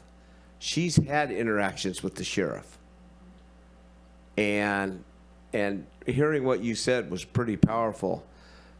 And knowing that the sheriff, what we're talking about here, is for the next sheriff and the next sheriff. So this is where we put it on the strength of the voters of doing the right thing and putting another good sheriff in place. as we go down the line, usually we've been very fortunate at that. And this just seems to be such a stretch. And then when I read this and they want nobody on there with any police training, but we make these guys do the academy, post-training, advanced training, psychological training, mental health training. There is so much involved, and you guys are going to say, okay, I'm going to go pick a bunch of people. And it's going to invariably be usually people that are looking for problems when there are no problems. So why are we creating a problem that may come? If we have a problem with the sheriff, up here, we can bring it to the grand jury, we can take it to the Human Rights Commission, we can take it to the inspector, the attorney general.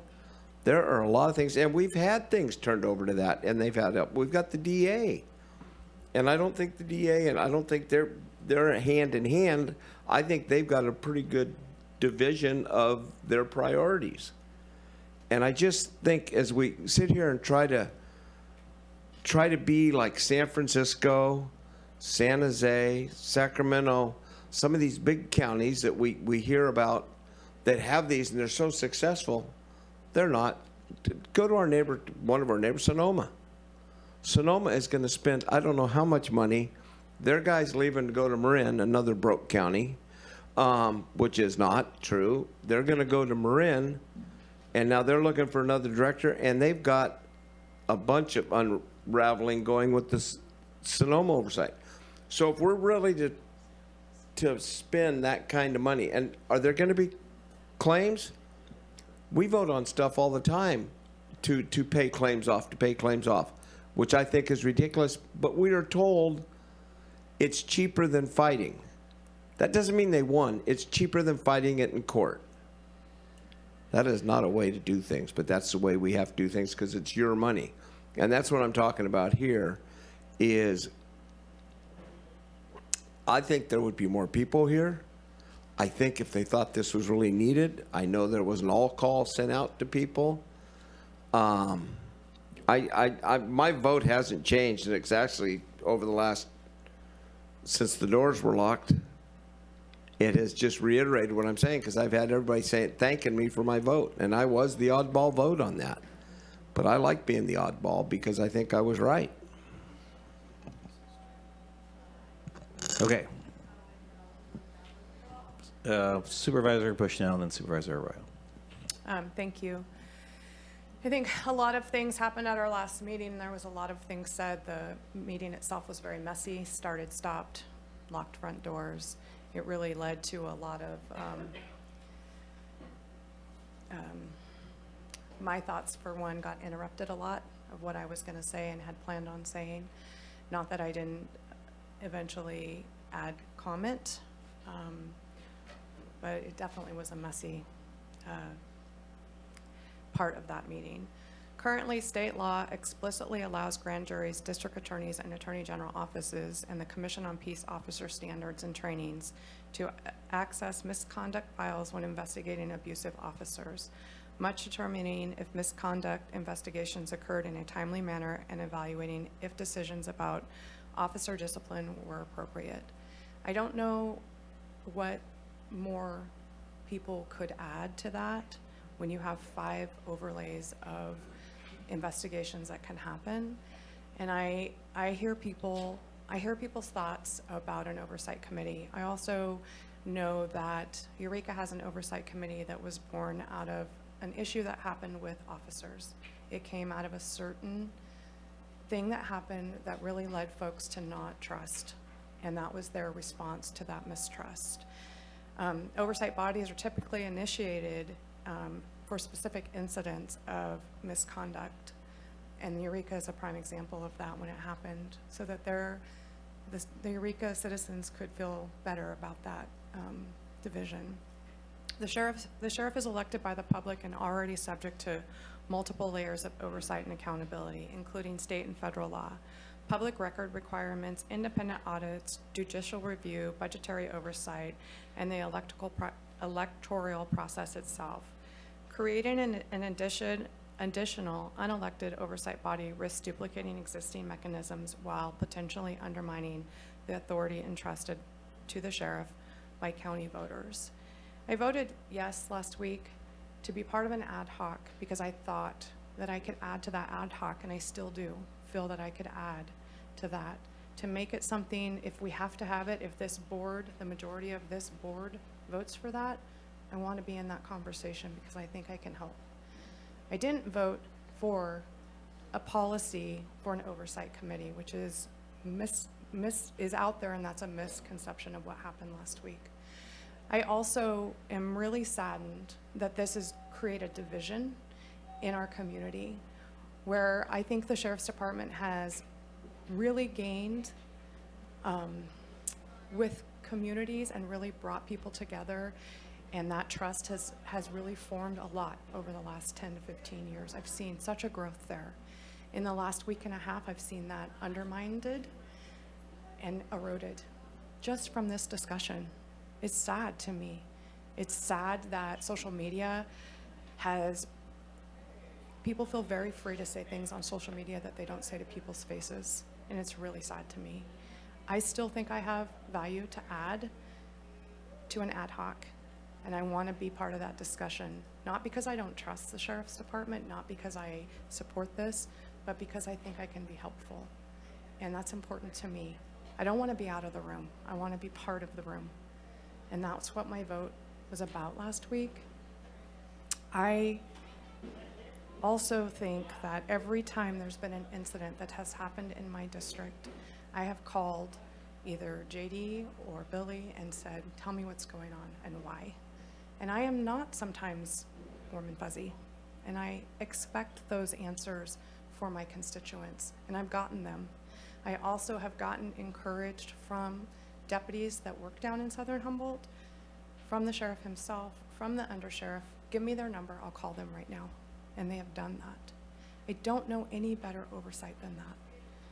And I'm elected for that connection, and I do that. Again, I'm sad at this. I'm sad that this has created such division in our community, where I think that we've worked really hard to connect. Supervisor Royal. Thank you.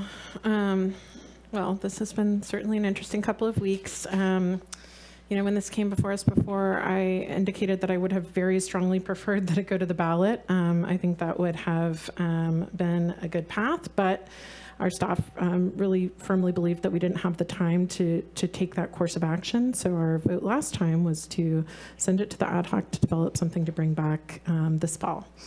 I said a lot of this then, but I'll just reiterate a couple of the highlights. And in their interim time, both today and in communications, I've heard sort of every type of logical fallacy used.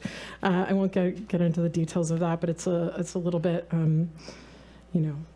frustrating because it doesn't allow us to focus on the kind of maybe it's just my opinion that it doesn't allow us to focus on the key things.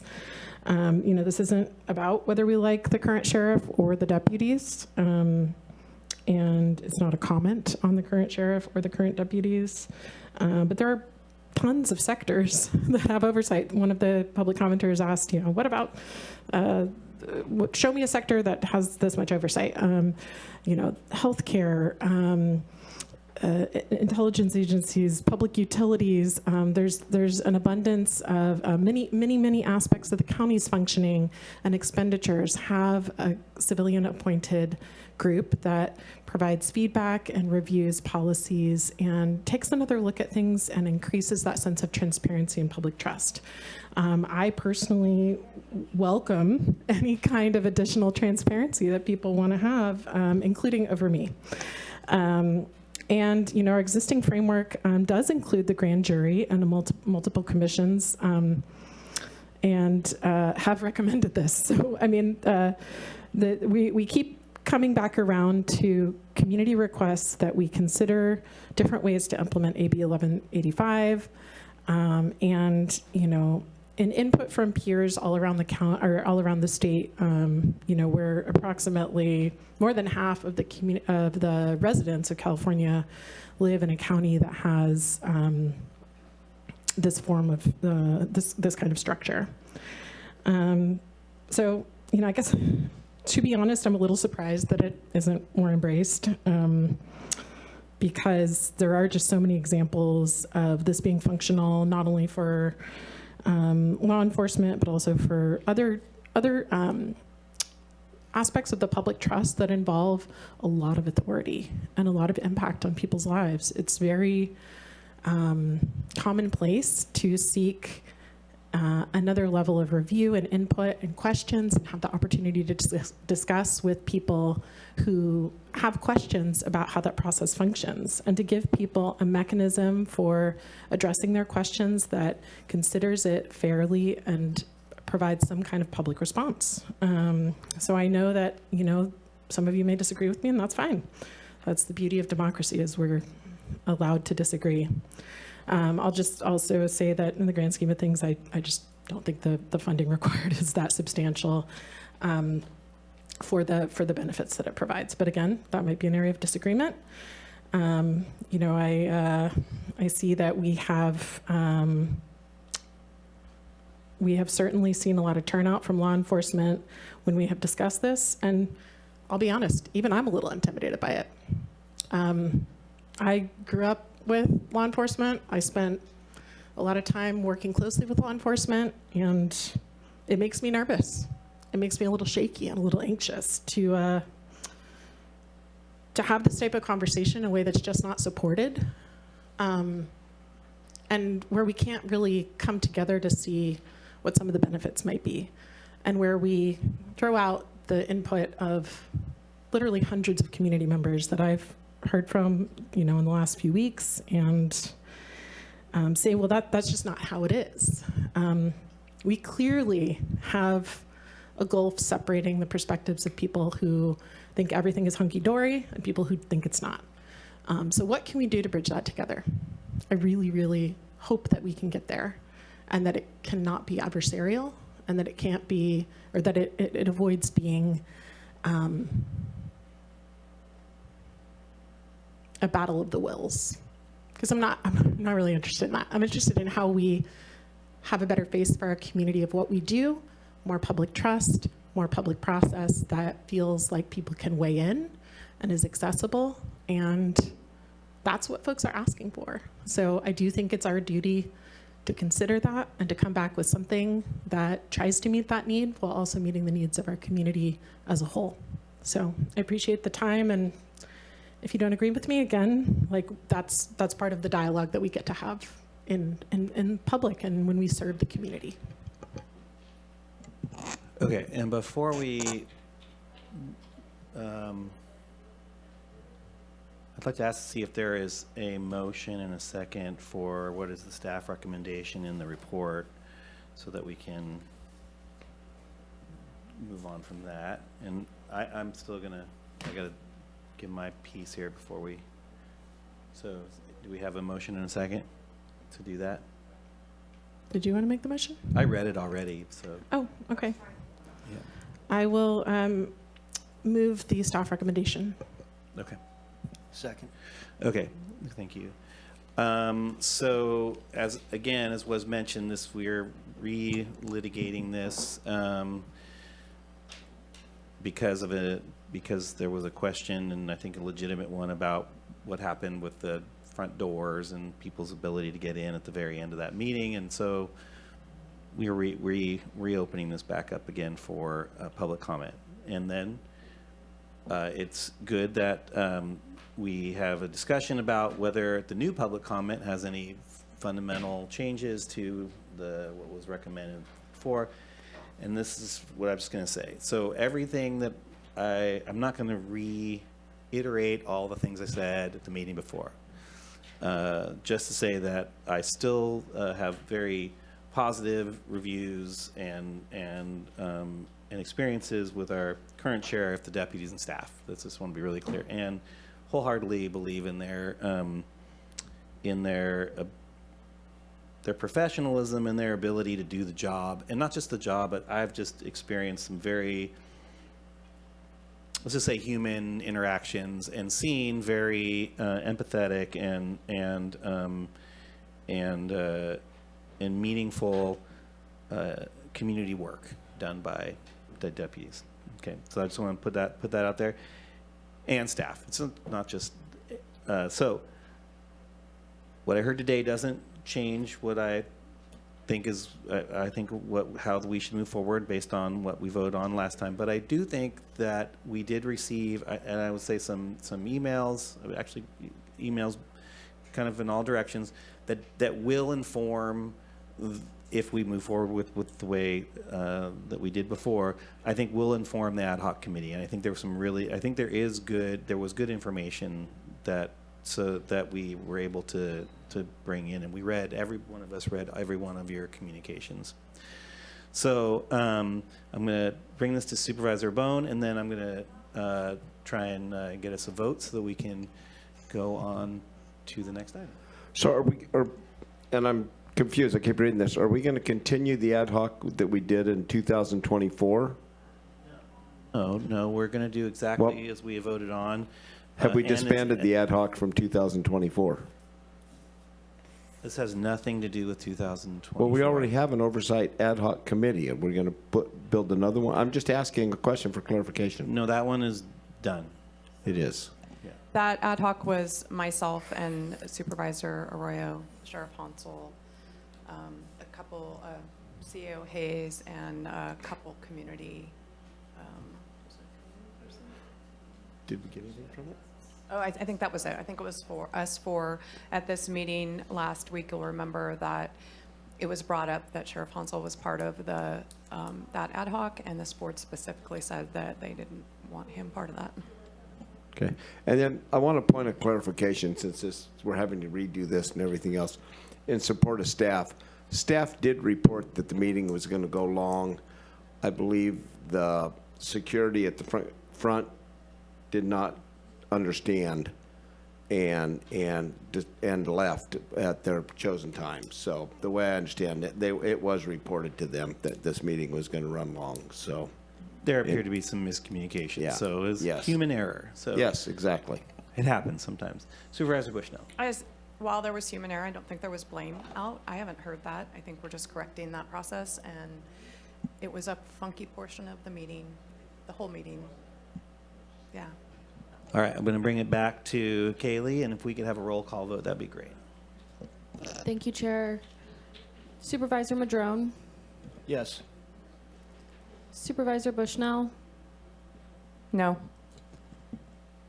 Supervisor Bone, Supervisor Arroyo, Yes. Chair Wilson. Yes.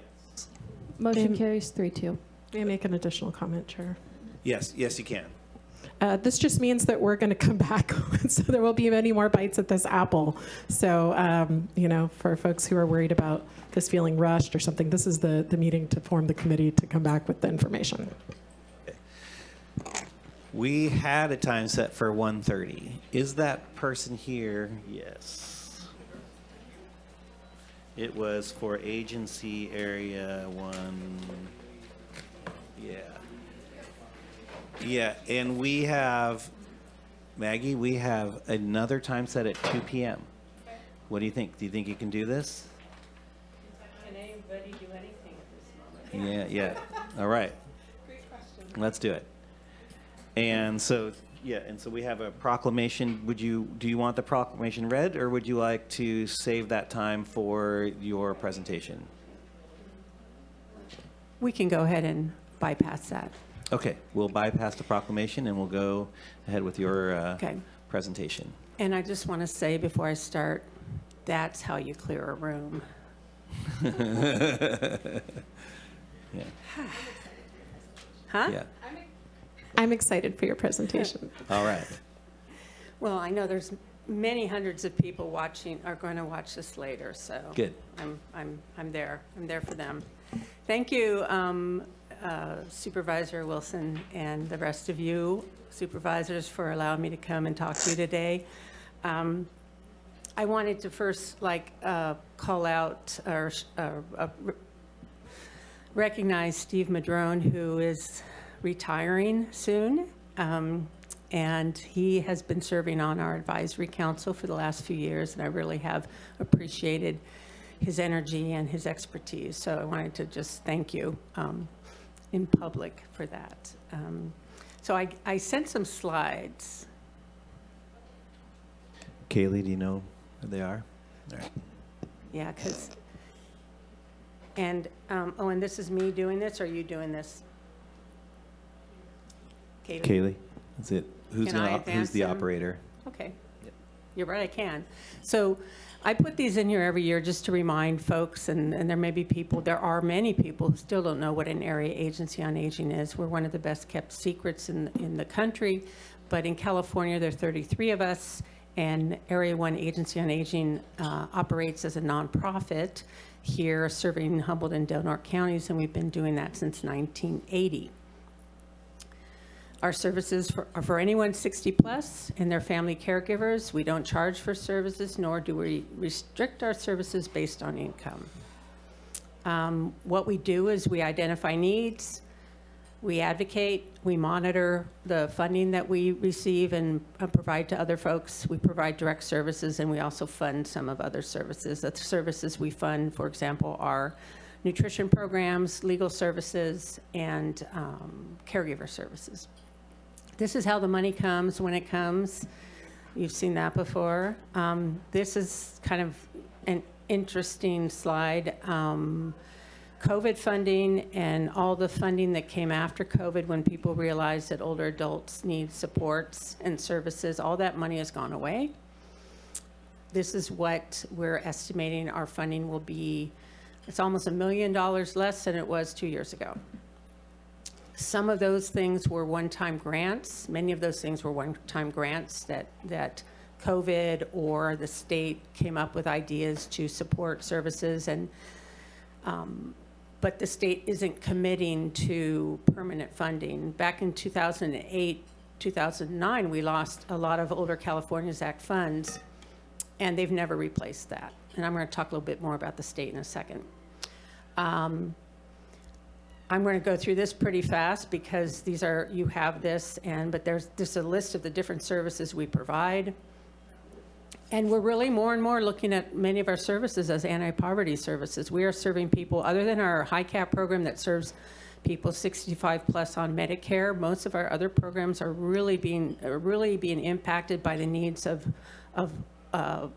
lower income folks, or people who were moderate income but are losing the ability to pay for the things that we all know we have to pay for. And when you have a fixed income and increasing health needs, increasing other needs, and just paying your way around, it's getting harder for some of us. These are some of the other services that we provide to try to keep people living safely in their homes. Some fall prevention, home safety, minor home modification, that grant ended. Doing some short-term homemaker servicers. We don't know who those people are, but anyway, some short-time housekeeping. We have digital literacy classes, can't say that. Do a lot of outreach and education. Volunteer driver program. This is really a critical program. We always are needing more volunteers. This is what they've done since July. And our high cap program, which is the one that's very well known and popular, because it helps everybody save money. And here's just a little peek of what we've done this year so far in terms of client savings for helping them find the right plan or helping them get signed up. And so there's just a bit of, we have a good volunteer group in that program as well. Our ombudsman, again, volunteers. A lot of our programs are volunteer-based. This is just a quick show of what they've been doing. We have a lot of exercise classes, which in both counties, and more, these classes are fall prevention, of course. They're for fall prevention, strength building, but they also create an incredible opportunity for social connection for folks, which is really important. We are increasing coordination of our services between our services, Title III, and Title VI services, which are through the Older Americans Act, and that funding, very small amount of funding, and it only goes to recognized tribes. And what we are doing more of is trying to make sure the tribal members know that just because they're eligible for Title VI services, doesn't mean they're not eligible for Title III. They are eligible for all services. And we're doing more partnering with local tribes, going where they want us to go when they're asking us to attend things and be there present with them, and looking for opportunities for partnership. And that's also not just with local recognized tribes, but any of the groups. We're also needing to be more in the space of disaster preparation and response. Again, this is something the federal government has pushed out. They're not funding, nobody's funding. It's like, yay. And we all know what's happening or may be happening with FEMA. We already know in our area that FEMA is just not a real word. Actually, it is a real word, but it's, anyway. So we were very involved with what happened in Rio Del and what, how long it's been taking for people to recover, and some people haven't recovered from that. And that's going to happen again. Anytime something like that happens up here, we are going to be carrying the brunt of that. So what we're trying to do a little bit now is work with the city. They're working on tsunami awareness and trying to talk to all the older adults who come into our office and say, do you know are you in a tsunami zone? Do you know? And help people figure out their plans. And that's very difficult for people who are disabled, don't drive anymore, have multiple pets. They're not going to do well in this situation, and we need to provide as much support as we can to them to help them get ready. Nutrition programs, Del Norte Senior Center, Humboldt Senior Resource Center, their costs are increasing so much, food costs, transportation costs. Likely the number of meals they'll be able to provide with our funding is going to continue to decrease. You just can't do it all when the costs continue to go up. Legal services, they're really in the space of helping with housing issues, which is an enormous challenge with some of the people we're working with. I'm working with a fellow right now who needs to move because the house was sold. The owner sold the house. He's paying a big percentage of his income, fixed income, for that housing. And for him to find something affordable, it's going to be very difficult and challenging. This is a big deal. There's a lot of groups now building more housing. I really appreciate what Eureka is doing within their city limits, what the Housing Authority will be doing, but it's really challenging. And not just affordable, but accessible, physically accessible and sensible for people who may have some disabilities. And you can have a disability at any age. And why we aren't building houses to address disability at all ages makes no sense to me. Why build it and then have to change it or move out of it because you didn't think it through? We need to do more with that. Caregiver Resource Center, another well-kept secret. It provides free services to family caregivers. This is an example of those services. They serve both counties. All of these programs serve both counties. And they really make a difference for caregivers. Family caregivers, the other thing that's happening with everything that's happening is family caregivers are getting squeezed. We haven't recognized yet that if you're taking care of children and taking care of your parents or your grandparents or your spouse, it impacts your ability to earn enough income to do okay later down the road, or even to do okay right now. And we can't continue to not recognize that we're all in this situation together, and taking care of our family members, our friends, and helping our friends and family members who are taking care of other people is paramount to a healthy society. Oops. Oh, I want to go back to that one. Uh-oh, there's no going back. Here we go. These are the major funding pots that ended for us in March. CalFresh Healthy Living Grant, that was a federal thing that they ended. Older Californians Act modernization, they gave us money for 2 years to do things, and then it was ending, and we knew it was sunsetting, but it's really difficult to stand up a program that will help people when it's limited in time. Federal level, as I said, that one of the things we're looking at now, and I know your Department of Health and Human Services is looking at the impact of the HR on on SNAP and on Medi-Cal, HR1, excuse me, and that's a big deal for our small county because we need that Medicaid money coming here to keep our entire healthcare system going. It's not just about people on Medi-Cal. It's like a three-legged stool: private pay, Medicare, Medi-Cal, and you take one of those legs away, it's going to tip over. We really need to be working together to help people keep those benefits and keep that tax revenue and that income coming into this community. And we hope to be able to work with Department of Health and Human Services to see what we can do to start. I let my staff know today, hey, we're going to have to get in this space to help people with their eligibility. The other thing is we want to, that's pretty much what we're doing. And in terms of the federal funding, we don't know what's coming this next year. So that's easy to tell you about. State.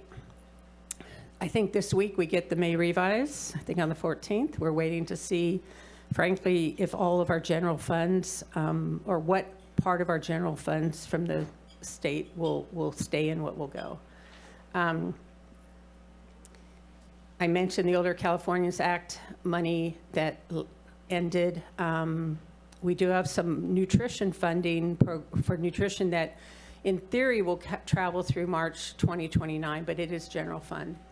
And I have to say that despite the master plan on aging that was been a big effort in the starting with COVID in the last few years, they're making no long-term investments. The 60-plus population is a fast and growing population in the state and will surpass the population of people under 18 by 2030. We don't have a plan, and we don't have the support in places. And as I said before, our caregivers are being squeezed. SB 1249, I want to mention this because this is kind of a mess. Passed last year, and the idea is it's a state bill to modernize the area agency system. That's one of the, that's what the main thing. They're focusing on 3 areas. They're focusing on the funding formula, how they distribute the funds. They're focusing on how they designate or de-designate an area agency, and they're focusing on the core services that they expect us all to provide. They're working on the regulatory language now. And one of the things they've added is they've put in that counties have the first right of refusal, which is fine. But what they haven't put in their regulations yet in the packages is that a county is going to have a minimum 100,000 population in order to be eligible. Otherwise, you'll have 58 area agencies on aging. And the way the funding is distributed is by population, primarily. There's some other things for geographic and rural, but it's population, population, population. So we, at our area, we get about half a percent or some amount of the total funding. Del Norte would get a tinier part of that. MODOC, all these little counties. So most small counties don't want to do this. But the problem is, what if you have a larger county, like look over at Shasta, that area, or Sacramento. Sacramento has Sacramento County and 6 other counties surrounding it. That's one AAA. What if Sacramento County says, we want to run it. Most of the money's coming to us. We want to run our own AAA and not have to deal with these other counties. What happens to those orphans? That's what they are. They're orphan counties. What happens? Do they all get together and create their own AAA? What happens to them? This is not being addressed at the state level. The other thing that they're currently right now, they're looking at the funding formula, and what they've planned is they've rewritten it. And you'll be happy to know that if it goes through the way it's written, we'll get more money. There's no new money going into the pot. So where's our money coming from? It's coming from the other counties, the other AAAs. So you don't improve a system by taking money from one person and giving it to another person. You put more money in the system. So we conceivably stand to benefit a little bit. But it's not going to happen because LA is going to sue. And the last time they changed the funding formula, there was a lawsuit, because why would you give up something you already have? So they need to invest. They need to invest money in the system. These core services they want us to provide, we provide these services, but can we get a meal to every older adult in this 2-county area who needs a meal? Absolutely not. So how do you do that? So that's what we're looking at. I talked about the Oakland counties. I talked about the no new funding. $12 million will be shifted between us. And they haven't come up with a hold harmless yet, which, you know, would keep the funding levels at the current level, because that would cost $12 million more. So we don't know how this is going to end, and I'm not spending that new money yet. This all will go into place if it continues by July 2029. There's also no funding allocated for transition, so if a new AAA is awarded the contract, they get to do all the work they need to do. They have to get all contracts in place with their sub-providers and all this stuff before July 1st, 2029. With what money? It's not completely rational.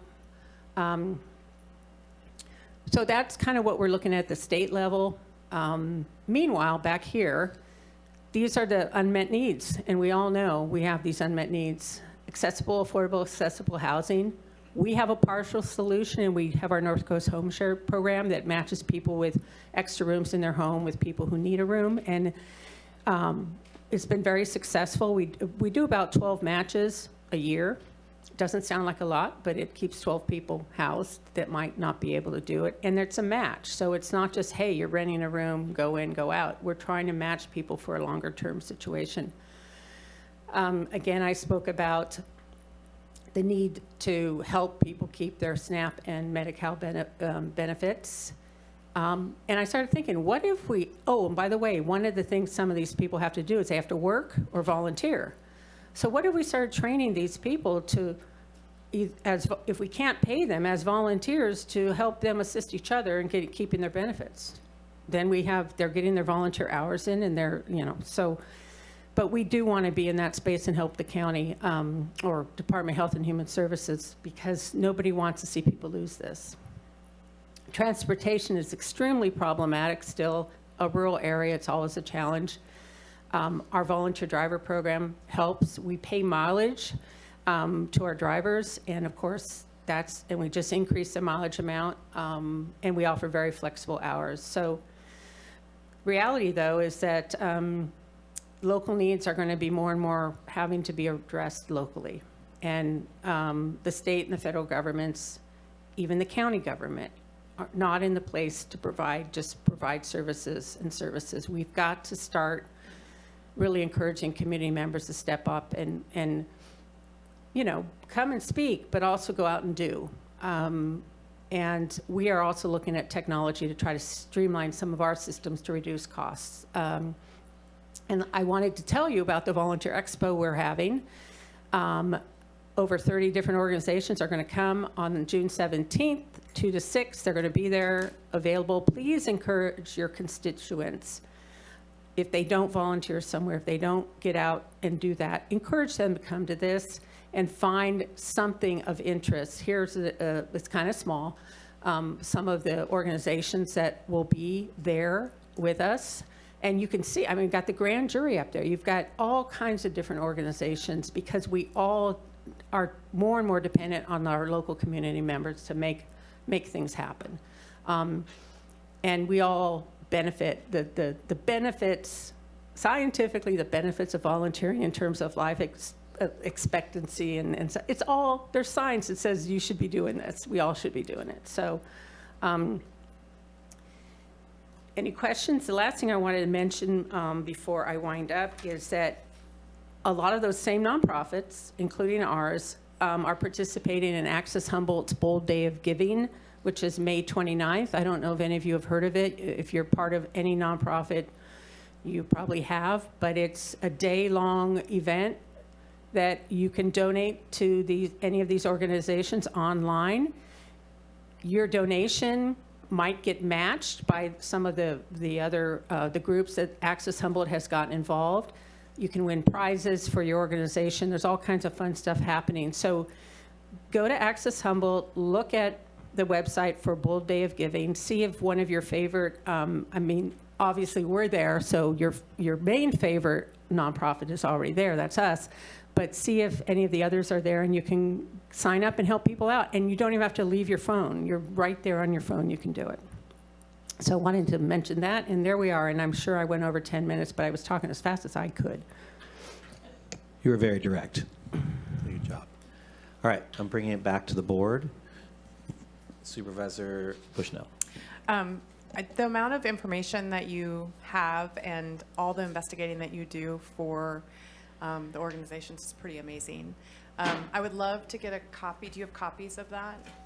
Of the volunteer? Flyer, yeah. Yes, I brought. Oh, perfect. Excuse me. So that I can share it on my. And it's also on our website, but I Okay. thought it would be handy to bring those for you guys today. So take as many as you need. And also just want to say thank you for all the advocation that you do for the organization and the people of Humboldt. Thank you. Supervisor Arroyo. Thank you so much. I had a couple of fairly specific questions. One is with HR 1, you mentioned documenting volunteerism or employment. What's the age cutoff, or is there one?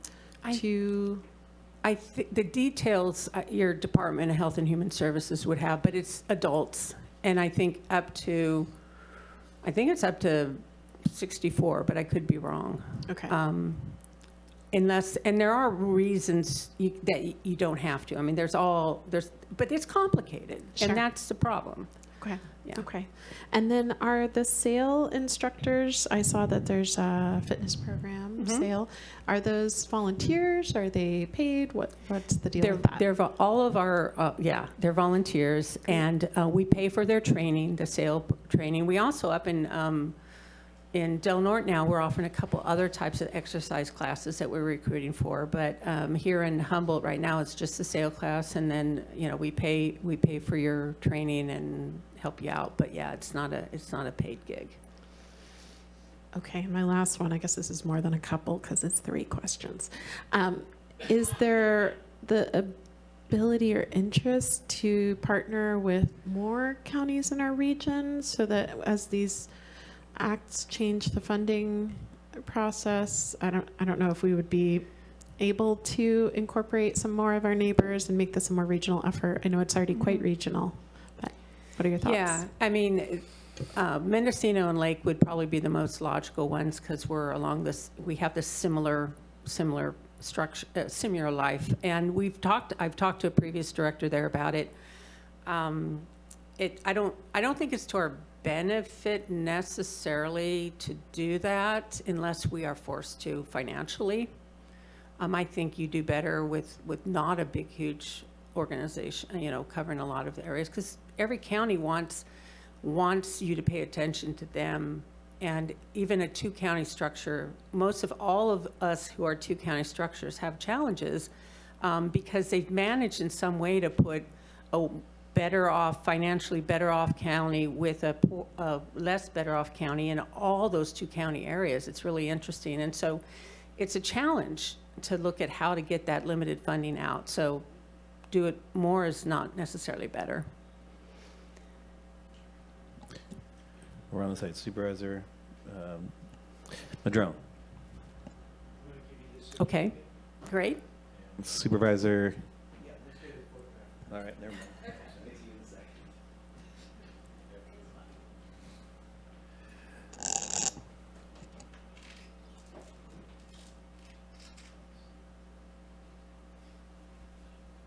Says, you guys are awesome. Thanks for all the great work. Yeah, we should have written that. Look at that. Here, let's do it this way. And then, yeah. Great. Lovely. Thank I'll send it to you. Thank you so much. You're welcome. Thanks for being here. Supervisor Bone. Everybody back here. Supervisor Bone. Well, I spent a few years on the board and appreciate everything that's done. I have somebody that went in and talked about your Medicare benefits program last week and said that they were great and came home with a whole bunch of stuff. So I appreciate all you guys do, the help you give the seniors, and especially the seniors that are in doubt about what the hell do I do now? Yeah. Because the government is not, from the ground up, is not easy to deal with. And they're going to do everything in their powers to make it more difficult to work with. So I really appreciate you guys trying to streamline some of this. So much appreciated. And today at 3 o'clock or 4 o'clock, there is an online new to Medicare workshop that I'm going to be attending because I will be 65 in February. You're a pup. I'm a pup, but I'm a pup that's going to be 65 in February. So how does the common person get onto that? The common person, we put out information about these things as best we can, and we will do more. There's another one coming up. So if the common person is watching this, they can call us up and find out when the next one is. Okay.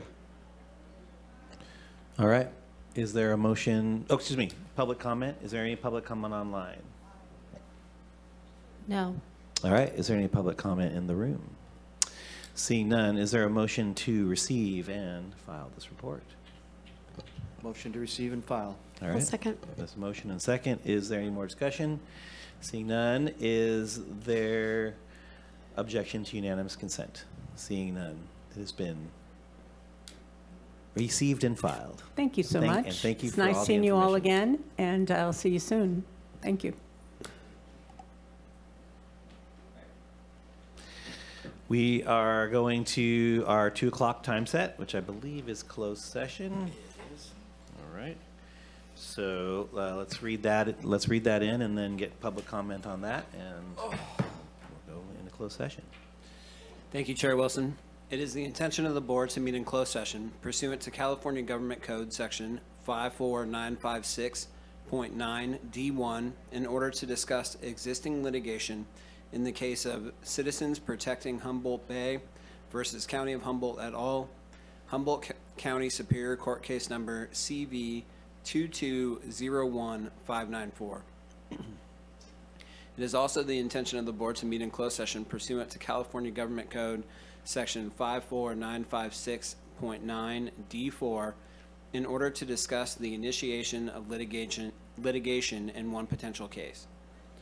Finally, it is the intention of the board to meet in closed session pursuant to California Government Code Section 54956.9 D2 and E3 in order to discuss exposure to litigation in one potential case regarding the claim for damages submitted by Diana Rios. All right. Any public comment on this? No. Any public comment in the room? Seeing none, we are moving into closed session. How long do you? Ooh, that's a good question. How long do we think that's going to be? I would say an hour to an hour and a half. An hour to an hour and a half. Are we going right in, or? Let's take about 5 minutes to shake it off a little bit, and then we will meet in the conference room.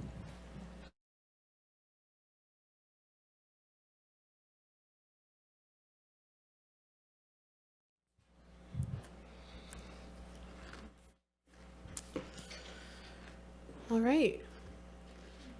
We have reconvened after closed session. County Council, could you please provide a report out? Thank you, Vice Chair Arroyo.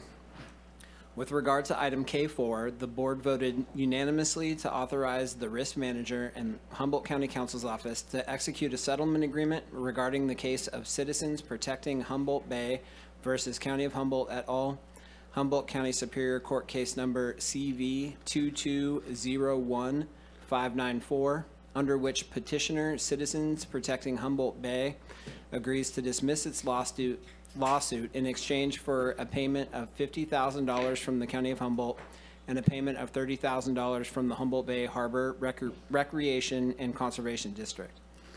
With regard to item K5, the board voted unanimously to approve the initiation of litigation in one case.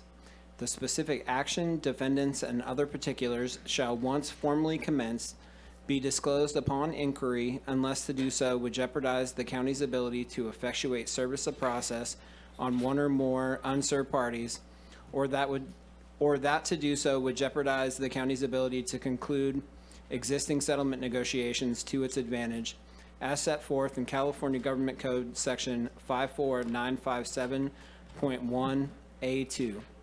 And there was no reportable action taken with regard to item K6. Thank you. All right, we'll move on to our next item, which is brought to us by our Planning and Building Department. Thank you, Vice Chair Arroyo.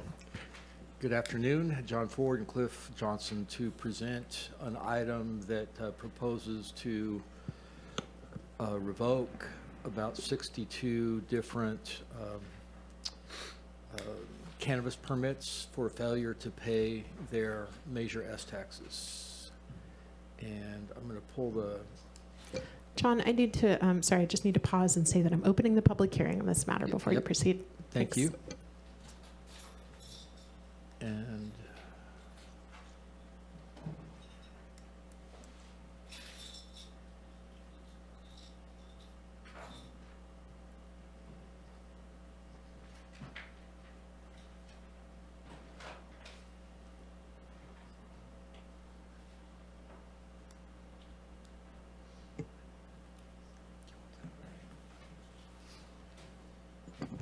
Okay, thank you, members of the board. My name is Cliff Johnson with the Planning and Building Department, and I will be presenting this item. This originates from a report that was given to your board in October of 2023, where it was identified that there was approximately $14 million in unpaid Measure S taxes. And so there's a series of actions that the board directed to be taken. Most recently, that was that taxes were to be paid or a payment plan entered into by March 31st, 2024. The board did extend that deadline to March 31st, 2025, and eventually extended it again to December 31st, 2025. The last extension, the direction was given to our department, Planning and Building Department, to bring forward the permits who had not resolved their unpaid Measure S taxes and had not entered into a payment plan for revocation. So in January 29th of 2026, following that direction, the county suspended a number of permits and identified that if they had not resolved their outstanding Measure S taxes by March 31st, they would be brought forward to revocation at a hearing in April. Subsequent to March 31st, we have continued to allow permit holders to resolve their unpaid Measure S taxes. So in January, the county suspended 205 permits for this reason, and we noticed all of those permit holders. We noticed in early April, 62 of those permit holders for a revocation hearing that would occur today on May 12th. So the 205 minus 62, that is how many people actually came in and resolved those outstanding taxes that had been assessed.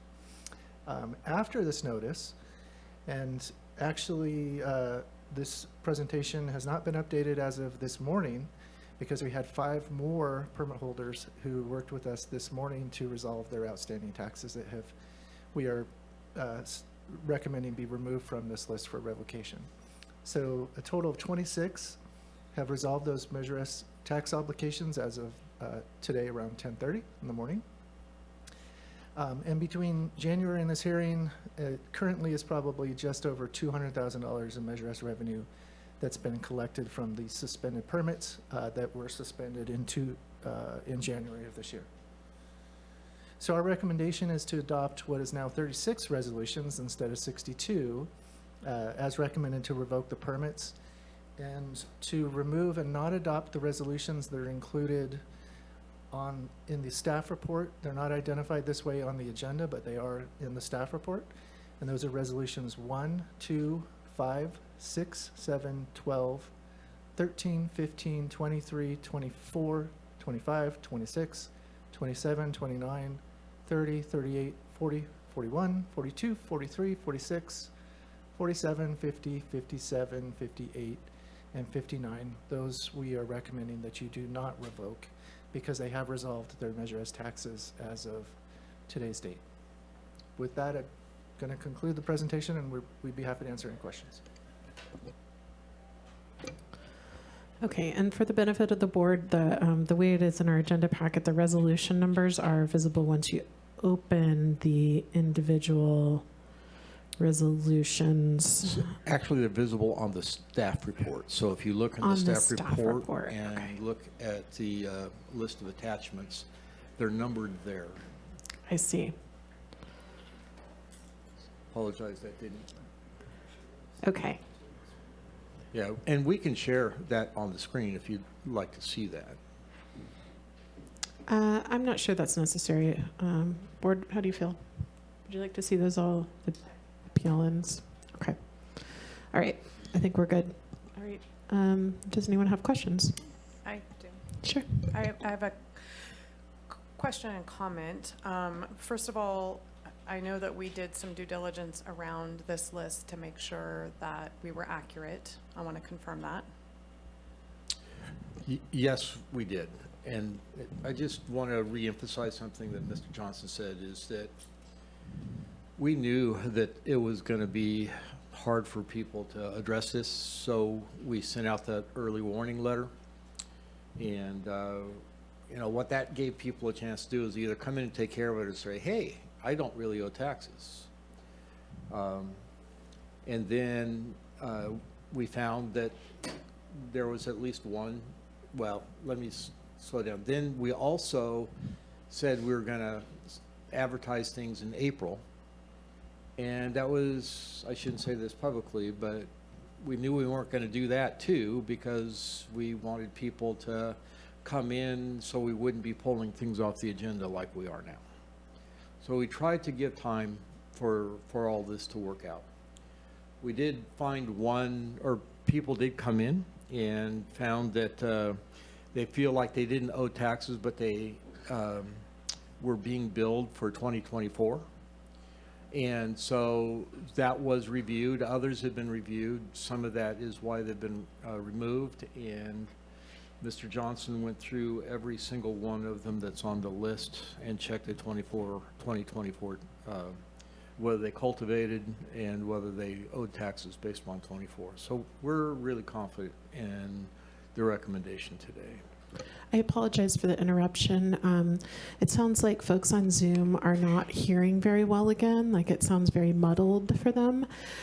So because this is an item where a lot of these parcels are pretty far away, and I anticipate there might be some more participation through Zoom, I'd like to recommend that we take a short break just to make sure that, if possible, we can resolve that issue. And then, so let's take 5 minutes, see if we can resolve it, and then we'll continue. Sorry about that.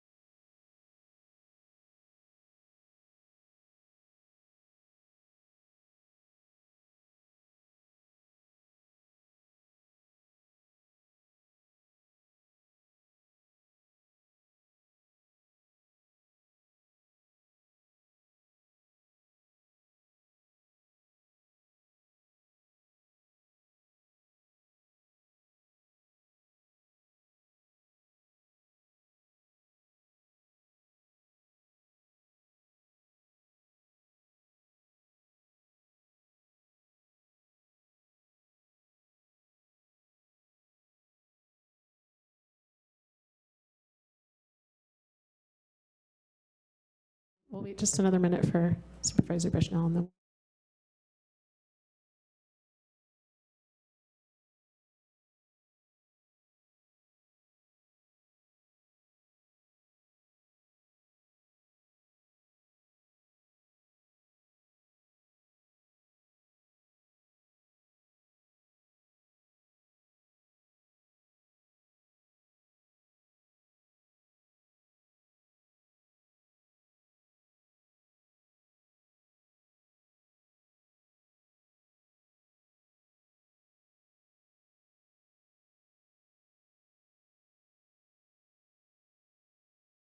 Eric, are you ready?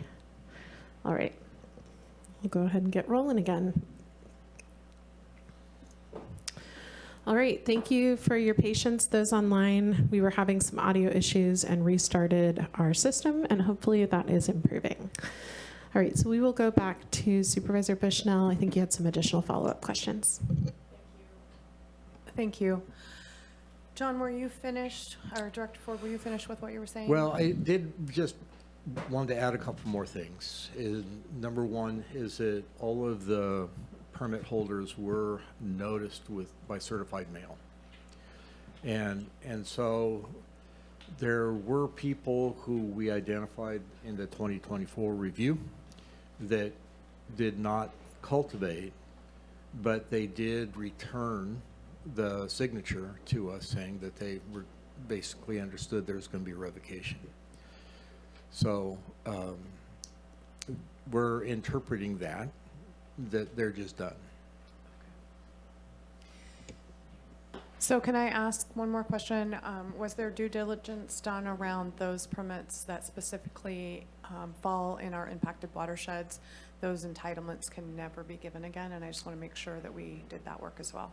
We did. We thought about that. Two of them that are being proposed to be taken off today involves a situation where there was a death of the permit holder, and the property owner wants to take the permit over, and that is an impacted watershed, so the property owner couldn't apply for another permit. It goes back to 1.0.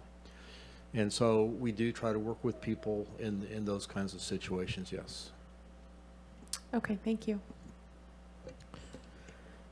Supervisor Madrone or Supervisor Bone, do you have any questions? Okay, seeing none, let's move to public comment online. Are there any hands up? And now would be your time to comment on this item if you're online. I'll give it just a moment. As of right now, no. Okay.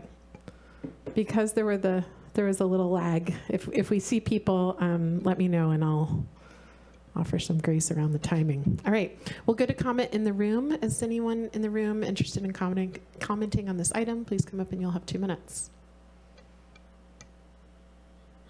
All right. Seeing none, we'll bring it back to the board. So the recommendation is to proceed with the revocation with the exception of the listed numbers that you provided before, people who have contacted the office to address their address taxes. I'll make a motion that we go with staff recommendations excluding the 26 items that Cliff identified and has sent to Kaylee for the record. All right, it's been moved and seconded, and let's do a roll call vote, please.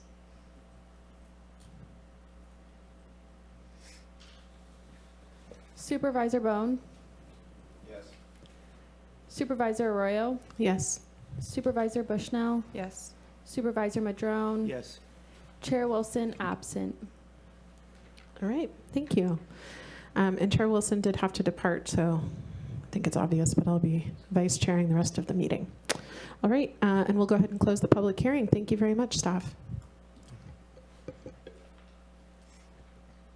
All right, let us move on to the item regarding wireless telecommunications facilities.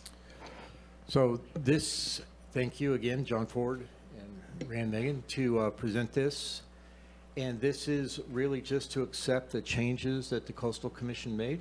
If you would like, we can go through those changes. but we don't necessarily have to. We're really more prepared to answer questions because it is fairly simple and the changes are very minor. All right. Would anyone like to hear a full report of the changes? You've seen the agenda? Oh, yes. Go ahead.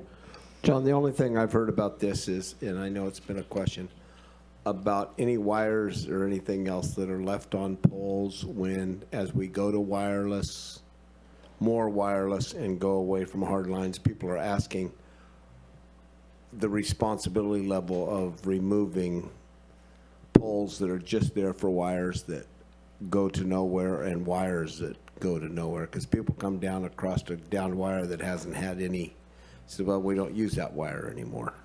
Is there any, there are locations around this county where there's no longer a landline at the end of that line. Right. Back in the day that they didn't charge you $100,000 for a landline, so, you know, and they just ran lines to a house, and now there is consideration with satellite and technology and everything else that hard lines are going to be a thing of the past. And the only question I've got was who's going to be responsible for those lines? We have not adopted an ordinance requiring those to be removed. That really is the utility's responsibility. It or is. the phone companies, yeah. Okay, that's fine. Yeah, a lot of, through the chair. Yes. A lot of those are Frontier, who's been bought out by Verizon, as well as AT&T. I have the same problem in my district with a lot of down lines and abandoned lines. So maybe we want to consider an ordinance at some point. If we need staff to direct that, I think that'd be a good thing, because it's getting horrible out there. Through the chair. Yes, please.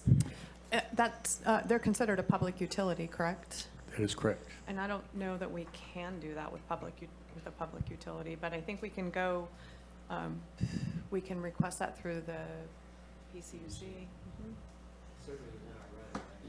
And I would add that, you know, I've called them and asked, hey, you've got, you know, can we do something here? So that might be something that our board wants to do per district, is contact. Okay. Okay. And we used to, unlike cable, which went statewide here about 3 or 4 years ago, they did all have agreements with the county. I think Karen managed them. Maybe it's been longer than that. Karen Clower managed utility agreements and handled, and I would, if I didn't call them direct, I would say, Karen, can you find out about this?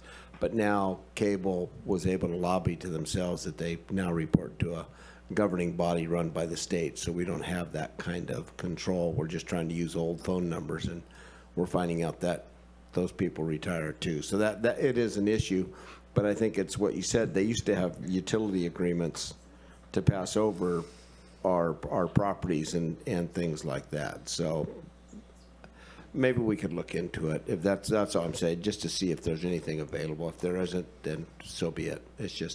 It's a call you get every once in a while. I'm fortunate it hasn't become a terrible issue with me, but it's, you know, Matol and a few of those places have lines that aren't really functioning anymore, and so all over actually. All right. Yes, Supervisor Madrone.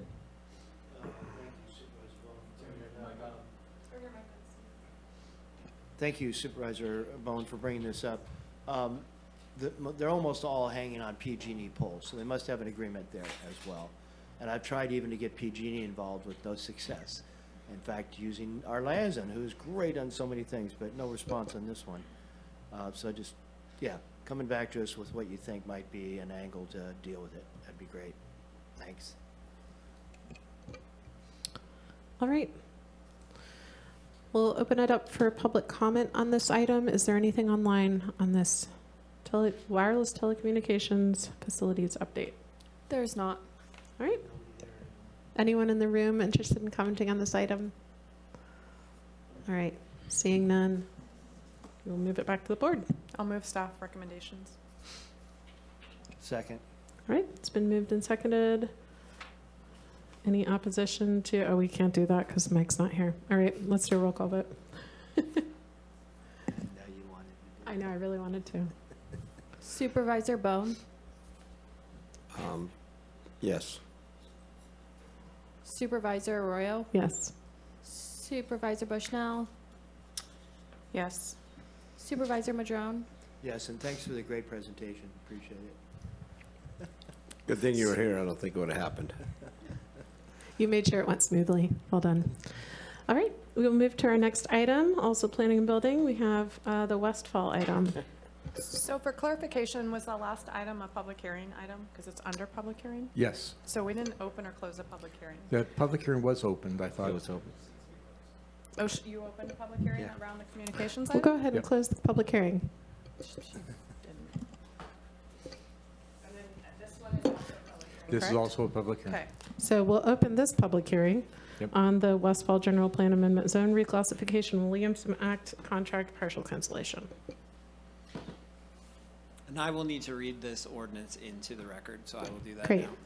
Currently before the board is an ordinance amending section 311-7 of the Humboldt County Code by rezoning property in the Elk River area, PLN-2025-19187, Westfall Agricultural Preserve. Thank you, John Ford and Alice Vesterling, to present this. And Ms. Vesterling will make the presentation here in a moment. But as we get ready for that, I just wanted to kind of say that this has been going on for a number of years. And there have been complications and struggles along the way. And Save the Redwoods has been extremely flexible and extremely cooperative to get this to this point. Because what this really does is it preserves a house that would otherwise be removed from the county's housing stock. And as we begin, I would also say that Colin Ewing was here earlier with BLM, and he wrote a letter in support, but he had to leave. So with that, I'm going to turn it over to Ms. Vesterling.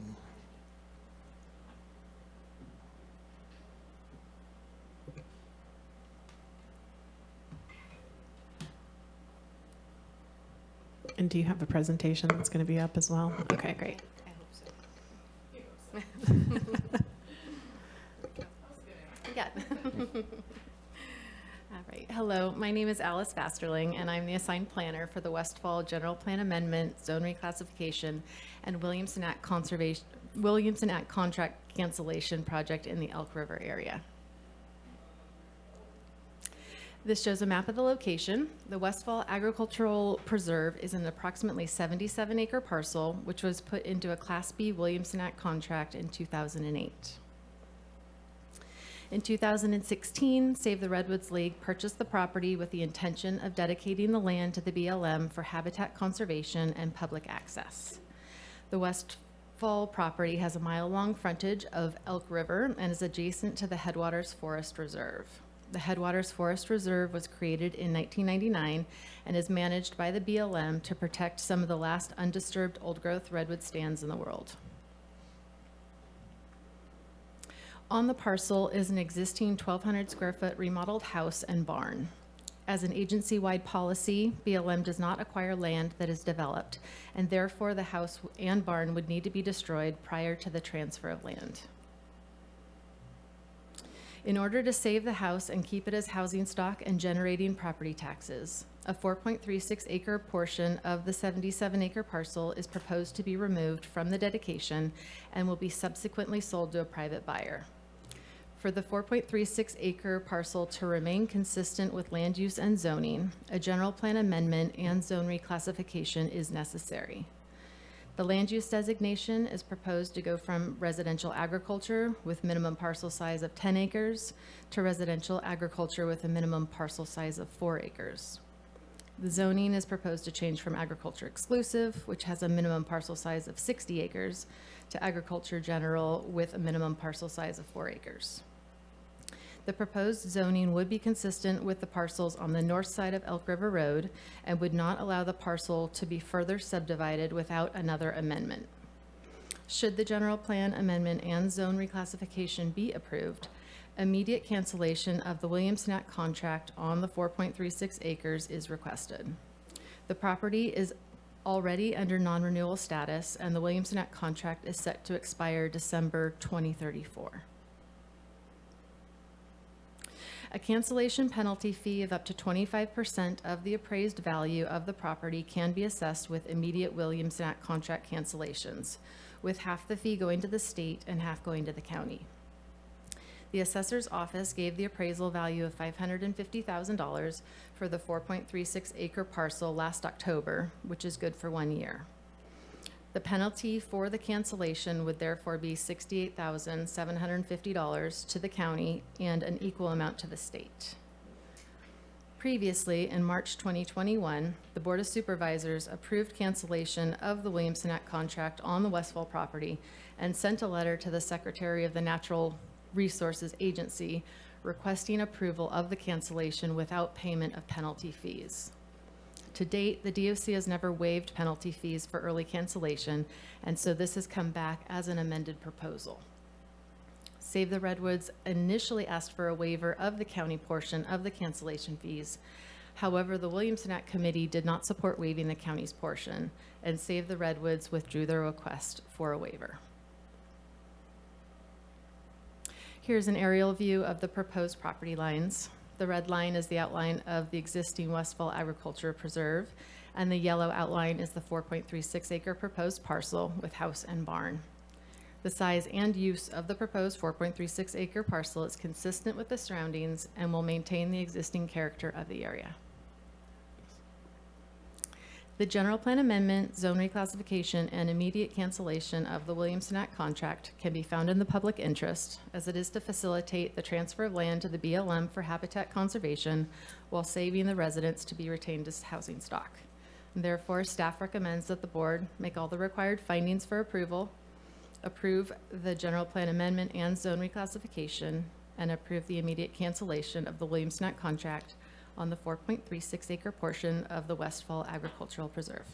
Thank you, and we're available for questions. Wonderful. Thank you. Any questions? Yeah, Rex, please go ahead. Okay. And just from that photo, is the bridge down to the lower flat, is that included in the 4.36, or did that stay, that stays with BLM, right? I believe that stays with BLM, correct? Okay, that was the whole point of, and I'm going to say thank you to BLM and Save the Redwoods and everything else, because I think John told me this couldn't be done 6 years ago, 7 years ago without problems, and he's stayed with me on this, because otherwise BLM's quote was they were going to auction the house off and have it moved. They didn't explain how they were going to get it across the 10-foot bridge. But it's been and it's, Paul Mazzucci, that house was run down to say the least when Andy bought it. Andy put a contractor in there for almost a year and rebuilt the house, and his actual daughter lived there for years. So it's a gorgeous little house, just needs a garage. All right. Any further questions? Yes. We'll go to Supervisor Madron and then Supervisor Bushnell. Thanks to all the parties, as Rex said, that worked to get this done. I appreciate it. And thanks for your presentation. Supervisor Bushnell. A couple questions. So is there any reduction to anybody for pulling out of the Williamson Act? I was trying to get that. The tax, so you have to buy out the Williamson Act contract. Right. And so was there anybody that waived those fees? The Department of Conservation didn't want to waive the fees. Right. But the struggle is going to be for the remainder of the 77 acres, that's going to be in federal government hands. But it was in Williamson Act for a long time, correct? Since 2006, 2008. So are they not going to pay the, BLM isn't going to pay to buy out that contract? I don't think they have to. Something different. Yeah, as a federal agency, I don't think they have to. It's pretty unfair to landowners that have to pay for that to come out to do this kind of work, honestly. And also, the state stopped, I'm curious, the state stopped paying on the Williamson Act quite some time ago, and so why would we be refunding to the state? That's still the requirement, Even though they don't give us a Even- proportionment? even though they don't give us an apportionment for it. That is correct. Interesting. Okay, thank you. Okay. Supervisor Madrone, I'll go make ahead. a motion to approve staff recommendation. Is there a second? All right. It's been moved and seconded. Need to we- take public comment? Yes, thank you. I was trying to think if I had a question. It slipped my mind. I'm getting a little fuzzy. All right. Is there public comment online? There's not. Okay. Is there any public comment in the room? All right. Please come forward. Welcome. Greetings, members of the board. My name's Adriana Andrucci. I'm the land protection manager for Save the Redwoods League. And we're the project proponent and the current landowner of the Westfall property, as you all know. As was mentioned by Alice, we acquired the property in 2016 in close coordination with our partners at the BLM to serve as an addition to the Headwaters Forest Reserve that's adjacent to the property. This 77-acre property or so is located near the entrance of the reserve, contains a mile segment of the South Fork Elk River, as we heard, and it provides the BLM ability to complete future public access improvements to the reserve, as well as critical access to the Elk River for restoration on that sorely sediment-impaired waterway. And the 1,200 square foot single family residence on the property, as we saw, is really lovely. 3 bedrooms, 2 bath, set above the floodplain, which is critical. Views down the valley, it's a really lovely spot, as Supervisor Vaughn mentioned. With the BLM unable to accept the existing infrastructure, we've worked really diligently with planning department staff to ensure that the house can continue to contribute to the county's housing stock while the larger property can be incorporated into the Headwaters Forest Reserve.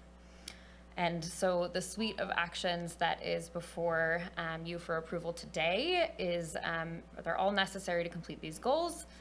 And we believe they benefit both the county's housing supply as well as publicly accessible lands. And as the staff report notes, one element of the actions being requested today, the partial cancellation of the Williamson Act contract, requires penalty fees paid by Save the Redwoods League as the landowner. So we would be paying those penalty fees, not the BLM. The staff report also notes that we have taken extraordinary efforts to keep the residents in place. This has added, unfortunately, years of time to this project, and many additional expenditures on our end have been incurred as we've worked in good faith to achieve beneficial outcomes and meet the needs of the county. Can I pause you for just a second? You're out of time for public comment, but I think we would, I suspect from body language that we might like to have more discussion with you. So let me just see if there's any public comment, and then we can invite you back up. Sure. Is there additional public comment on this item? All right, seeing none, come on back.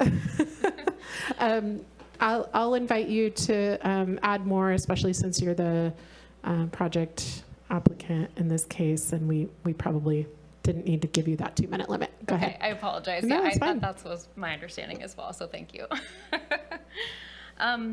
So let's see, where was I? So on the penalty fees associated with the partial cancellation, as was noted in Alice's report in 2021, we came to the board and that penalty fees were waived in that case. Alice also noted, maybe this is just a point of miscommunication, but I would like to humbly request the board consider waiving the county's portion of those fees, the 12.5% that goes to the county. As a 501c3 nonprofit, I think it's just out of the respect of our members and donors to make that request today.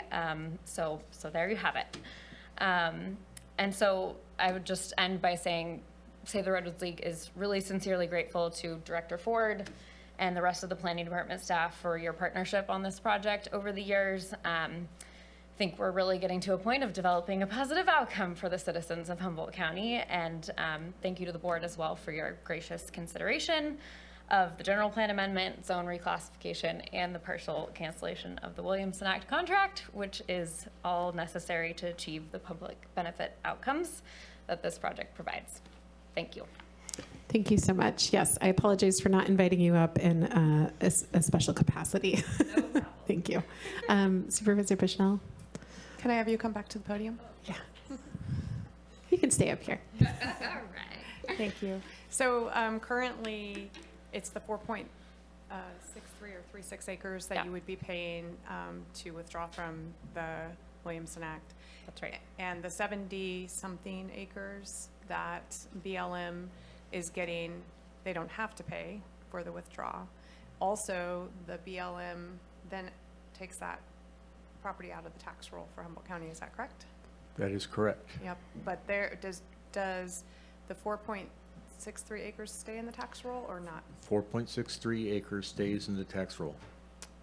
If I could switch the tables, I would say that BLM needs to pay and that you don't, because you're going to also keep that in the tax roll, but I can't do that, obviously. And I think that it's a huge disservice to folks that have been in the Williamson Act for a long time, that they have to pay that, and that the federal government gets to say we don't, and I don't like that. All right, Supervisor Bone. Yeah, sorry for adding years to this project. But it was important to me because I've been watching that house for a long time. What are going to be, is that going to go to an open bid, closed bid? How is that going to be sold exactly? Because people want to know. And full disclosure, I may be very interested in it myself. Well, Supervisor Bone, you wouldn't be the only one. I understand. It's a lovely spot, and we have had much interest over the years of our ownership and what's going to happen to that house. And I think everybody agrees it needs to be lived in and enjoyed. So once the BLM transaction occurs and the house parcel is created through that transaction, our goal is to sell it on the open market, so it would be sold just like any other residential piece of real estate in Humboldt County. Perfect. And thank you for your guys' diligence. And again, I'm going to thank staff because John knows how I felt about this, and just I did not want to see that little gym torn down, nor did I want to see it coming. It's one house. I mean, it sounds great when we're going to support the hell out of our housing stock. Doesn't mean nothing, but one house adds to two, and it's cumulative. And that's just a nice site. I do think, let's just pause for a moment. If you're an interested party in the real estate, it might be best to recuse. Do you want to have a moment to consult with counsel? Not at all. I didn't say I was going to. I said I might be. I'm interested in a lot of stuff that happens up here, so I won't recuse, especially since it's going to an open market, and I will have no advantage whatsoever, nor have a financial gain. Okay. Well, that's each of our prerogative. I thank you for your presentation. And is there any other information that staff would like to provide? Yes, if the board would like to waive the 12.5%, recommend today you make it part of the motion to bring that back on consent calendar because we didn't put it on the agenda today. So it really would need to be a separate action. Understood. Okay. So that's not part of this motion. Not able to be. I'm sorry. Go ahead. The 12.5% on the 4-acre parcel that we're going to keep on the tax rolls, or the whole 77-acre parcel? Just on the 4.3. Actually, no, we did say approve the partial cancellation, but we didn't give direction on the cancellation fees. So if the board is willing to waive the fees, then that should be brought back as part of a separate action, since we didn't put that in the project description. I hope that made sense. Basically, the part we're going to keep on the tax rolls. The tax rolls are unequivocal. No, I understand. We're keeping 4.36, so I don't have a problem with waiving the fees because they're still going to stay on the tax rolls. Right. And the reason, and in all honesty, the reason it's in the Williamson Act since 2008, because that's when it was bought. And Mizuchi owned it for 50 years before that, so he was before Prop 13, he was probably everything, so. Please, go ahead. I just want to say, I'm not going to be voting for this because I don't think that it's fair that folks have to pay to get bought out of the Williamson Act. I understand what you guys are doing is a great thing, and I think it's going to pass anyways, but I just have fundamentally a problem with it, that folks with hardships have also requested waivers, and it is not granted. And they are good stewards of their land and do the right things often. So I do want to thank you for continued effort. It's been a lot. I remember it coming, back and forth, but I don't support a waiver of the Williamson Act. I just don't. Okay, so of the recommendation that's here, 1C is approve the partial cancellation of the Williamson Act contract, and then we have a separate item on the list of recommendations related to tentative cancellation. Is that the cancellation of that fee? That's what that's referring to, so it is on here. That's just for cancellation of the contract. I see. It would be a waiver of the fee, so the cancellation language in the agenda, or in the staff report, does not apply to that, is my interpretation. Yeah, I think that's fair. Two separate things. Thank you. Okay. Yes, Supervisor Madron. How much is the 14%, whatever it is, value? She, She had a Ms. slide. Esterling put it up there with $68,000. It's a significant amount. Is your Do you mic have any- on? Yeah, it's on. Okay. Do you have any idea how much money Save the Redwoods has spent on consulting fees and planning fees and just all the effort that you've put into trying to make this happen and keep a house on the market and all those things? Just a ballpark would be great. I do have an estimate of fees that we've paid to date in relation to all of the county processes that we've been moving through over the years. It's about $23,000 in county fees is what we've paid in relation to the Williamson Act, the non-renewal over the whole property, the cancellation to get us here, or the county fees for the cancellation to get us here today, survey work that we've undergone to sort of make this 2 parcels, and the draft certificate of compliance for the house parcel that we created. So about $23,000 is the ballpark for those fees, but that doesn't include fees for a broker, for the house, and our management of the property over the years and the additional years that it's taken. So I'll leave it at that. Is that helpful? Would it be fair to say you've got hundreds of hours of staff time into all this? Absolutely. I've been working on this project myself since 2020. Yes, that is definitely fair to say. Well, so that probably is in the range of tens of thousands of dollars as well, if you add all that up. I mean, the thing that, first of all, our budget is in bad shape. So it's hard to give up $68,000 from that perspective. And there was never any guarantee that that would be waived. But I sincerely appreciate the work that Save the Redwoods did here, because if you hadn't got involved, that house would have been gone. The whole thing would have gone to BLM, and we would have lost the 4 acres to stay on the tax roll for property taxes, which is going to add up over time as well. So I might offer a compromise and we split it. That's not as good as what you're asking, but it's out of consideration for the investment that Save the Redwoods has made to do all the things you've done. So I would amend my motion to include coming back on a future agenda for a forgiveness of half, or a waiver of half the fees. Why don't you just leave it waiver of the fees? That And then we can allows- decide Yes, at that meeting, because we can't decide tonight on that anyway. correct. So I would offer to my motion an amendment to direct staff to come back with this item on consent. Sorry, Or it wouldn't be consent, because we'd have to discuss the issue of full fees, half fees, or no fees. Does the motion include the rest of the staff recommendation? Yeah, it We're- includes all the staff The whole recommendations. staff recommendation plus coming back with an Plus- item pertaining to the fees. Correct. Okay. Is there a second? That's the best we can do today. Supervisor Bone had already seconded. Had already seconded. Okay, Yep. sorry. Yeah. So you're amending them, you're wanting to make a friendly amendment, or you made the original motion. Okay, thank you. So, for through the chair, Yes, Vice Chair, please. whatever. For discussion, $23,000 expenses, your hours at work, things like that. But you're going to be the benefit of 400, probably 500,000 net by the time the bidding war gets over and you pay your commissions. You're going to net $500,000 from a building that was going to be torn down. Would that be a fair assumption? That's correct. The appraised value of the house is $550,000. So when that sale occurs, that's correct. And the delay hasn't caused anything to be cut down, taken apart. In fact, actually, they've stopped all cattle grazing on a beautiful piece of grazing land. So you're going to be the benefit. I'm going to change here in a minute. You're going to be the benefit of all that money. That was, if it wasn't for the effort made by certain individuals to save that house, that you wouldn't have got.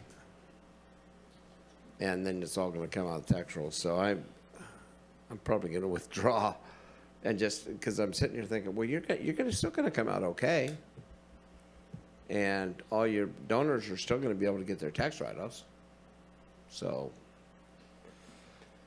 I'm going to withdraw. I don't approve of the amendment.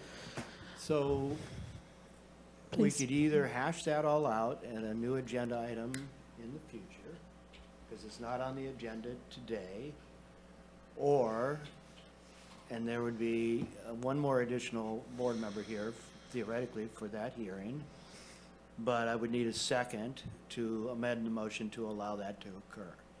Otherwise, we're stuck with voting on what's in front of us here today. I'm not hearing support from a majority of the board members for that amendment. So I think, given the circumstances, would you be? The amendment fails, so we're back to the original motion. Okay, so. Do you still have a second on the original motion? I'm sorry, I just had a little clawback. I appreciate all your work, and the work is, what you guys do is, anyway. But it's going to go to the BLM. It's all going to come off of tax anyway. But you're going to realize $500,000, all said and done, that was not going to come to you, and nothing's changed in 2 years, because deep down inside, and I hope I'm wrong, but I figure that lower half, part of that lower half's going to end up being a parking lot because the other ones are full all the time. So, and then because there's an access trail back there. So, yeah, I'm going to pull my second on the other, and I would just like to approve it, and you guys pay it. So if I'm hearing correctly, you're not approving the amendment. Can you speak into the mic? If I hear correctly, you're not approving the amendment that I offered to the motion, but your second would still stand with the original motion, which is just to accept staff's recommendation. Is that correct? So the modified motion, you're withdrawing just the modification of the motion? Yeah, it's just the original motion, which is approved staff recommendation. Can I just clarify, there is no amended motion because Supervisor Bone pulled back his second, so we're just on the original motion, right? That's Which is correct, for and I'm staff recommendations, which include the BLM. Yeah, okay. Include the permit fee, or the, We're back to the fee. We're back All to right. the staff recommendation. We're back to staff recommendation. Supervisor Bone, are you still willing to second that? Yes. Okay, great. All right. It seems like that's where we're at. Thank you. Thank you, everybody. All right. Any further comment from staff or, okay. All right. Let's take a roll call vote. Thank you. Vice Chair Arroyo? Yes. Supervisor Bushnell? No. Supervisor Bone? Yes. Yes. Supervisor Madrone? Yes. Chair Wilson absent. All right, and we will go ahead and close that public hearing. Thank you. I know this has required a lot of persistence, so good job, everybody.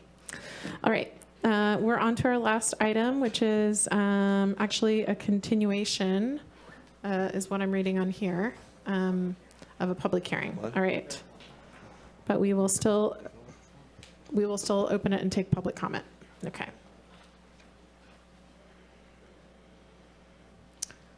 Hello, Director Mattson.